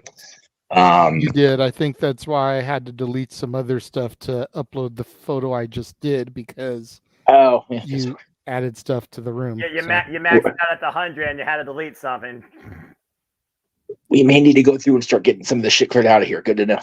Yeah, there's a limit. But thank you to everybody there. Thank you to We Are Wasted for inviting Frankie, because I found out tonight that We Are Wasted's lead vocalist is actually the guy that his family runs the brewery. So, cool. So that's why this gig happened. So the fact I've known Frankie 20 years, and this is the first time he's performed in San Clarita in any capacity outside of, I think, like one promoter that shall not be named ever again. And it wasn't Gary. So there was that. But it was just bad. Anyway. So thank you all, everybody, in case I forget later, because I'm really, really toasted. So, all right. So the next topic, directly ties into tomorrow's Wrestle Dream show. And granted, it's speculation. It's the elephant in the room, especially now that Darby Allin versus Christian Cage, 2 out of 3 falls, is going to be our main event. Yep. But will Adam Copeland become All Elite tomorrow? On this day, we'll see clearly if that comes true. Not kind of right. Now, there's some interesting tidbits that have been going around here the last week or so. You know, Edge was removed off of the website for WWE as his contract expires tonight. He officially becomes a free agent tomorrow. Well, tomorrow on the West Coast, he's already a free agent on the East Coast. You want to get we're on the West Coast, so we're by West Coast time. But thank you, that's for those that are like. Plus, the Wrestle Dream is going to be on the West Coast, so exactly. Oh, correct the moderator when he's in the flow, Della. Oh, I'm sorry. And then the biggest hint that got thrown out there that I didn't know about, because obviously I'm not buying tickets, but apparently the pre-sale code for Wrestle Dream was EDGR 95. Oh, really? And that was his debut year. Yeah. R, the rated R superstar, and 95 can tie to the year, or it goes back to his Rob Zombie Never Gonna Stop song. That's true. The opening lines, yeah, my Durango, number 95. I remember that before he did the whole smoke thing with the "You Think You Know Me," and that wasn't even Metalingus at the time. Interesting. So yeah, and he was removed from the Then Now Forever, as Noah pointed out tonight during NXT No Mercy. Yeah. He was removed from the SmackDown intro too. Yes, he was. So you know what? Dot. When did they announce this was the main event? I think yesterday. It was yesterday. During the countdown. Darby Allin mentioned about how he always wanted a main event, and now he's main eventing against Christian. And the TNT Championship is the main event of this pay-per-view. That just goes to show how much stock has been put into this narrative and this title since June. Just saying. Yeah. Not Kenny Omega in that trios match. Nope. Not Danielson versus Zack Sabre. Nope. Christian versus Darby. Yep. The match that you wouldn't expect to be the main event. And it's 2 out of 3 falls. This is as definitive as it gets. I was cocksure that was going to open the show, if I'm being honest. Ooh. That's interesting. I didn't think it was going to be opener, but I'll be honest. I did not expect it to be the main event. I thought it was going to be Brian Danielson Jr., but okay, I see the bigger focus here now in Seattle and on this card. Wow. Yeah, I thought Brian versus Zach was definitely going to be the main event because that was the first match they announced. Dream match is Odyssey. I thought that was going to be the build up for the main event. You know, Brian Danielson coming to Seattle with the final countdown, hopefully, fingers crossed, to take on Zack Sabre Jr. Like, that spelled out main event to me. Mm-hmm. So, and even if you weren't going to go there, Ospreay, Takeshita, Guevara versus the Golden Lovers and Chris Jericho. Screamed main event to me also. The whole narrative of the Don Callis family and Don Callis and Kenny Omega at the heart of it. We talked about it, Jay, on the Nerdy Q predictions. I'm sure you guys, brought it up, and if you didn't, then I'll reiterate. There is so much talent on this show tomorrow. There are so many quality performers that span generations on this show tomorrow. And if they're going with Christian Cage and Darby Allin to main event, I would humbly, and I say humble, with more than a few pints of humble in me at this point, I want Tony to pony up that money, and I want Final Countdown to open that goddamn show. Well, I think the curtain jerker is going to be Max versus the Righteous. See what I'm saying, man? That's a good option, but I don't disagree with that being probable more than possible. It's probable more than it is possible, but yeah, just man, that the opening thing, the pyro, and then in Seattle, people would their minds. So and way to set the pace. Also, everyone else follow that act. Jesus, seriously, if they want these muckerfuckers to step up on this show tomorrow, y'all follow Brian and Zach. Yeah, if Brian said he doesn't want to be the main event, you might as well make him the opener with that. Seriously, Brock Lesnar is one of the most selfish individuals in the wrestling industry. He is. Other than the gentleman I spent the majority of the second half of the day with today, and Frankie Kazarian, he is one of the most unselfish dudes I have ever met in this business. But Jeff, you are also a very humble man, and you also are a great father. Now we have the self-professed Father of the Year, best father in AEW, main eventing alongside Darby Allin. And to JJ's point, as he tries to bring his dad tribe to a close here, Edge is a father too. I would love it if Adam showed up. I'm not gonna lie. I just don't. Christian being in the main event definitely makes me believe it's more possible than I did before I came on the air tonight with you guys. I just don't. It's hard for me to imagine him not being in WWE. I know that sounds weird because everybody can go anywhere. You know, I remember 1994 being just what when Hogan went to WCW. Same thing when he went to TNA in 2009, 2010. Nothing is impossible in this business. No. I've learned that, but it's hard for me to envision it. I have to see it. Seeing is believing. If I dude, yeah, dang. We're getting close to that season, kids. Trust me. I was telling JJ, I saw the Christmas floats at Disneyland being test driven the other day. I was like, oh, we're getting close. We're getting close. Oh, Lord. So, oh, Lord Almighty. From pumpkin spice to fake snow, then I like pumpkin spice. Okay. I'm going to use one of my, it's my channel. Fuck the PSLs. Thank you very much. Eggnog is greater than pumpkin spice. I don't like eggnog. I'm with the tail on that one, too. Eggnog's nasty. So I don't want to know. All right. Well, anyway, back to this. Yeah, it's just hard for me to imagine Adam Copeland on television with AEW logos around it. I understand. So if I see it, then it is.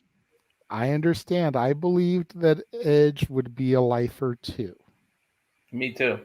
Same. But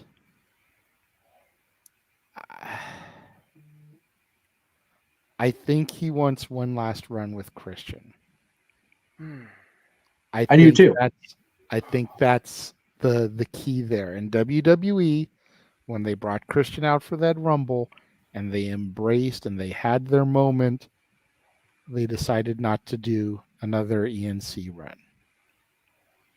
And I think that kind of made Edge's mind up right then and there.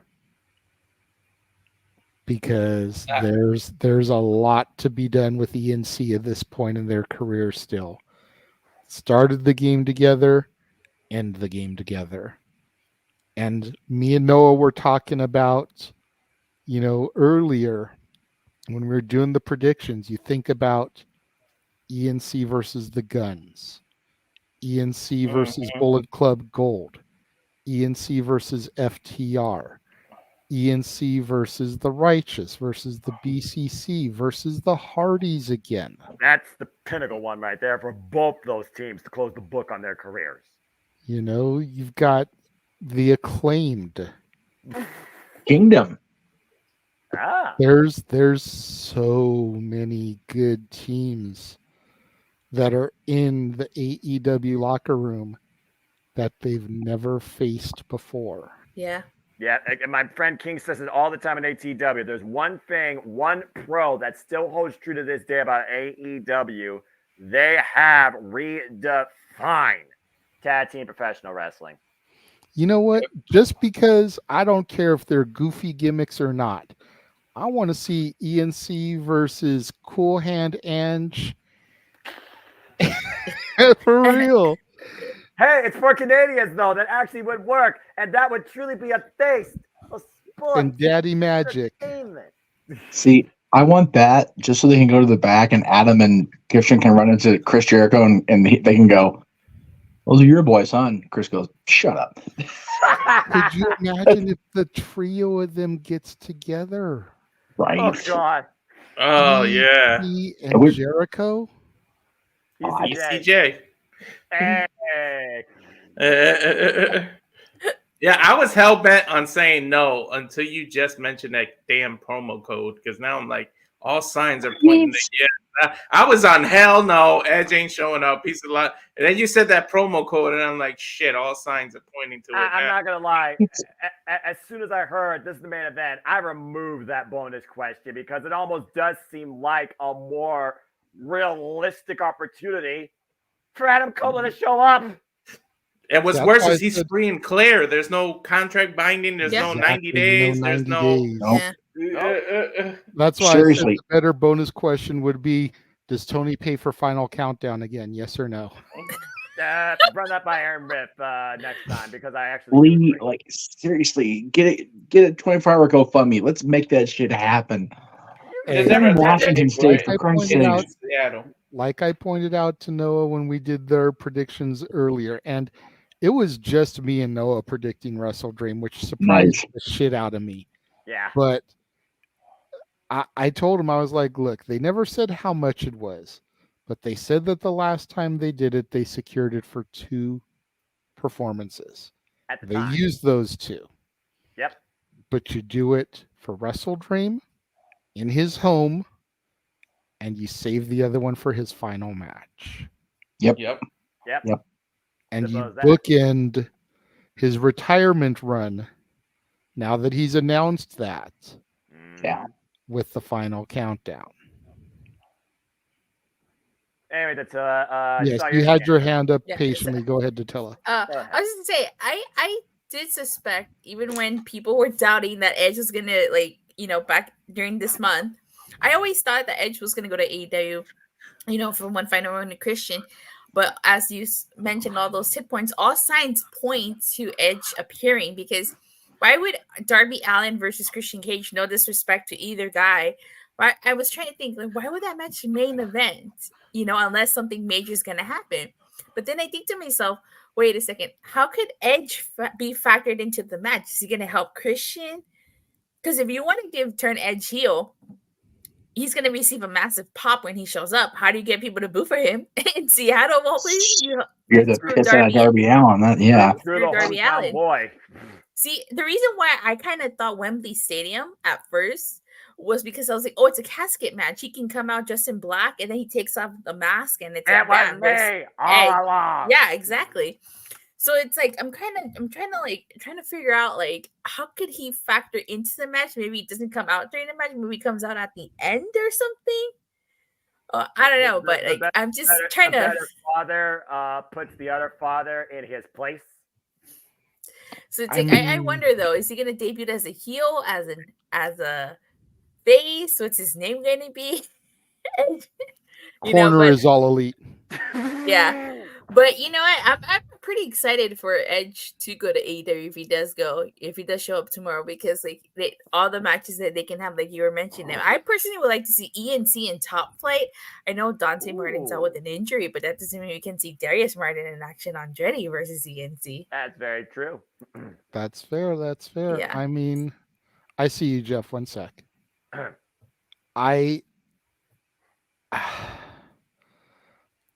Edge has always been best as a heel. Yes. Yes. Yeah. So him and Christian as a heel duo would make sense. Yes. But you're right. Edge is going to get cheered. Yes. So what if, and this is kind of crazy thinking here, but wrestling doesn't always make sense, so bear with me. Sure. Hey, sorry. Luchasaurus, after being pinned by Christian to officially lose the title to him, is beating the shit out of Christian post-match, and Edge comes out for the save. Concerto Luchasaurus, and he comes back with that full-on master's degree IQ. I mean, yeah, that puts Edge and Christian babyface, or does it? Because one promo is all it would take to solidify them as heels, but Luchasaurus would kind of be a heel also in his brutal attack of Christian. Well, Luchasaurus doesn't really have a whole lot of options now that his buddy Jack got himself on timeout. Why would Luchasaurus beat up Christian Cage? Christian already took the title off of him. That's the point. Oh, that should have happened. That should have happened when that happened, though. Why do it on free TV? Yeah, I was going to say, wouldn't it make more sense to cost Christian the match to Darby? Yeah, I guess. Yeah. I got a quick question. I don't know if you guys know the answer. Does Edge have the rights to this This song, or does I think WWE? he does. I think he has the rights. WWE just Hayes Alter Bridge. It's a license agreement. Yeah, it's a licensing agreement through Alter Bridge and the record company. Yep. So it's just like how CM Punk was able to use Cult of Personality by Living Color. Whoever is willing to pay the rights to the record company and the songwriters is able to use the song. Yep. Okay, because I didn't want a generic theme to come out of nowhere and be like, who's that? And then we go, it's Edge. Like, it's got to be the right theme. I mean, he could use the Alter Bridge theme, or he could try to get the Rob Zombie theme. Maybe that would be a little bit cheaper since it's 22 years removed from that song being any kind of fucking relevant. Yeah, I just think the medley though defines Edge to a T. It should. Yeah, he could also use Ozzy because I don't know. Who knows? He also could come out with another original theme. For all we know, maybe he and Alter Bridge have been working on another original. You know, I mean, fair. I mean, they did get them for the Judgment Day. Reach the other side. So we're overlooking a very obvious tag team potential for Edge and Christian. Yes. Darby and Sting. He literally called for that during Simply Predicting. I kid you not. Which shows two things. One, I don't watch the shows enough, and that's my bad. Two, yeah, sorry. But yeah, I don't know what the other one was, but it's okay. Figure Edge costs Darby, or Adam costs Darby. I guess you're trying myself to say Adam. Adam costs Darby. They beat the dog out of him, and then it's Sting, and we get that at not maybe the next show, but they built for it. I definitely asked where does Sting play in all this the other day, but I didn't even think about that. Because think about it this way, guys. We get that tag match, cool, great little Adam versus Sting in some sort of cinematic presentation. Yes, please. The fact that Sting and Edge have never had an interaction. Never. At full year in Los Angeles and Hollywood. Dude. Oh my God. I just made the Tilla pop because she'll be there for that. I was gonna say, cool for the Tilla, but you and I fucked our own selves out of that one. Goddamn mouse, it's all your fault, Mickey. Anyway, because he had to have his birthday that day. Okay, so it's Walt's fault. That son of a bitch. Anyway, Son of my God. I didn't mean it. I didn't mean it, Walt. I didn't mean that. Gotta assuage the gods. I need a fucking job. Anyway, let it go. Let it go. Can you believe that movie is 10 years old this year? Is that crazy? Yeah, that's crazy. Yep. And Noah will probably be singing it on Mickey's birthday. And that song still is a curse to society to this day. I found out that's why the company pushed so hard to get the Hong Kong World of Arendelle done so quickly. Because it's 10 years this year. It doesn't feel like 10 years. 2013. Fuck. Been a while. Sorry for cursing. Yeah. Shit, I'm old. I was gonna say, can everybody feel their spines curving and their hair graying now? I think I need to go see my chiropractor now. Let me go get my Ovaltine and my cookie. I've had fucking gray hair since I was 20. Give me a break. Okay, Bischoff. Anyway, I'll get back where I was. There we go. Yeah, Adam versus Sting. Figure,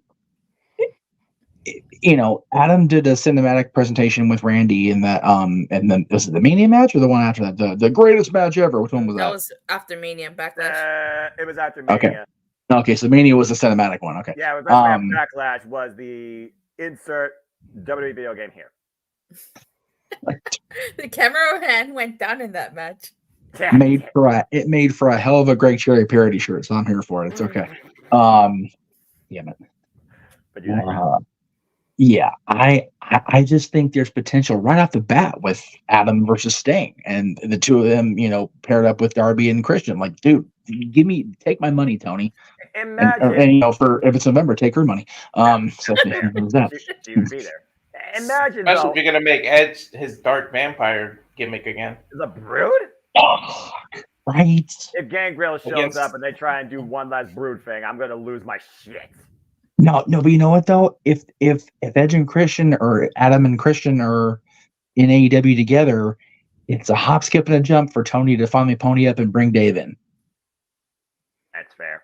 That is absolutely fair. Then we get as close to, because we're not going to get the Brood because Vince will be like, yeah, no. But I know for a fact David owns the Vampire Warrior gimmick. Gee, I wonder how I know that. And then Adam and Jay can do their own thing, but still be Edge and Christian-y.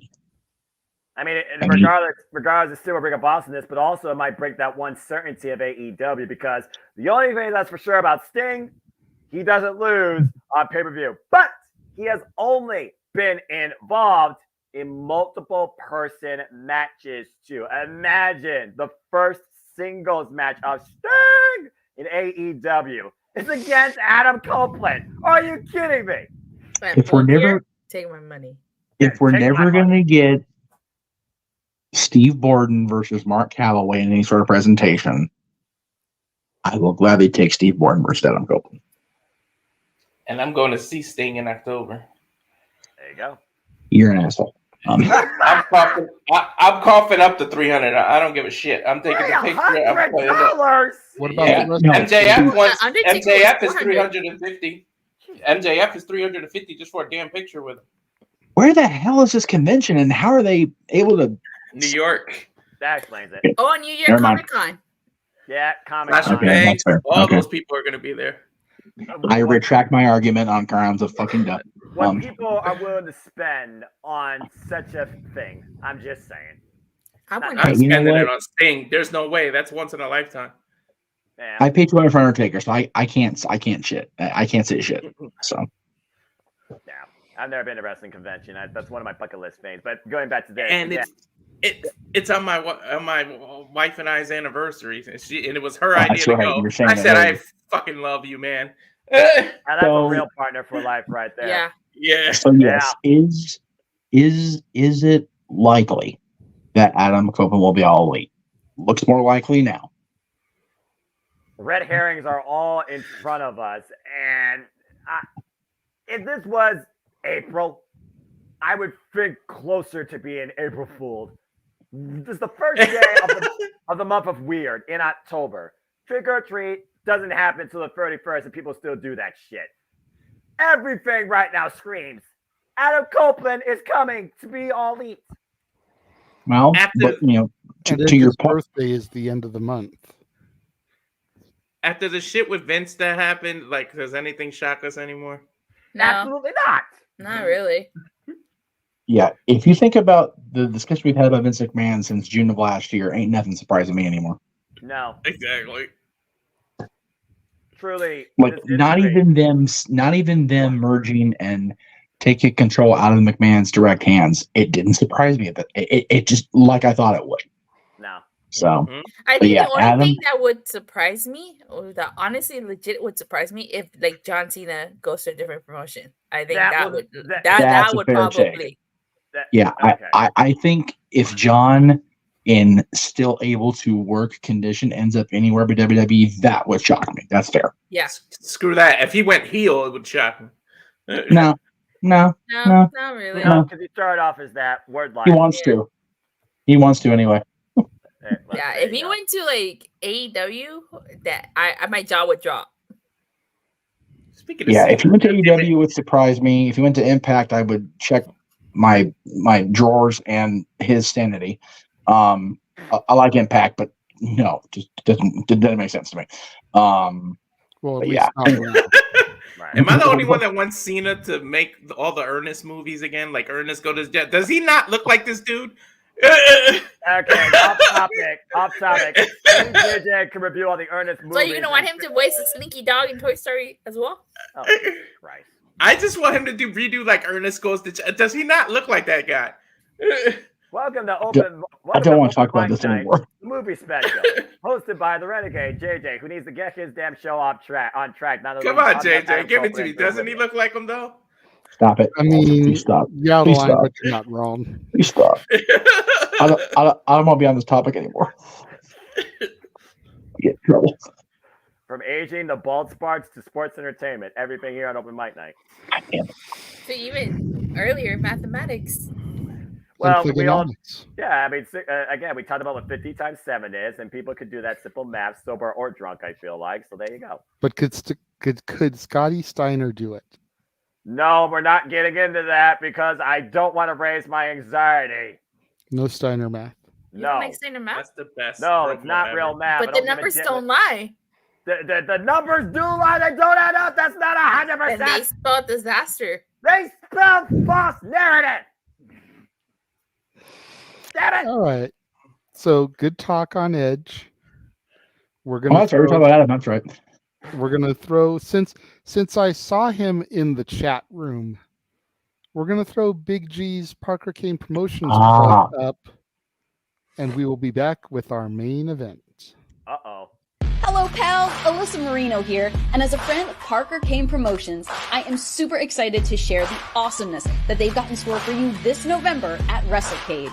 You'll be seeing the world-traveling Capital Championship Wrestling Global Fighting Champ Rebecca J. Scott, a rising star who's been featured on Ladies Night Out, MCW, and more, the stunner Emily J., an internationally traveled talent who you've seen on NXT UK and Stardom, Angel of the Ring Zaya Brookside, and NWA World Women's Tag Team Champion, Chicago's sweetheart Missa Kate, will also be appearing live. It's all going down WrestleCade weekend in Winston-Salem, North Carolina. You can catch these stars brought to you by Parker Kane Promotions on Saturday, November 25th from 10 a.m. to 3 p.m. And be sure to stick around for Ladies Night Out the following day on Sunday, November 26th. You can get your WrestleCade weekend tickets at WrestleCade.com. I love that trailer. All this talk about people being here, being there, this talk about free agency and freaking people showing up, talking about Adam Copeland, Mariah May from Stardom might be done there, Club Venus Forever. She might be on her way to AEW. Sammy Callahan now is a free agent. God bless anybody that tries to work that crazy move, but he has still quite a mind, and I do respect his work towards the industry, both as promoter and as in-ring worker. There is some interesting people moving out, moving about, finding their spot, but there also is, at the end of the day, I think there is that mentality that even if you don't want to admit it, you still kind of hope to make it or try to be a part of the biggest perspective in the world of sports entertainment. And that definitely coincides tonight, folks, with our open mic night main event. So, JJ, take it away. What are we closing this ridiculous session of open mic night with? Well, it's the most talked about thing on the internet pretty much this week, news-wise, and that was the signing of one bitch, if you will. That bitch. To WWE. As the image loads. Wait for it, because I know JJ's waiting for it, because computers are slow. Whoa, wrong one. But there we go. There she is, and the logo is shown. JJ, this is all you. So, yeah, no secret. Jade Cargill is WWE, not even bound. She is signed. WWE announced that it signed Jade Cargill to a multi-year deal. News was first reported by ESPN, which gave her like a 10-minute segment on their show. Wow. Cargill, a standout performer who has earned accolades as an industry-renowned talent, will begin training today at the Performance Center in Orlando. And that's where this image comes from, was her first day at the PC.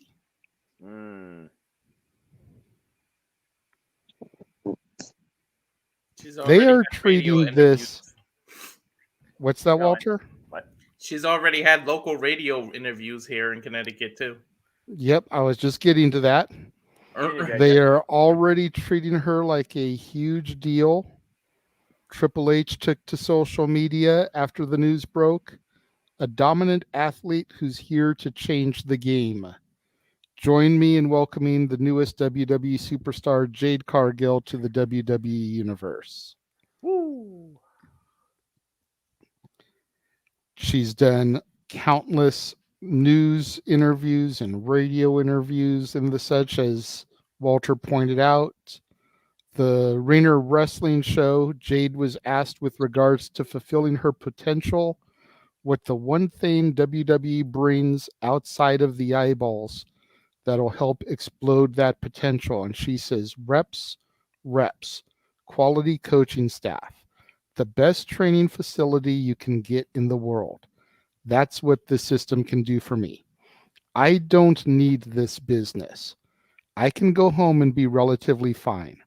I'm here because I'm hungry. I love what I do, and I want to create a name for myself and a legacy for my daughter and my family. And I mean that. I don't need the money. The money's great. Thank you. I appreciate that. But this comes from the heart. This is something that I picked up, and I'm not going to put down until I become great. And if you want to bet against me, be my guest, because at the end of the day, you're going to be a fan anyways. Facts from that bitch. Continue.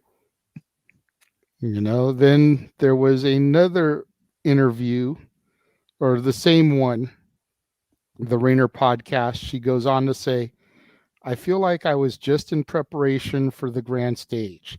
I felt like this was always the mission. I want to be in the Hall of Fame. There's no grander stage than WWE. Opportunities are endless for this company. It was a no-brainer.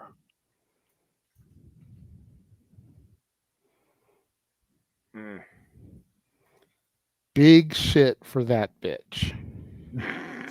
And that's the title of JJ's diatribe. And I know Walter is just as ecstatic as I am. Woo. And then it becomes the question of, what do they do with her? Exactly. When do they pull the trigger? We talked about this a little bit last week when there were rumors going around. And now that things are a little bit more concrete, a little bit more definitive,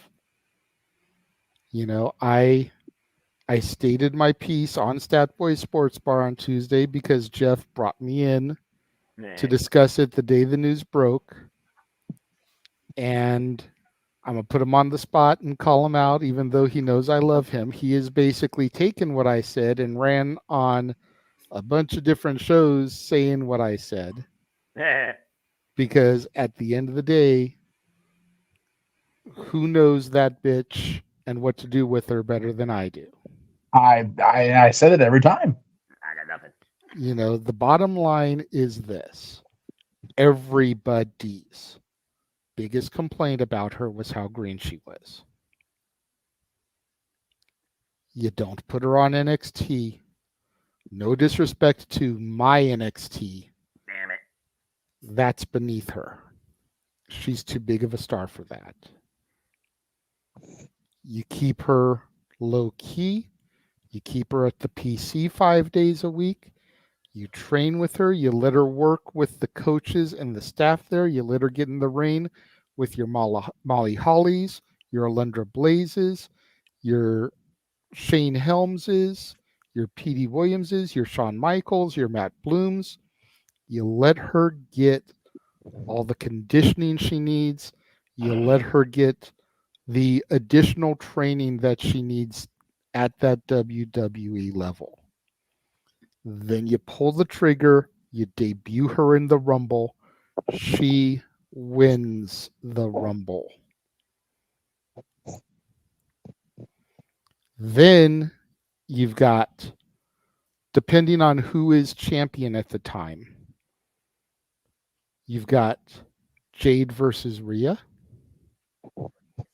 You've got Jade versus Io. And let's just be frank, I don't think Io's going to have the belt come Mania. She's going to lose it before then. But that's neither here nor there. No. You've got Jade versus Bianca. You've got Jade versus Becky. Bailey. There's a slew of competition for her that you just have her in the highest quality caliber of a match. I'm just gonna put it out there right now. Biggest one I can think of. The bitch versus the queen. Thank you. And it's funny that you mentioned that. Oh. Because I've posted stuff on my Instagram stories before and tagged her, and she's shared stuff before. So I went ahead and I messaged her. What? She didn't reply to me, but she did read my message. Yeah, Jeff's the only one that knows about this so far. Okay. Wow. So give me 1 second here to find it. Here we go. I messaged her basically an idea that I had for her inaugural promo in the company. And she read it. The $1 million question now is, will she use it? Check this out. Okay. You have women out here in the division that claim to be queens. Natalya is the queen of hearts. Shayna Baszler is the queen of spades. Zelina Vega claimed to be the queen of the ring. And then there's Charlotte Flair, who just thinks that she is the queen. Period. Well, ladies, I'm here to tell you one simple fact of life. Queens can be beaten. So you better get used to this face, ladies, because I am your trump card. I am the one who's going to take all of your crowns. I'm that bitch, Jade Cargill, and I am the ace of the women's division. Someone get this guy hired by WWE. I like Seriously. that. I like love that a lot. Talk about not showing a poker face. That is brilliant. Yeah. I'm just saying. And you're not wrong. You are 110% accurate. Please debut her at the Rumble. It's in Florida. She don't got far to go from the Performance Center, and I'm actually going. Please save her to the Rumble. I think it's safe to say that Walter is going to have an out-of-body experience where Jay is going to virtually choke him out if that happens, and we'll be calling that. You're gonna be Victor's Walter. By the way, I call odds, but I'm going to just put out one exception. If that storm arrives, you best believe this guy's going solo and talking about her through the entire entrance, or I'm literally leaving the room if he does anything less.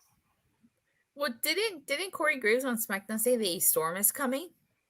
He did. Women's, yeah. Mm-hmm. He did. She needs to play Storm on the damn X-Men. Looks like her already. Dude, we've been saying that verbatim since she first showed up in AEW and got confronted by Brandy Rose on their open mic night. I mean, it's just... I understand the desire to bring her to the roster sooner. Yes.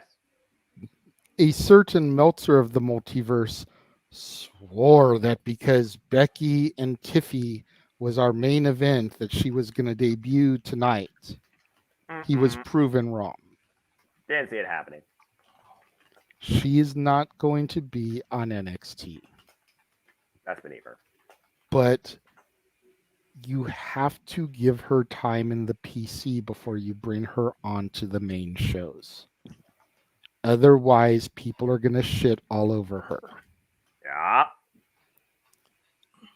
AEW fans were already crapping over her, calling her Jadeberg. You're talking about how she didn't deserve to be the champion. But those same people are now saying the WWE is going to tank her. They're going to botch her debut. They're not going to be able to use her right. Pick a fucking side, people. I know wrestling fans are fickle, but goddamn. You're not wrong. Please. Your tribalism is showing. Get the fuck over yourselves. If only they could. That would be the antidote to society. But I digress. Jade needs time for that polish. The soonest I would debut her would be Survivor Series. That's pushing it, I feel. And again, is that the right stage to bring her in, considering what Survivor Series in general is supposed to be? And I still don't think they have any true idea what this year's Survivor Series is going to be. I wouldn't mind them doing it only because that means they're pretty much treating her to the caliber of The Undertaker. If Survivor Series debuts like that. That's fair. I mean, Undertaker debuted there. Rock debuted there. Mm-hmm. So, I mean, yeah. So I feel you, but at the same time, I don't know. If I'm booking this, I debut her in the Rumble. I completely agree. And you have her win the Rumble, which just makes it that much bigger. Because here's this AEW transplant who's making her debut in the Rumble, and she wins. Mm-hmm. And like I said, you go ahead, Jen. I was going to say, you don't get much more of a bigger middle finger to Tony Khan than that. Especially when you figure back-to-back years an AEW superstar will have won the Rumble. Cody Rhodes and then Jade Cargill. Do you make her go bell to bell, JJ? Oh. No. I don't give her the number 30 either, though. I was about to ask that. You don't give her the number 30, but you don't have her go bell to bell.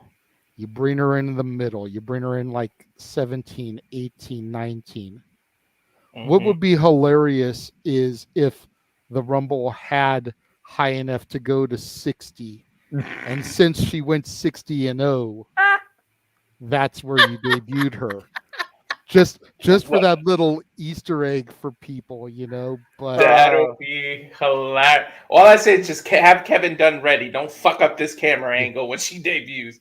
But yeah, I think she goes like 20, 21, 22, somewhere in there, somewhere where you get a decent enough little run. She can go through some of the talent, but you don't expose her weakness, quote unquote, by trying to make her go the Iron Man.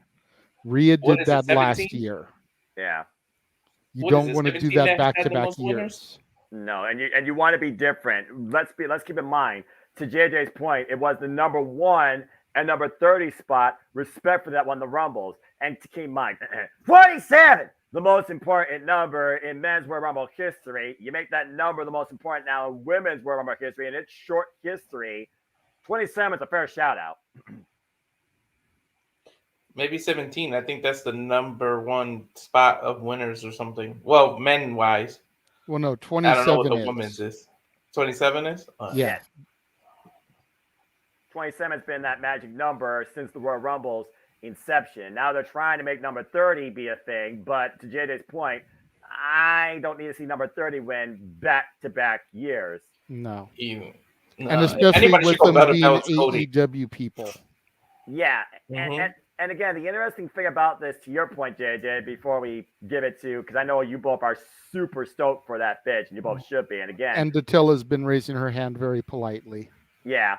I'm just going to say this real quick as a simple announcement.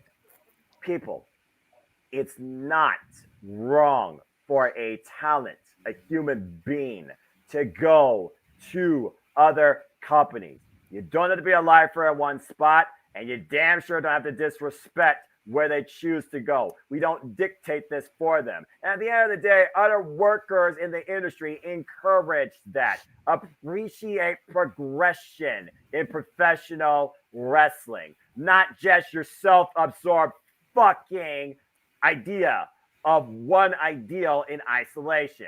Not one company is the better of them all, but there's no arguing WWE is the biggest scope to them all. It's their choice if they choose to pursue that. We have no right to criticize. If you support the business, support the talent, you'll support it here and there, through and through. Let's see what time brings to. Show respect, damn it. And fuck tribalism. Exactly. When Noah said. Okay, now Attila, go ahead. Okay. Follow that. Follow that. I can't follow that. I'm not going to be able to follow that. But I'm not expecting her to. I expect her to talk more about Jade Cargill. That bitch is WWE. First off, I was really happy to see that WWE is treating Jade Cargill like the big star that we all know she can be, or that she is. But I couldn't help but to think that they were also doing it to just kind of rub it in AEW's face too. Well, publicity is, everything. Possession is 9/10 of the law. Yeah. So also too, I agree with you, JJ. I think that she should spend a couple months at the Performance Center honing her craft and then debut at the Royal Rumble. And I do think that she should win. Like you said, with 2024 coming up, being a big year for contracts, if you want to entice people from AEW, what better way to do it than, okay, you had Cody Rhodes win, now you have Jade Cargill win? It's like, they're going to be more enticed to come over to WWE, because a couple years ago, before Cody went, it was like, you couldn't even fathom AEW stars going over to WWE, but now it's like, okay, they see the way they're treating Cody, they see the way they're doing Jade. I think they're a little more likely to go, but I personally would like to see Rhea Ripley versus Jade Cargill. I know that's one match she mentioned she'd like to have, so I'm excited. I can't wait to see what WWE does with Jade Cargill. I definitely do see her winning the title belt. Maybe probably within her debut year. I definitely do see her doing that. So it's just a matter of who is champion by that time. Whether I honestly think with the way that Rhea's being booked, I think she's going to be the last one of Judgment Day to lose her title. I think she is. And if she does lose it, it'll probably be at WrestleMania. I don't think she'll lose it before, especially since Elimination Chamber is in her home country of Australia. So maybe we might get Rhea versus Jade, or Jade versus Charlotte, because I honestly feel like Charlotte's going to be champion heading into WrestleMania. So, yeah. The only problem as far as the Charlotte angle goes is that I want to see Bianca Charlotte at Mania, because that's the only one of the horsewomen that Bianca hasn't conquered at a major show yet. Yeah. She defeated Sasha and Becky at Mania. She defeated Bayley this past year at SummerSlam. She just has Charlotte left. Okay, so you do Rhea versus Jade and then Bianca versus Charlotte. Belair versus Flair, and then we truly see if the EST can suppress the Queen. And then out of those two, who could actually try and beat the Ace? Do you bet against the Ace that literally could be the ace of the entire women's division in WWE? Do you bet against that bitch? This man never will. That and Bianca, if she runs through the 4 horsewomen, you make her even a stronger case of going against Jade, because she's like, if I conquered the 4 horsewomen, you think I can't beat you? Like it writes itself. The gem of AEW. Definitely, but I also see Bianca and Jade possibly forming a team. Oh God! Power team. Join Bobby Lashley's team. No, we don't. We don't need to just throw them into Bobby Lashley's thing. But the women's tag division has been struggling so bad. Can you imagine a dominant force like Bianca and Jade running through the division? Yes, Tatilla. So question. Oh, sorry. Question for that. So did we go the Masha Slamovich Killer Kelly route where they were rivals and then they became a tag team, or do they start them, or do they do the typical? They're a tag team to win the tag titles and then they turn on each other and split up and then feud? This is WWE, so we go with the traditional method. Yeah, exactly. I'm about to say, they get along. I mean, just imagine if both of those women, the queens of Black excellence in the women's division, stand at WrestleMania with belts in the air.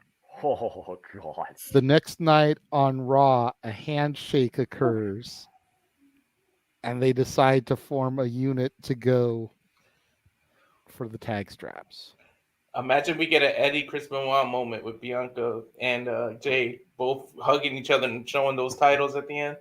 Imagine if you get Bianca versus Jade to combine the titles. If they try to keep blurring the lines that this is red, this is blue, but at the end of the day, we're both the same shows too. And you turn that strap into white and purple, and only one dominant bitch rules the entire WWE Women's Division. That'd be beyond scope of freaking idealism in trying to merge everything that they've been doing lately in WWE. That'd be insane.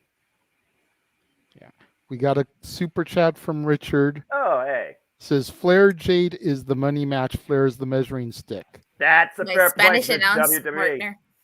I will, as much as it pains me to say it, I will say that Charlotte versus Jade is a money match. But you don't want to do that 2 months, 3 months into Jade's run. Agree. You save that for WrestleMania 41. You build to it over a year. You do have to build it. You know, granted, Jade Bianca probably needs a little bit of build too. And that's why they both come out on top at Mania, so that you can build to that come SummerSlam, Survivor Series, whatever.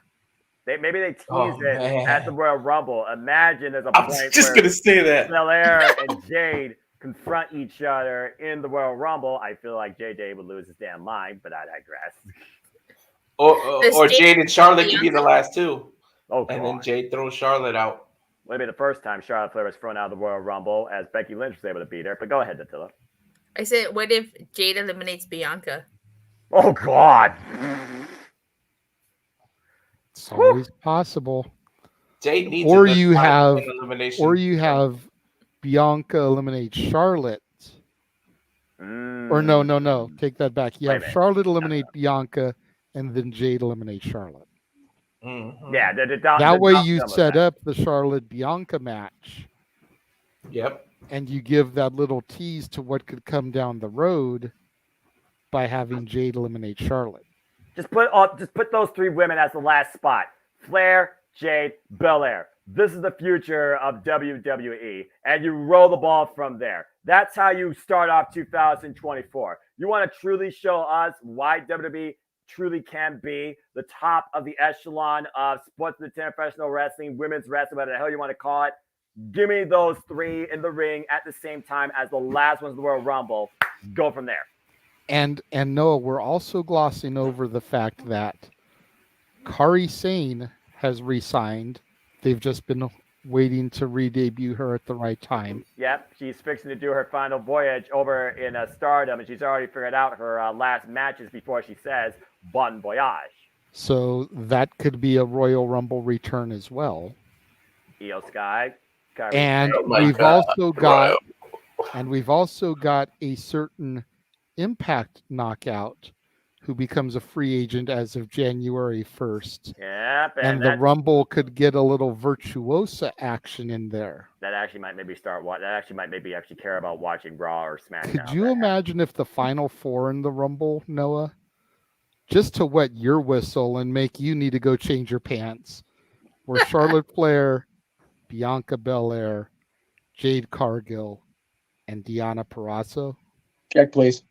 God damn it. I would send you a DM, JJ. But sorry, JJ, but I have to go with Deonna on this one. Long may she fucking reign. Deonna Purrazzo, No right? bet against the virtuosa. But damn it, JJ, you trying to freaking make me pick a choice. Don't have those four as the last four, because I might go to jail that night, because I might jump the barricade.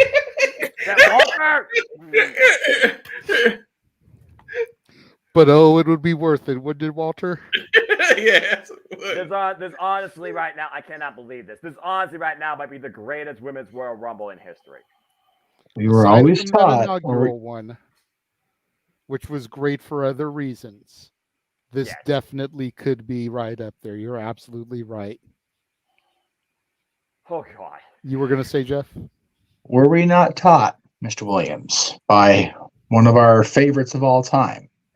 You're going to die, do it in the ring. It's good for business. In Walter's case, you're going to go to jail, do it on the air. It's good garbage. Right? Crime. Just make sure you're wearing one of our shirts, Walter. Oh, yes. Right? That's right. He will, as long as you get the donate to dictate shirt made. No, here we go. Buy the shirt. Buy all the shirts. Anyway. Richard makes a valid point. He says we can have all these big names, but Hunter needs to book the division better. I agree. Yes. Accurate. That's accurate.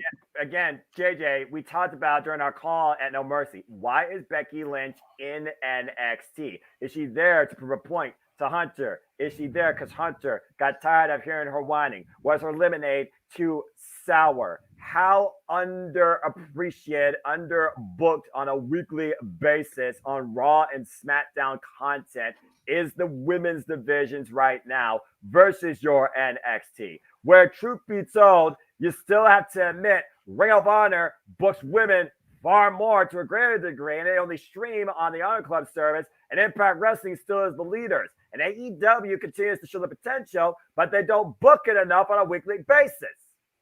Wait, you said that Raw has 2 women's titles now. Well, you've got the tag titles. I'm telling you, Becky is yeah, that's NXT true. Becky's champion. NXT. To be fair, yeah, signing Jade and them making such a big deal will kind of force them to book the women's division better because now all eyes are on this shit, and you better deliver. But to Walter, to your point, why Jada's trying to, I'm just going to say this real quick. I'm going to shut because I know I could talk verbatim about this a lot. WWE can afford to fuck up, and they'll still be like, okay, we got the money. Yeah, I mean, I don't think there's any 3 more bigger proprietors of women's wrestling in the entire multiverse than Jeff Meacham, who worked with the World Independent Ladies Division. God bless you. Before a women's league was a thing, really. Myself and the simple man with the spectacular voice.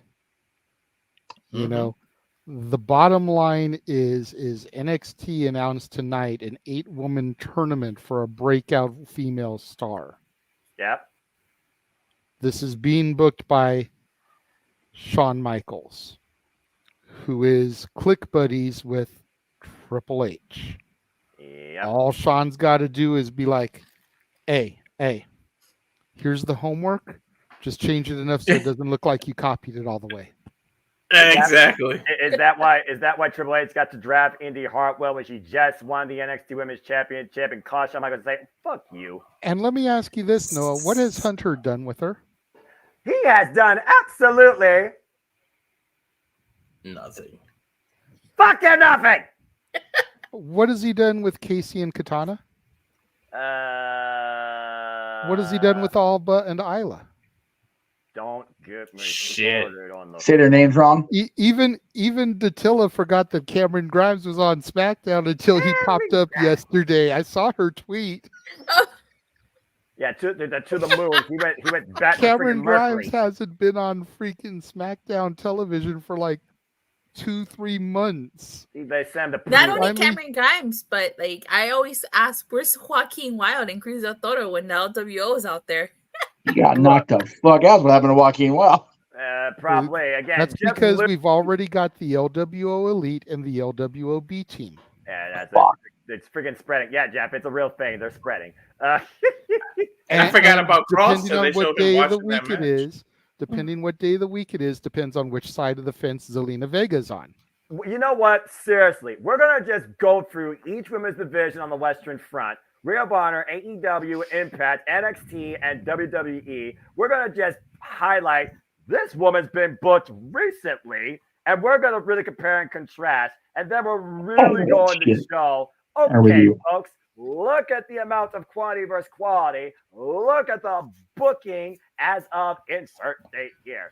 Which company do you believe actually and trust your belief and fandom in when it comes to respecting women in professional fucking wrestling or sports entertainment? You decide. The little engine that could. All I got to say before I call on Jeff to speak on this, stop me when I'm telling lies, Meacham. He's not. No lies to Yo, let me speak on this. Oil of Olay. I don't got Listen. Yeah. Love you, Kevin. Listen. No. I would never. Oh my God, it's happening right around me. I'm surrounded. Fucking hell. No. So first of all, I would never dare rip off the Acclaimed. I love the Acclaimed. I will rip off Conan all day because fuck him. There you go.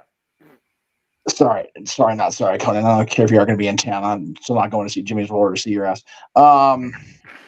I damn sure am not going to the fucking Dynamite in Ontario just because the fact that the Bucks may win the fucking belts there.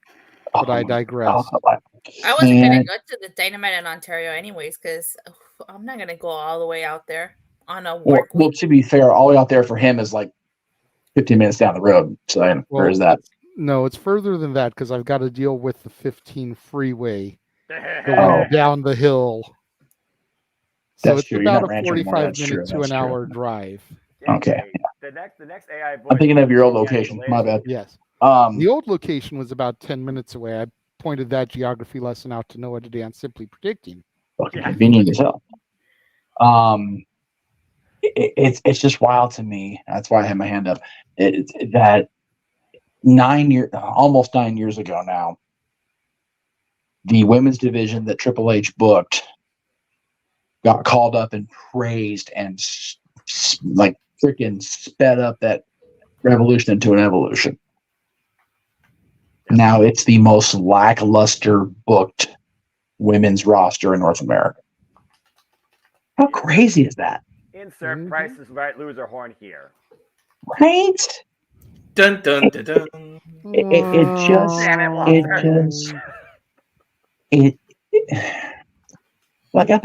I feel like a parent. I'm not even mad. I'm just disappointed. Same. Because like WWE's women's roster has so much fucking potential. It's ridiculous, and this is not a ha women's booby joke. That roster's stacked. Like it really is. Yeah, if I say it all the time before you continue, I look at women in wrestling for, hey, you ever heard of this concept? Simple 3 words. Well, 2, but I'm going to be more emphatic. I look at women in wrestling for fucking professional wrestling. Damn it! And that's the thing. Like when we had this quote unquote evolution started in 2014, 2015, they could look as awesome as they look, and they were still able to perform in the ring. Mm-hmm. Your AJ Lees, your 4 Horsewomen, the Bellas got way better than I gave them credit for. I look back and watch this stuff now. It's like, you know what? They were not near as bad as I was shitting on them for toward the end of their run. I will even give Alicia Fox credit. Yes, exactly. In-ring performer, she was solid. Good. Solid. The person outside of the ring? You're right. Exactly. I will just say she wasn't all that she was cracked up to be, and I will leave it at that, because if I say anything nastier, it could be a libel suit. Yeah. Even Torres was okay. Miss Crawford was who she was outside the ring, but Alicia Fox, the wrestler and the character, solid. You mentioned Eve Torres. Again, it was there. I think the heel turn was too forced for Eve. She didn't like it. But anyway, you look back at that, WrestleMania in Northern California, the WrestleMania in Dallas, the WrestleMania after that in Orlando. Yeah, 33. Asuka Charlotte. Yeah, Orlando. No, Asuka Charlotte, I'm sorry, was 34. It was New Orleans. 33 was the 4-way with Bailey winning. Yes, right. It was the 4-way with Bailey. Okay. Sorry, I was close. No, you're fine. I'm making sure I know what you're talking about, too. We're good. That's the thing. I can't remember because there was so much good women's wrestling in WWE that 4-year period. Oh, I'm sure we'll talk about more on our journey to WrestleMania 40. Stay tuned for more on that. Oh, dude, I'm looking forward to watching y'all call that back. But anyway, it just bought, and I get it. Hunter has had, depending on who you ask, the dubious task of going, here's the whole company. Help. Because the old man just had to go away for a while. But to your point, JJ, Shawn Michaels basically is doing his homework for him. Because the NXT women's presentation is improving from the Rainbow Bright era. Granted, Mandy was a lot better than I gave her credit for at first. Yeah. And her and Gigi and JC made me want to watch NXT women's wrestling again. They really did. However, it was more about their looks and their in-ring work. That presentation made me want to see NXT women's wrestling again. Ray and Roxanne then was solid. Good, great move. But I just... Sorry I was gone for so long. I had major tech issues. I apologize, by the way. I honestly think that the addition of Jade Cargill, which has now been confirmed beyond that, Deanna's a free agent in January. Holy shit. Holy shit. 2024 could be a very telling year across the women's wrestling landscape. Yep. Because, I've given JJ all the credit, and I've blatantly stolen it from him, and he mentioned it before I ducked out of here earlier. You have to make us want to see Jade Cargill. You have to make us keep the little thing of drool out of the side of our mouth and just okay. And then when their music hits the rumble, fuck me, here we go. If Deon's a surprise, that'll be a bonus. But the road to WrestleMania, starting at the Rumble for the women's division, because I kind of was laying this out this week. Even if Jade doesn't win the Rumble, Alexa will be off maternity leave by then. Alexa versus Jade. Becky versus Rhea. Bianca versus Charlotte. Io versus Bayley needs to fucking happen. Yes, it does.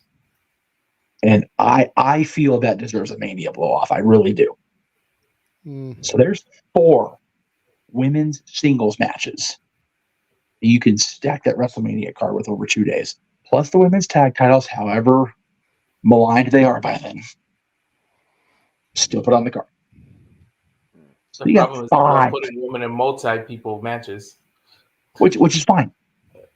So you got 5 pretty solid women's match presentations there for WrestleMania. That's almost an entire night by itself, just the women. It was mentioned earlier in the chat, we were promised an Evolution sequel pay-per-view, never got it. Put them on the big dance. That's what it's all about at the end of the day, right, JJ? As you and Jeff always say, it's not hard to book, it's just hard to finance, and you might as well say, fuck that statement. WWE has no excuse. They freaking sign Jade Cargill, they could sign Deonna Purrazzo. If they can finance those two, fuck that logic, exactly.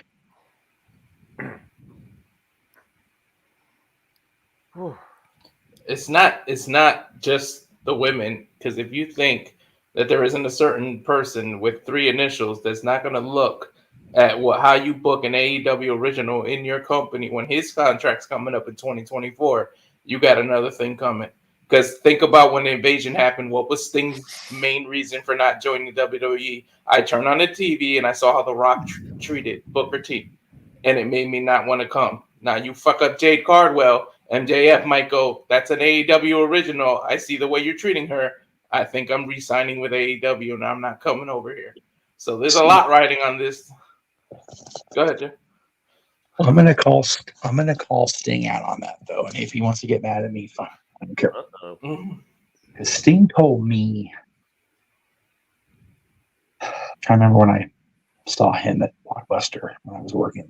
It was definitely before Booker came to WWE, so it was at least early June, late May, maybe even a little bit early. It was not too long after the last Nitro. He told me then that he was hesitant because he wasn't sure that Vince would book him right. It had nothing to do with the way they booked the Booker. It was the way Sting already knew that WWE would not give him that treatment. As great as I personally felt, they booked Ric Flair in 1991. They really did. He was the real world champion. Great. Did he get the match with Hogan at Mania? Nope. Did he main event any pay-per-view? Was he the last match at any WWF pay-per-view he was on in that run? Except the Rumble itself. And even then, the focus was on Hogan Sid in ring at the end of that. Mm-hmm. That's where Sting's logic was coming from. I'm not disagreeing with you on the basic out of it, but yeah, you're right. If Max sees that they booked Jade anything but the way Jade deserves to be booked, Max is like, Tony, where's my money? There you go. That's absolutely fair. And again, just to bring it back to JJ's original big what ifs, the Royal Rumble right now should be the launching pad, I think, of the future of the WWE. They teased that literally this year, JJ, with your NXT, with performances by Roxanne Perez and Zoe Stark. One of those two is now up in the main roster. We're not going to talk about the booking right now. We're just going to talk about the idea of this person maybe ready to go to the upper stage and see what they could do if given the chance. But I digress. Jade Cargill, though, again, truly with her, the sky should be the limit, because once she gets fine-tuned inside the ring in WWE with the right resources at her disposal, JJ, you booked her initial promo, but truly with her possibilities are, not to take away from Keith Lee, I'm going to say it a little differently, endless. I agree. It's a big deal. I told you guys the first step was whether or not she kept her name. If she kept her name, that was the first step to see how they were going to do it. She kept her name. Not only that, I live a half hour away from Bristol, which is ESPN Central. They made this such a big deal. She was on every radio station. This is a huge deal. And I'm loving it. And I told you guys, WWE is a marketing genius. Her husband is Brandon Phillips, used to play for the Cincinnati Reds, used to play for the Red Sox. ESPN broke the news. Sports related right there. I told you they're going to put the marketing machine behind Jade. They're going to do everything. So, this is a humongous deal right now. I could see WWE sending her to those late night talk shows too, with Jimmy Fallon. Jimmy Fallon. Yeah. And at least what Noah said about Keith Lee won't have to be a worry, because her hair's already silver, not from stress. So it'll be okay. Oh, there you go. All right. JJ, any closing remarks regarding? Chat room was moving, man. I love to see it. I know, right? Yeah. When it stays on track. Yeah. And did somebody go off track again? They're talking about WWE booking and women's wrestling to a degree, including those that got offended by DC. Unfortunately, I'm seeing Emmanuel and King Mike. I'm seeing one person particularly here, and I think me and Jeff echo this segment. When the fuck are they ever going to do, because they need to, another full-on WWE Evolution pay-per-view? They have to book the women strong enough for a consistent period of time first. Speaking of a women's pay-per-view, I'm surprised Impact hasn't done a Knockouts Knockdown too. I agree.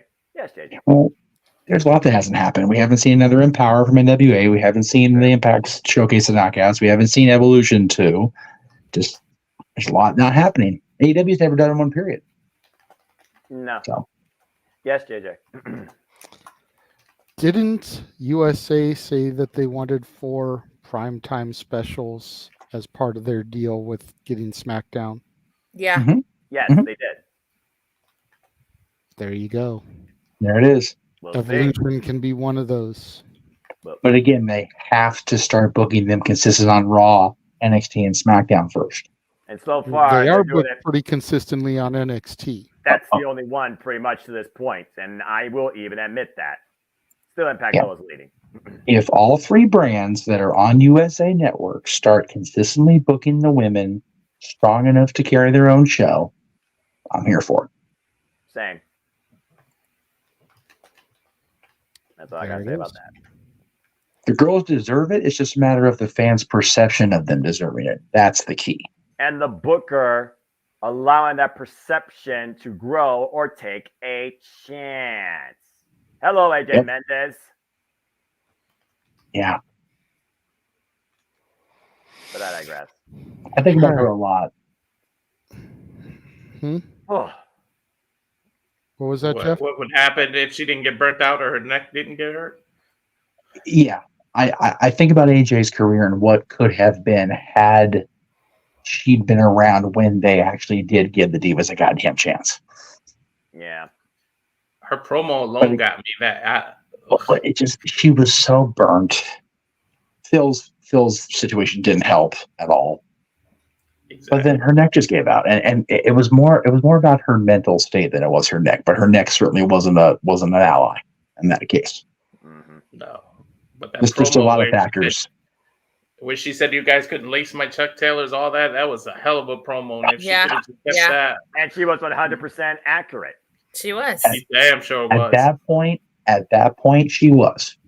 She called them stiff plastic mannequins. Yeah, she was like, who weren't gifted enough to be actresses. Yeah, go be a runway model and leave the wrestling to the professionals. That's what her statement was. But think about it this way: when she said that, think about where later that year. Think about where Nikki and Brie were in the main event storyline with the Authority. You know, Nikki's in-ring work only got better and didn't get way better because she got hurt and had to bow out. Brie just, wanted to do the mom thing, and it's like, you know what? Nikki's not here. I'm out of here. But then the following year, Charlotte, Sasha, Becky, Bayley, they all come up and boom, off they go. So there. All right. Well, JJ, again, whew. Hell of a closer. Right? So, Brie did say that when her buddy gets a little older, she wanted to go back to wrestling on her Instagram, I think. She said she wants one last run. She said it. Yeah. She wants to wrestle the iconic. Well, she mentioned the iconic of wrestling them in Australia. So she wants one. God, okay, fuck it. She's torn. I'll say that. Just like the entire internet. She wants it. It's just a matter of, Brian's back in pretty much full time at this point. Yeah. The kids are still really young. Yeah. Really young. But Brian mentioned this might be his last year. He can go home, be dad, and she can have her last run. Well, what I mean is they're young enough where they're not necessarily worrying about full-time school at this point. Oh, okay. So they can travel. Yeah. It's the road is a fucker, man. And if WWE brings Brie back, or then that's a whole other thing, because then one's in one company, one's in the other, and it's different touring schedules. If AEW was interested in bringing Brianna in, then maybe we have that conversation. I just don't know where Tony's mind is with Brie. Well, that's a conversation for another day and another big what if, and maybe another open mic night tournament. But I think at this point, insert millionaire horn here. I think we have officially ran our course with tonight's extremely interesting conversations on open mic night. Let's go out with a bang as always with our host with the most, the Renegade Wrestling, JJ Williams. JJ, thank you. Let's be the people find that do, because I'm effing tired.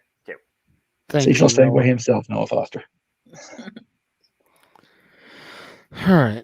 Really quickly, before we get to the shameless shills, I'm going to run the open mic night trailer, show everybody all the special events that are coming up over the next couple of months. And we will be right back to do our goodbyes and our promotions and get the fuck out of here. Sounds good.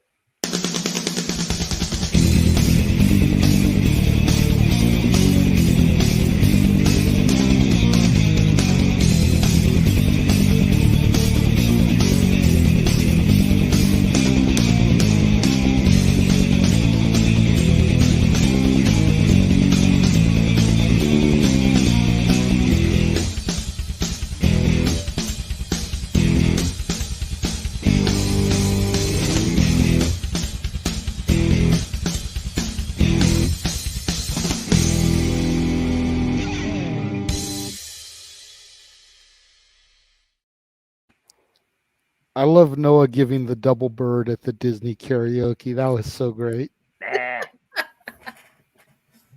Noah, just remember, when our fans wish upon a star, your karaoke nightmares will come true. Oh, I thought you were gonna start singing the song. Wish when you wish upon a star. And I gotta save that for make them pay for that.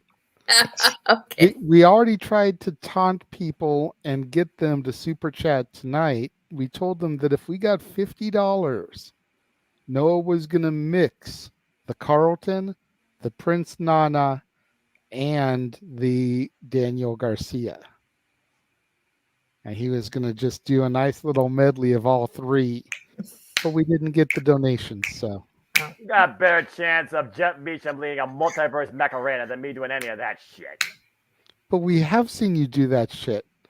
All individually, Exactly. with the exception of the Carlton. That ain't happening. So that's why we were gonna get you to kind of just blend them all. Freaking singing Tom Jones into a candlestick. What the fuck you trying to do here? There's a reason why Fresh Prince of Bel-Air ain't on anymore. I think if Noah would do that, you have to be blended. Emmanuel, as of yet, we do not know who your opponent is going to be.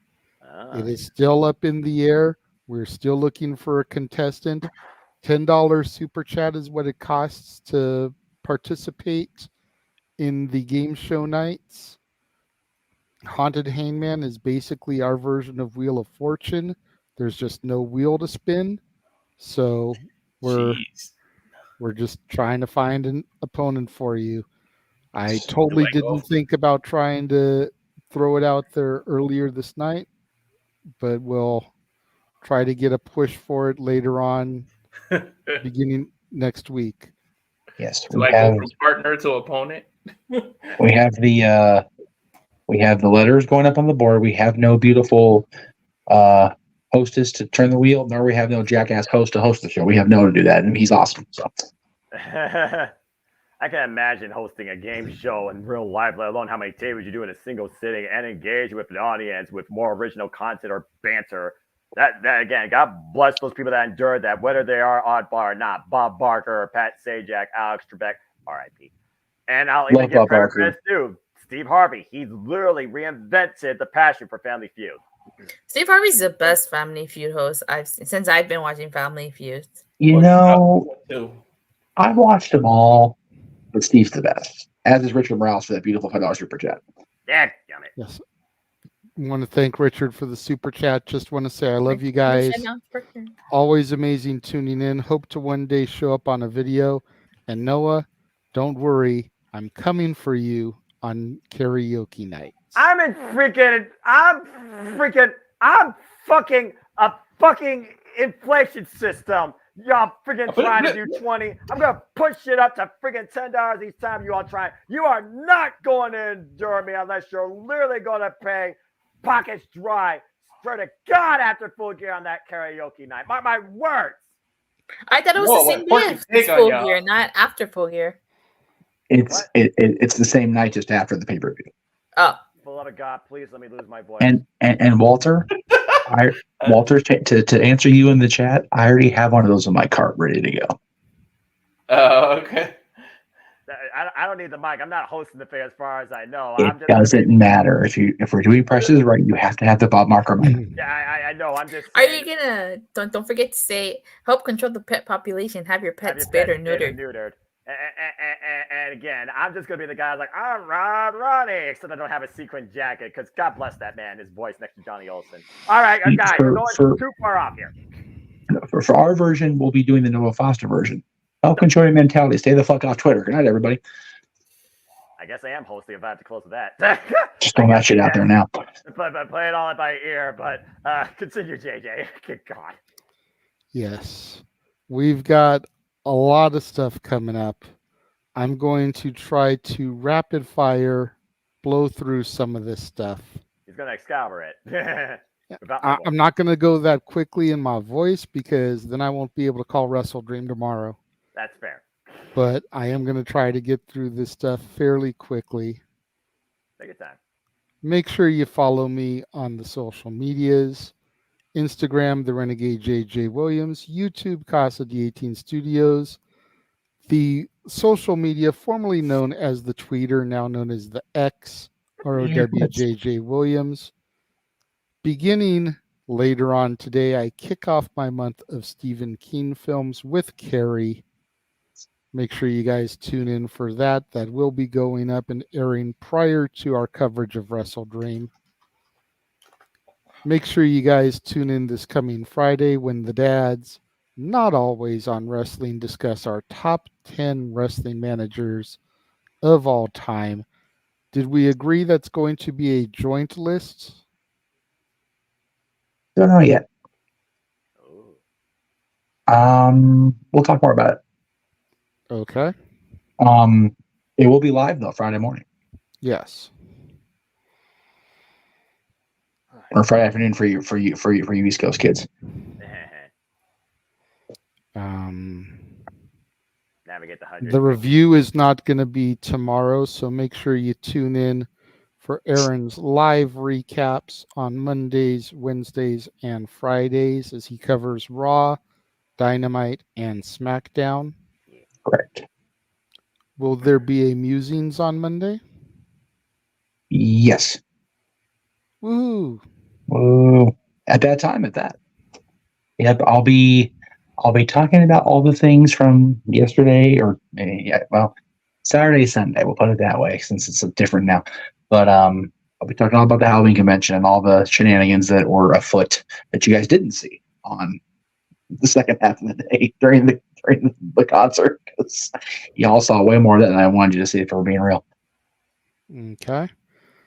Statboy was here earlier, and since he couldn't get the clue when I threw the graphic up either time, make sure you follow your bartenders on social media.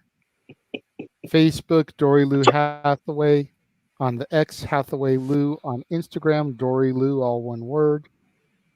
Mike Caldwell on Facebook. LB Statkid 1977 on the X. Statboy13 on the Instagram. Statboy Sports Bar will be at 6 o'clock Pacific, 9 Eastern this week. Yes. The review. Yes.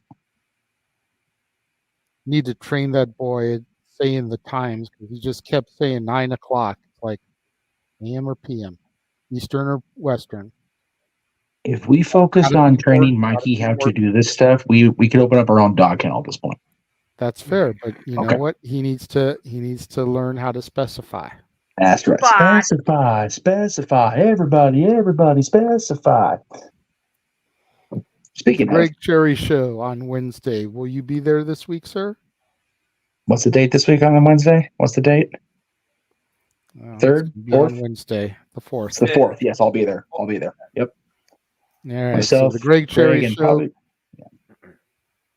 with Jeff Meacham, probably Matty Laws as well. Yes. With Greg's typical Wednesday shenanigans. Yes, it is literally the what the hell ever we want to talk about. So, what do you want to talk about? Any goddamn thing. As long as college football and pro football go okay, we'll be a happy bunch, unlike last week. There you go. Datilla.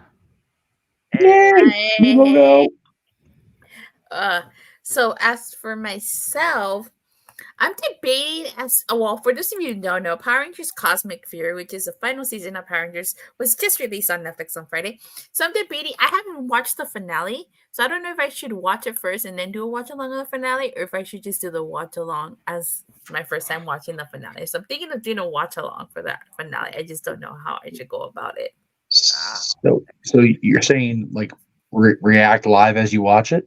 Yeah, because I've the series is only 10 episodes. I've watched 9. I watched 9 and I have yet to watch the finale because I don't know if I should watch it first and then do a watch along, or if I should just do a watch along and react as I go about it. I would say live to tape. Yeah. Like record yourself watching it. And then if you deem it good enough to air, then put it up. If not, just do a reaction video. Yeah, this is it. This is Power Rangers going out with. So they're gonna go out with a bang. So just to clarify, there's no more Power Rangers shows ever anymore? Okay. So not like we know them. Okay. Yes. Okay. Not in the traditional sense, so to speak. They're rebooting the franchise. They're rebooting it. So Power Rangers as you know it is officially over as of the 29th with Cosmic Fury. It's officially over. But they are rebooting the franchise. When? I don't know, because with the writer's strike and all this stuff, I don't know if it's going to come out next year. It's going to come out in 2025, but they are rebooting the franchise as we know it. So the Power Rangers that we know and love and that we grew up with will be So it's been one continual 30-year timeline. God. That's now ending. I wouldn't say that because the timeline is a little, but yeah. I'm making it worse by confusion. I'm sorry. Her brain. My brain. And your brain. Yes. All the brains. To answer your question, Emmanuel, we've only raised $15 over this evening. Only 15? Hey, it's better than zero. So if you want Noah to do his thing, it's going to take $35 more, split between me and Jeff's channel. And Arlene has finally joined the chat. Says all I want for Christmas is to hear Noah sing karaoke. The simple man does not sing. Damn it! He calls professional wrestling till he loses his voice like Maranello. Damn it! All I want for Christmas karaoke is nobody to super chat for that damn song. No. I want to hear Noah sing that damn song. God damn it. Ah, damn it, JJ, you fucking suck. Walter. All right. So you can find my YouTube at Rage of Wrestling. Starting November 12th on the East Coast, it'll still be the 11th on the West Coast during the John Jones fight. Well, actually, I'm going to do it on Sunday mornings to not bump into open mic night. I'm going to start live reacting to UFC fights every time there's a big major pay-per-view. But I'm going to do it on Sunday mornings so that it doesn't bump heads with open mic night, because UFC is always on a Saturday and it ends around 1 a.m. East Coast. So it would make more sense to do it live react on a Sunday morning. Right. Then you can all join me. And then I plan on doing my next top 10 on. I got to get with you guys to see, because I want to do a live one, maybe October 17th, because I know I took that off and I'll be in the hotel to get live reactions of my top 10, not letting you guys know and get legitimate live reactions as to the top 10 matches where the wrong person won. Okay. And then you can follow me on X, Twitter. Yeah, October 17th. That's a Wednesday, right?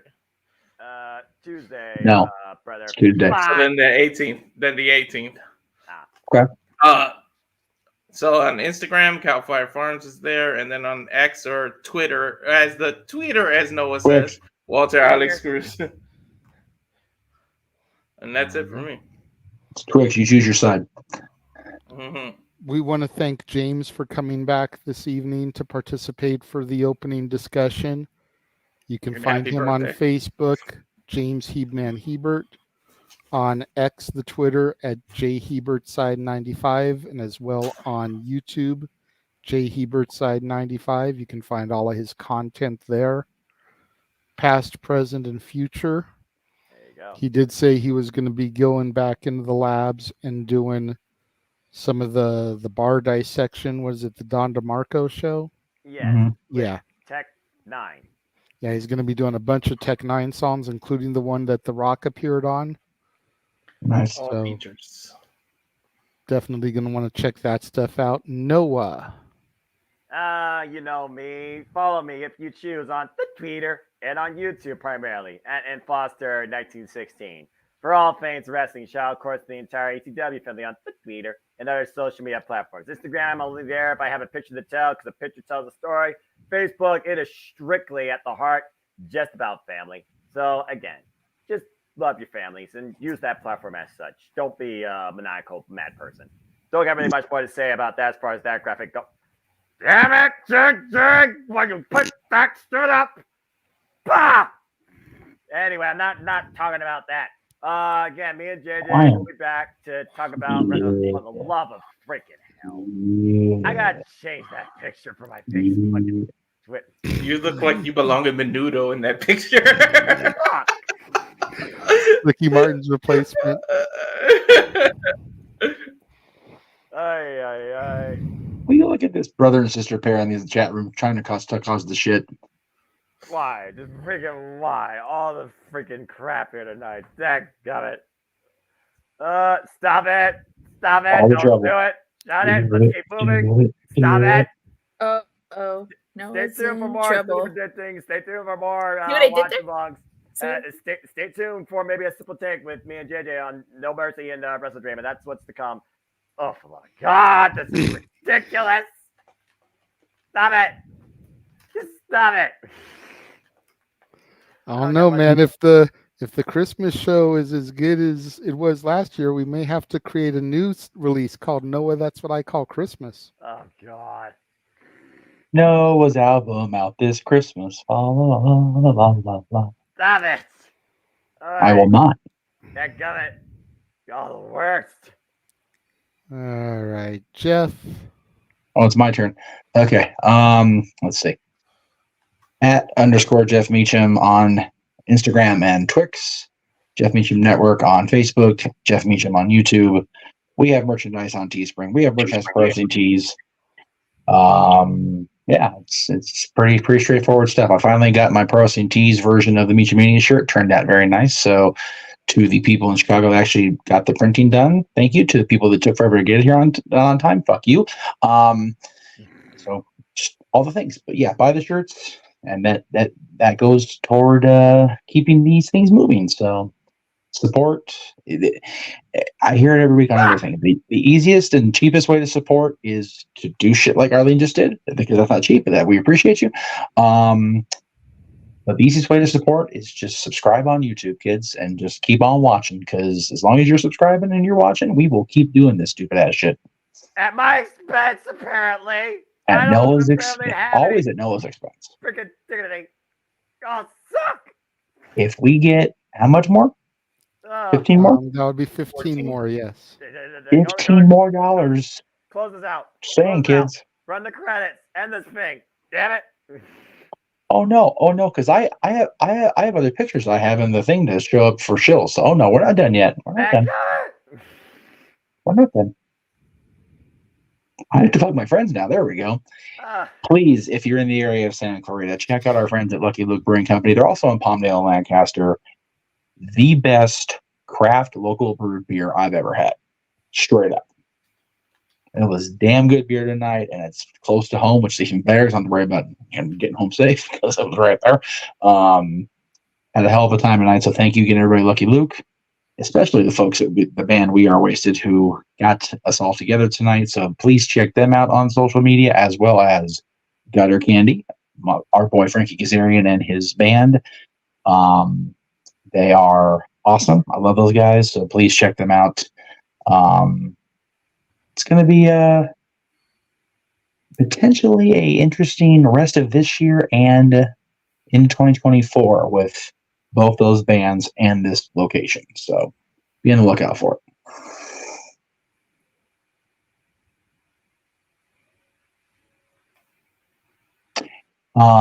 So this, if you're familiar with Rob Zombie Halloween movies, Christina Klebb played the role of Linda, and she was supposed to be at the convention this weekend. She is not, and I found out why. She's been given the approval by SAG to go ahead with her directorial debut, and it is being supported through Indiegogo. So support friend of the channel, Christina Klebb, and the entire crew at NYX Film on Indiegogo at igg.me/fun-nyx-the film. Apparently it's kind of like a partial autobiographical in that I was not aware of this until literally today. She was in a major accident. Her horse literally threw her off of himself. The horse bucked her off and completely, she broke her back is what happened. So that's why she's been so incommunicado as far as doing the interviews that we've been trying to line up since Creepy Gun that Travis and I went to. So yeah, please support any way you guys can, because that's going to be an awesome film when it's done. It'll be a cool. I'm loving that she's taking a random moment of terror and empowering herself by telling the story. Cool shit. So, and Richard, we appreciate the $10 because that means we're only $1 away. Yep, and we still got time because we still got one more image here that you loaded. That's right. Oh, there they are. Yeah. Well, actually, there should be one more in there just of another picture of Frankie in it. But yes, I think it got deleted. Fucking hell, you sons of bitches! So check out Gutter Candy. Check out We Are Wasted. We will be having them on much more often in the future. I have a Gutter Candy shirt in possession. I'm getting the We Are Wasted shirt within the next couple weeks. That very logo that they're wearing in that shirt. So. And of course, this show wouldn't be possible. This network wouldn't be possible were it not for, well, me. But I appreciate the solo shot. But I was going for the picture with my dad. There's no picture of your dad loaded in there. What? God damn it! Hang on. I thought you were going to go for the viewers like you thing, so I gave you the solo shot. Oh, so I appreciate that. Give me a second. Hang on. I'll find it. There it is. Piece of crap didn't work. Wait for it. I promise it's loading.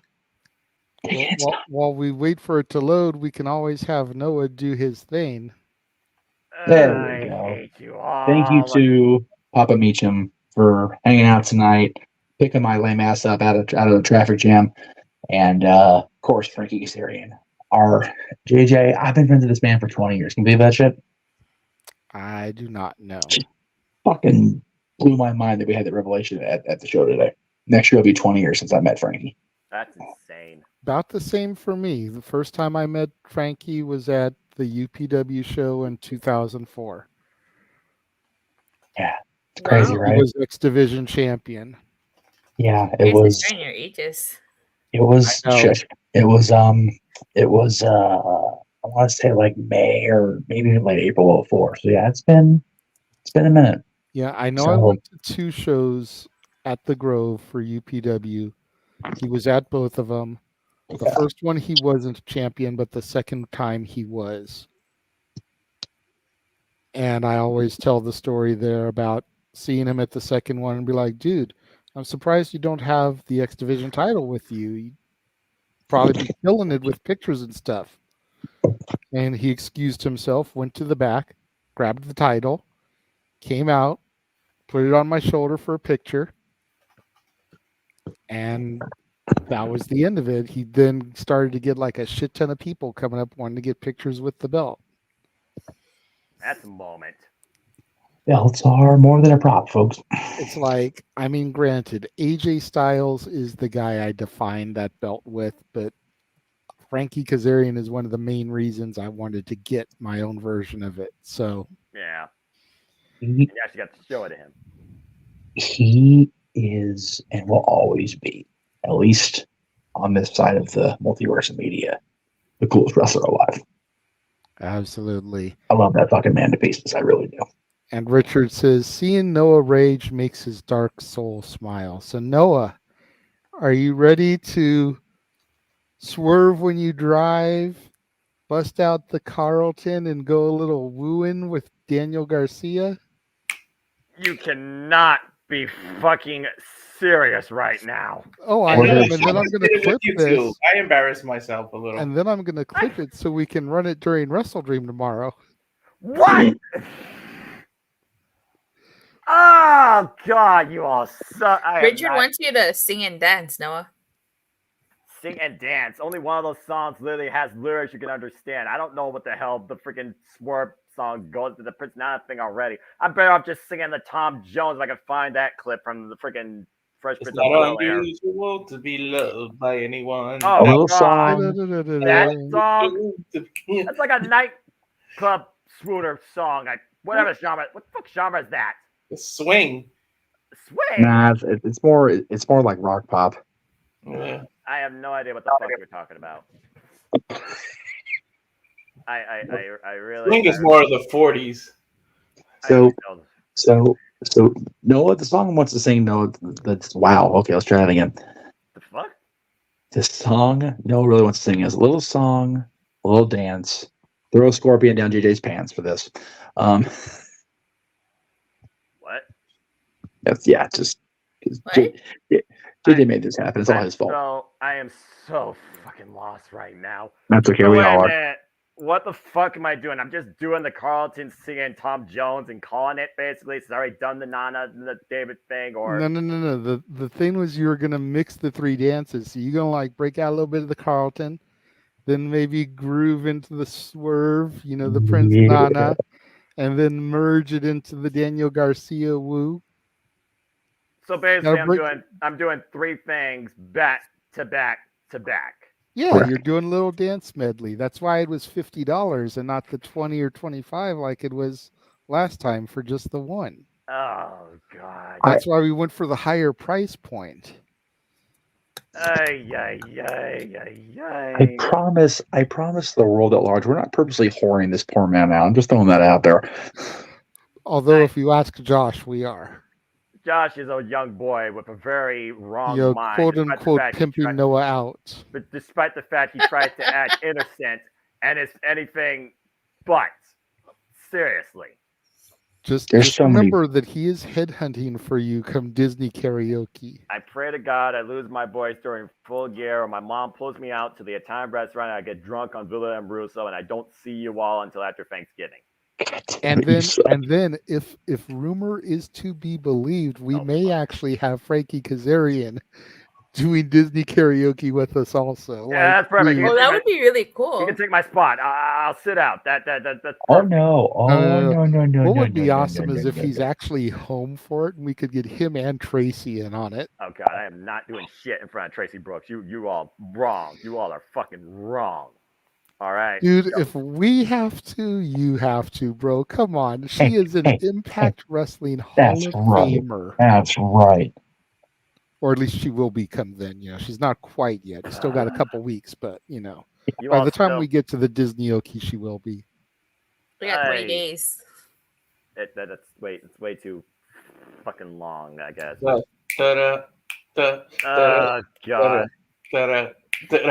I don't even remember the freaking. I'm just gonna sit down and do all this because God. Richard says he will riot if Noah skips out. Hey, you know what? That would warm my heart. He Anyway, is dishing some cash out to see Noah sing.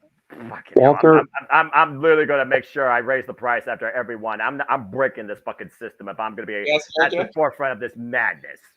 So while Noah's looking for his cues up, Walter, as far as the private chat, I have addressed this with JJ. I understand. You all suck. We have had conversations. Yes. I'm just gonna do these three shit things sitting down. So what? Do I gotta do each one for like what? For 30 seconds or some nonsense like that? That's fair. 30 seconds is fair. 30 seconds of fucking wooing and the swerve thing. You have got to be fucking. So 90 seconds total. No. If you're gonna use that phrase, do it the Hall of Fame style. You've got to be fucking kidding me. Richard says you keep raising the prices, and I will keep dishing it out. Oh God, he's gonna just like the real Disney. I'm gonna be friggin' worth like $200 at one point. It sounds like this shit. Real Disney.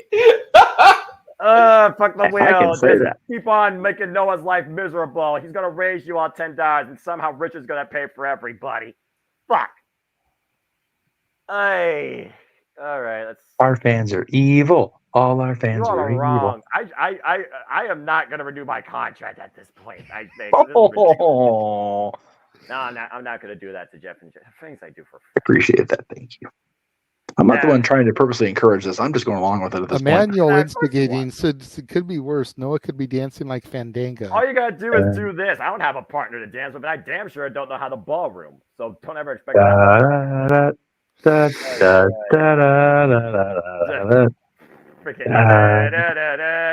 not even singing. That's just literally this. That's it. It's the dirty dango, baby. Hey, we had the finger poke of Dune in '99. That's the finger point of Dune. The finger point of Dune. You're wrong for that. You are definitely wrong for that, and y'all are wrong for this. You do this because you all care. Who do Am you I care really about? wrong? Really not Am I me. really? Yeah, Not lie, maybe, but not. There you go. All right, I guess. So what is this? Woo, Swerve, Carlton. I guess. Whatever All right. order you want to do them in. The Woo first. Wow, that's pretty strong to go first with, but okay. For 30 seconds, though? Are you kidding me? No, come on now. I'm only doing that for 15. I've already done the freaking Woo before, and the Woo is already weird enough. 30 seconds of your life. But sitting down, the longest minute, 15 seconds of my life. At least the other ones have lyrics. I'm still doing this all sitting down, by the way, too, because I don't need to wake my mom right now who's sick while sleeping downstairs. Freaking feeling the house shake underneath. Ay. Feeding our evilness, maybe, Emmanuel. I don't know about our food, but definitely feeding our evilness. It's feeding your evil. That's what you all are evil. Absolutely. No, to be fair, you're skinny. If my fat ass did it, then the downstairs house would shake. That's fair. That's fair. That's fair. That's fair, I guess. And even though you're still wrong, y'all are still wrong for doing this. Okay. Are we wrong or are we out of line? Both. The answer is yes. Damn it. But I digress. Buy the shirts. More money. More money. Gotta make more money. Gotta make more money. I need more money. I need to buy Sonic freaking Superstars and Mario Wonder. My brain's going to sleep. All right, fine. Let's just get this shit over with. Damn, here we go. Ay. I'll do this woo shit first. At least the camera's gonna be freaking upward, so it'll be. Well, I guess no, that's actually worse. Fuck. I'm fucked either way. Damn it. All right. Damn, Richard with the fucking demands. Listen to you in the chat room. You in the chat room with the damn nonsense. I don't even know how to do this while sitting down. What, I'm just supposed to do that or like that? I don't even know how to. Well, if you don't know how to do it sitting down, then stand up and do it. Oh, fuck. It's one of those that I don't need. Fine. Because you got to get the full hip rotation in on the Carlton anyways, dude. Like, come on. Oh, God. There's a twist in that. I'm gonna have to literally do up and stand this shit. You all are evil. Fine. Fucking hell. I hate you all. No, you don't. You love us. Hate you all. And you love us. I am too tall for my own damn room. How's that for a freaking thing for you? Goddamn poor floor planning. Yeah, poor floor planning indeed. How shocking. Try saying that 5 times fast when you're this drunk. That was fucking brilliant. I'm not gonna lie. Yeah, fair enough. Fucking hell. All right. Ay. Just gonna get it done. I'm gonna pretend there's nobody watching. I'm gonna just mute you all. Richard said with a tear in my eye. Shut it, Dattila. Richard said that. Oh, yeah, well, but you read it. You read it. Fucking hell. Trying to I would pay anything for your mother to walk in the middle of you doing this shit. God help me. I will never, ever come back. It is 3:45 in the morning. Do not wish that on his poor mother right now. You ribbing right now? She doesn't need to even know about my embarrassment. There's a reason why she's never on camera. It's too bad Aaron Rift isn't awake right now. Right. He might be. Leave the Rifts alone. Let Mr. and Mrs. Rift sleep. Damn it. Virtue. Oh, God. Screw Virtue. Oh, God. Don't wake Virtue up with this. He will lose his fucking shit. Are you kidding me? Yeah, I've never heard the end of this. Freaking Simon the Garfunkel, right? I'm the Simon. He's the Garfunkel. Enjoy the silence. All right. Mrs. Robinson. Oh, God. Jesus loves you more than you will know, Noah. Jesus loves you more than you will know. Jesus has nothing to do with this shit. I don't know what. Oh, God. All right. Have fun. Oh, my God. This is the greatest show in the history of our great sport. All right, enough of that. God, that fucking sucks. My pants. It's getting me a fucking James wedgie. popped in. What? James got here just in time and I didn't even message him. You fuckers. Oh, God. I guess I'll do this Prince Nana shit. Ay. I can't eat with this shit right now. Of course you can't. I'm far too drunk for this crap. How drunk are you? I'm pretty fucked up. I'm not gonna lie. Oh. Multiple glasses of craft beer. Oh my! Oh, this is tremendous. How am I doing this sober? Fuck you all. I don't understand how, but you're. I'm not singing that. Tom Wait, can Jones you guys actually see has me? a song. Carter, you want me to what? She has Oh, he has the God. focus on Noah, so I Noah. don't even have a candlestick. I'm only singing this to the freaking first thing too. I'm not gonna get the full hip thing on this. My hips don't move like that. You all are literally killing me. All right, let's end this madness. Jesus' goddamn Noah's got some moves. Oh God, how does this work? Oh Jesus.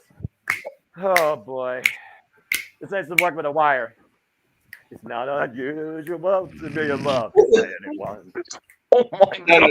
Not unusual to have fun with anyone. Da-da-da-da. When I see you hanging about with anyone, it's not unusual to see me cry. I want to die. All right, fuck you all. Tremendous.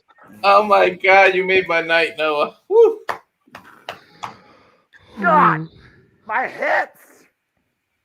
They don't lie. They don't lie. James, since I know you're watching, please clip that shit for the new intro. All of it. The whole thing. God. The whole thing. Fucking body didn't stretch. I haven't played golf since 12th grade and trips like that. You never know what to expect when you tune into open mic night. Fuck you, JJ. You and Jeff Insting. You get cameos from Frank Kazarian. You get dancing from Noah. Apparently, Mr. Audio's here too. Oh my God. Everybody's here. Jesus Christ. The fuck are you all up? Go to sleep. End this damn show. We can't go to sleep after that, man. Noah, there's something you didn't think about. What? We can't end it until you get us out of here and sign off like you always do so eloquently. My back, my hips, my body, and burns. Well, he is. I can't do it, bro. You got to do it. I'm literally in tears here. Can I ask a question while he's getting his sign off ready? Oh, God. How long before the show started did we decide we were going to have Noah possibly do a triple threat dance? I tried to throw it out there last night on Simply Predicting. Okay. Nobody bit, so I threw it out again this afternoon on Simply Predicting. Okay. And then I threw it out again during the watch along. Okay. Plumber's crack. Oh my God. Fucking hell. So let's do each other a solid here, Mr. Williams. Give me a direct heads up, and then I'll give you a direct heads up the next time I get this fucked up drunk. I can't deal with this shit. How the fuck does this even happen? Y'all are wrong. Y'all are fucking wrong. The Noah Nene. Shut up, Noah, computer. Mistress Audio says that she's throwing dollar bills. Oh, God. That is never happening again. This man has to be in church in front of people in a couple hours. Y'all are terrible. Actually, I sit in the back in the AV room, so I'm not really seeing that's fair. There you go. That's fair. That's fair. Okay. Mistress Audio, save that money for karaoke night. Oh, God. Disney karaoke. Fuck you.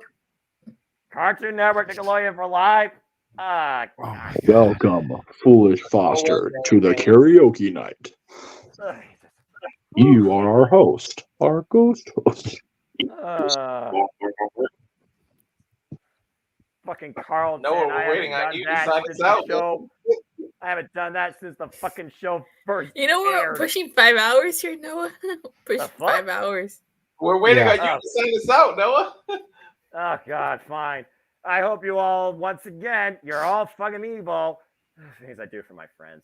Thank you for once again tuning in. That are the weekly Saturday Night Shenanigans when you never know what my expense will be of dignity, courtesy of freaking Jeff and JJ and everyone else here in the company. But as always, I like to conclude why it goes like this, because truly I am but a simple man and a lifelong fan of professional wrestling, damn it! But I digress. I only wish to encourage you that there are no winners, there are no losers, there are no betters. Just fans with opinions for this passion we all share. At the end of the day, folks, support one another, respect each other, protect your mentality too. Treasure your families and just enjoy life. And Take enjoy your hips. professional wrestling. It's as simple as that. Go pay for your old damn embarrassment at chiropractor. Oh my god! Oh my god! He fucking did the Shawn Michaels bit during the exit. That was the greatest thing I've ever seen in my life. Oh my god. Okay. We I'm tried to catch literally my breath crying, here for a guys. moment. Cut Me the too. damn feed. Me too. God. We thank the 21 of y'all that are still here watching us. You all join us for the course of this magical mystery tour we have been on today. As we get ready to sign off, we have viewers across all 5 channels within the multiverse. Oh my god! We greatly thank you guys for that. Like the thing says, you all are what keep this moving forward. It's all because of viewers like you. Make sure you guys Fuck you. tune in tomorrow for our watch-along coverage of Wrestle Dream. Noah and I on the call once again, providing live reactions, play-by-play commentary, thoughts, and more as AEW presents what was originally supposed to be an extension of Forbidden Door, which seems to have fallen flat in concept, but I'm sure once the men get in the ring, it will deliver. We want to thank Statboy Mike for joining us earlier today. We want to thank Big G and the Meltzer of the Multiverse, Josh Mansfield, for joining us in the chat room earlier, some of our regulars. We want to give a huge shout out to the He-Man James Hebert, who is still in the comments, but was on the air with us earlier today. Again, we all wish you a happy birthday, my brother. It was good to have you on the show earlier, if only for a little bit. Yeah, happy birthday, James. Arlene, never feel bad. You did good by a friend, even if it wasn't my expense. You all still suck. We want to give a huge thank out. Want to give a huge thank you. Botch. Not a batch. I am exhausted, just like everybody else is. Yeah, it's almost 1 a.m. here. Want to give a huge thank you to Frankie Kazarian for popping in and giving James a birthday shout out. Love you, man. It was very cool having you on the broadcast for as brief as it was. Yes. For all of those people. Yes. For the mighty Dattila who teleported into the command center. For Mr. Reliable, Walter Cruz. For the man whose name is on the marquee, but it's not now because I took it down for the shills. The West Coast Professor, Jeff, I'm drunk off my ass, Meacham. Goddamn right. For the simple man with the spectacular voice and the amazing dance moves. I move like Jagger. Noah Foster. Shut it, Jeff. You got the moves like Foster. I am the renegade of wrestling, JJ Williams. Thank you to everybody for tuning in tonight. And I'm just going to leave you with this one last comment from Richard as we sign off for the evening. Have a good night, everybody. Have a good night, folks. We're going to power down now. My fucking pants are stuck in my ass.